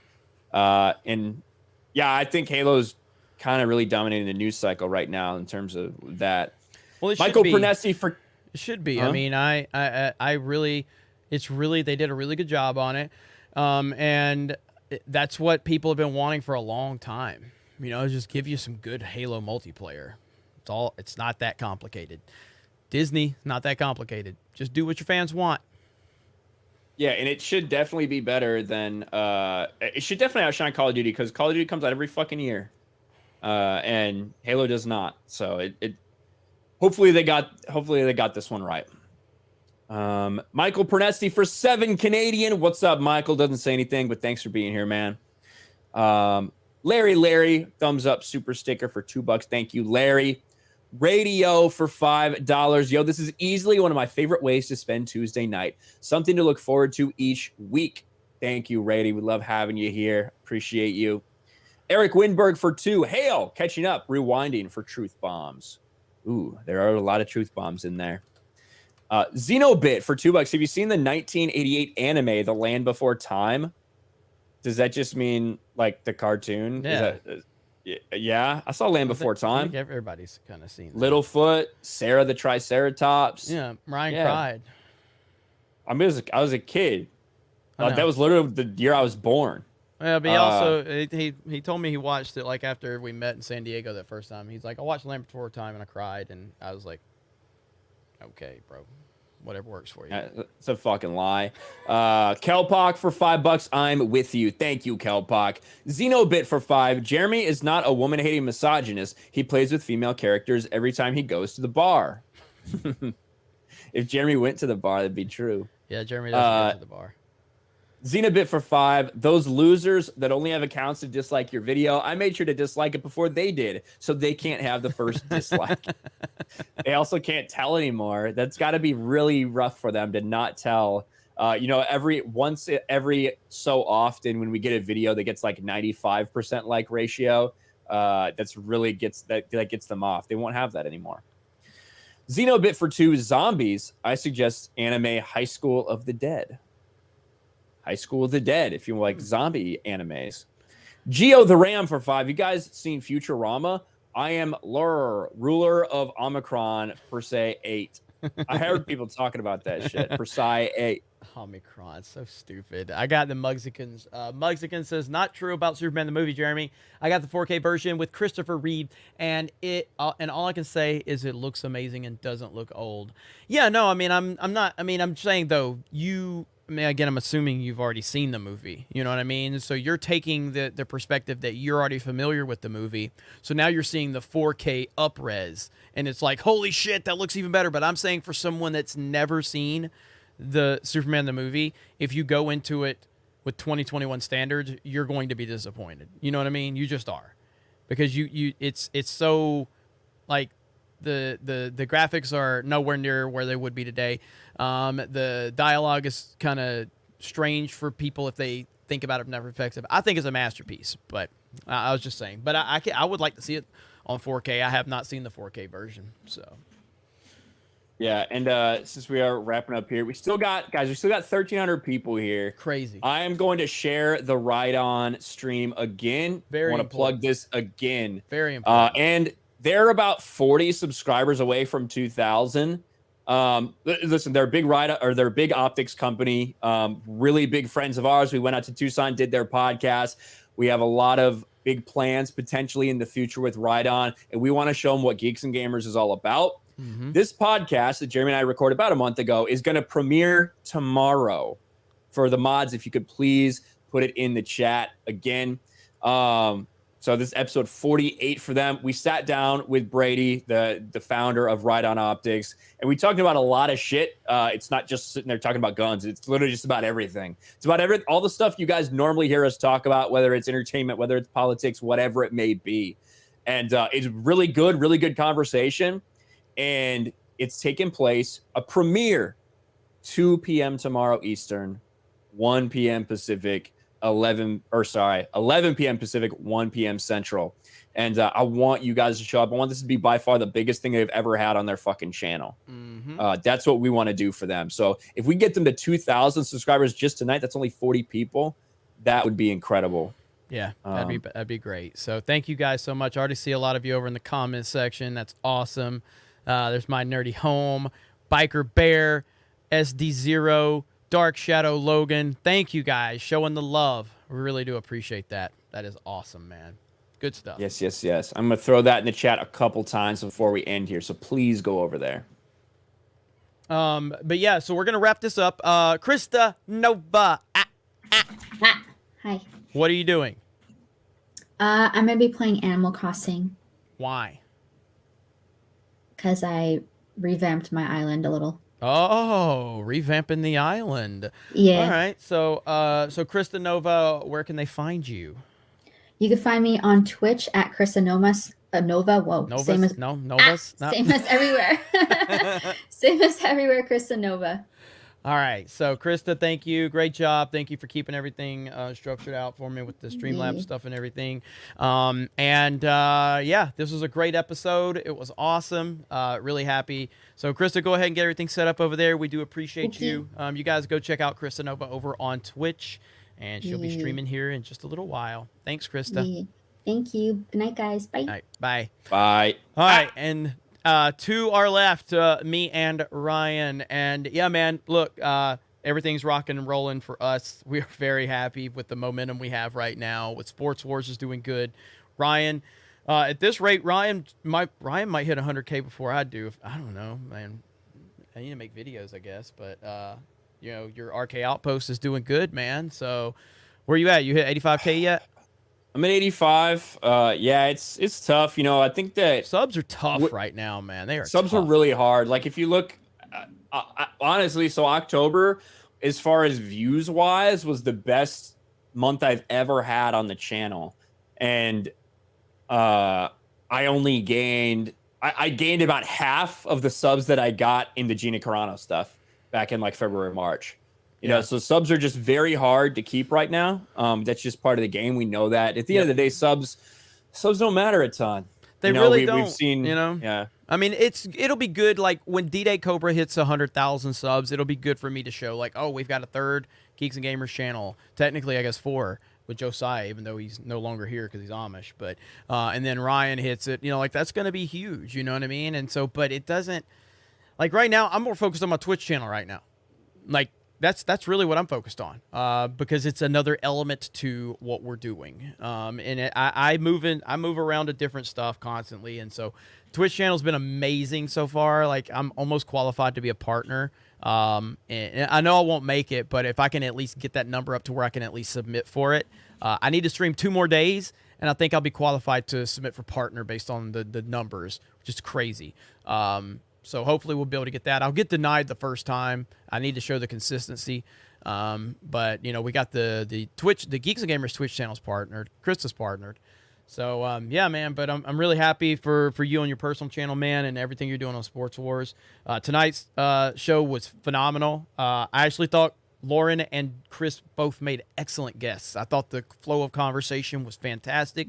Those are 2 pros that neither me or Ryan thought would know our names, and here we are with them hanging out with Ripa, and yeah, it was good stuff, man. So I was really happy with it. Quarter Black, and happy he was here. Big shout out to Lauren too, because obviously it was mentioned like once or twice. She's pregnant right now, and this is way later than she's probably normally streaming and doing shit. So we really appreciate her coming on. Yeah, 100%, 100%. But yeah, I guess are you gonna stream tonight? Probably not. It's 2 a.m. for you, so yeah. So I'm gonna be live on Twitch here in the next 20 minutes. I'll be playing Call of Duty Vanguard, probably. Krista's gonna be playing Animal Crossing. I don't know if Ripa is gonna play Call of Duty with me or not, or if he'll play Halo. Lethal Lightning will probably be joining me. I'm not sure exactly. He messaged me, so we'll see. But go follow me on Twitter. Go follow me on Twitch. D-Day Cobra, DDAYCOBRA. I'm sure people are dropping links in the chat right now. And again, please go check out that Right On Optics interview. Steph just dropped a link again. Please go over there, like that video, jump in those comments, let them know you're excited, and we do appreciate that. So Ryan, I'll let you close this out, man. There you go. We do have a couple more super chats that came in. Let's get to these. Mugsy Kins for 5 Canadian. Not sure about the Superman movie, Jeremy. I got the 4K version with Christopher Reeve. No, I got that one. I got that one. Oh, you did? All right. And I said Reeve. I did say Reeve. So Xenobit for 5.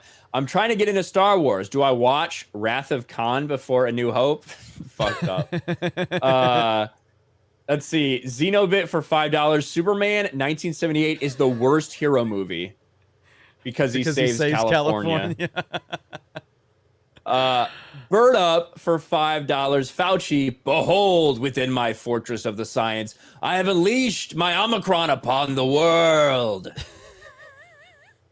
Let me just make sure there's no more refresh, because I'm not in the same one you are. Yeah, I think we're all good there. Yeah, I think we're good. So yep, we are. Good, man, hell yeah. Again, fucking before you leave, go to that thing I pinned, or I should pin it. I guess I could pin it real quick. Pin it. You can pin it right now. Here, I'll pin it. I'll pin it. You close this out. I'll pin it. Yeah, go pin that, because please, 20 people. I want to be at 2K when they wake up in the morning, because that'll be really cool for them. Yep. But yeah, awesome fucking day once again.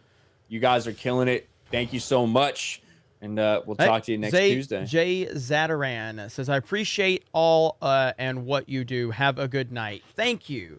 And yeah, I mean, we got over 2,200 likes on this video. This was a big stream and no for us. Dislikes. And no dislikes. No dislikes. This was a really good stream for us. We're really happy with Tuesday night's main event. Obviously, heavily inspired by Friday Night Tights. We're going to have a great show this week on Friday Night Tights as well. Shout out to Gary, my brother. Always got his back. I love what we're doing over there. We got Friday Night Tights. We got Tuesday night's main event. You got the real BBC. Got a lot of kick-ass shows in the rotation right now, and it's a really exciting time. So thank you guys. We appreciate all of you. Have a great night, and we will talk to you all later. But I'm going to leave you with some very powerful, powerful words. I don't know who created Pokemon Go, but I'm trying to figure out how we get them to have Pokemon go to the polls. It's so fucking bad. One more. On Friday, I was about to go get dinner for my kids when Donald Trump Jr. attacked me in his speech at CPAC. Something about me looking like a gender-neutral potato head. All right, good night, everyone. We appreciate you. The Adam Carolla video interview should be up tomorrow, as long as we can get the audio issue that we had fixed. I think Ivan's going to be able to fix that, no problem. Thank you, guys. Go to Right On Optics, pinned post right there. Tell them Geeks and Gamers sent you. Subscribe to their channel, and we will talk to you later.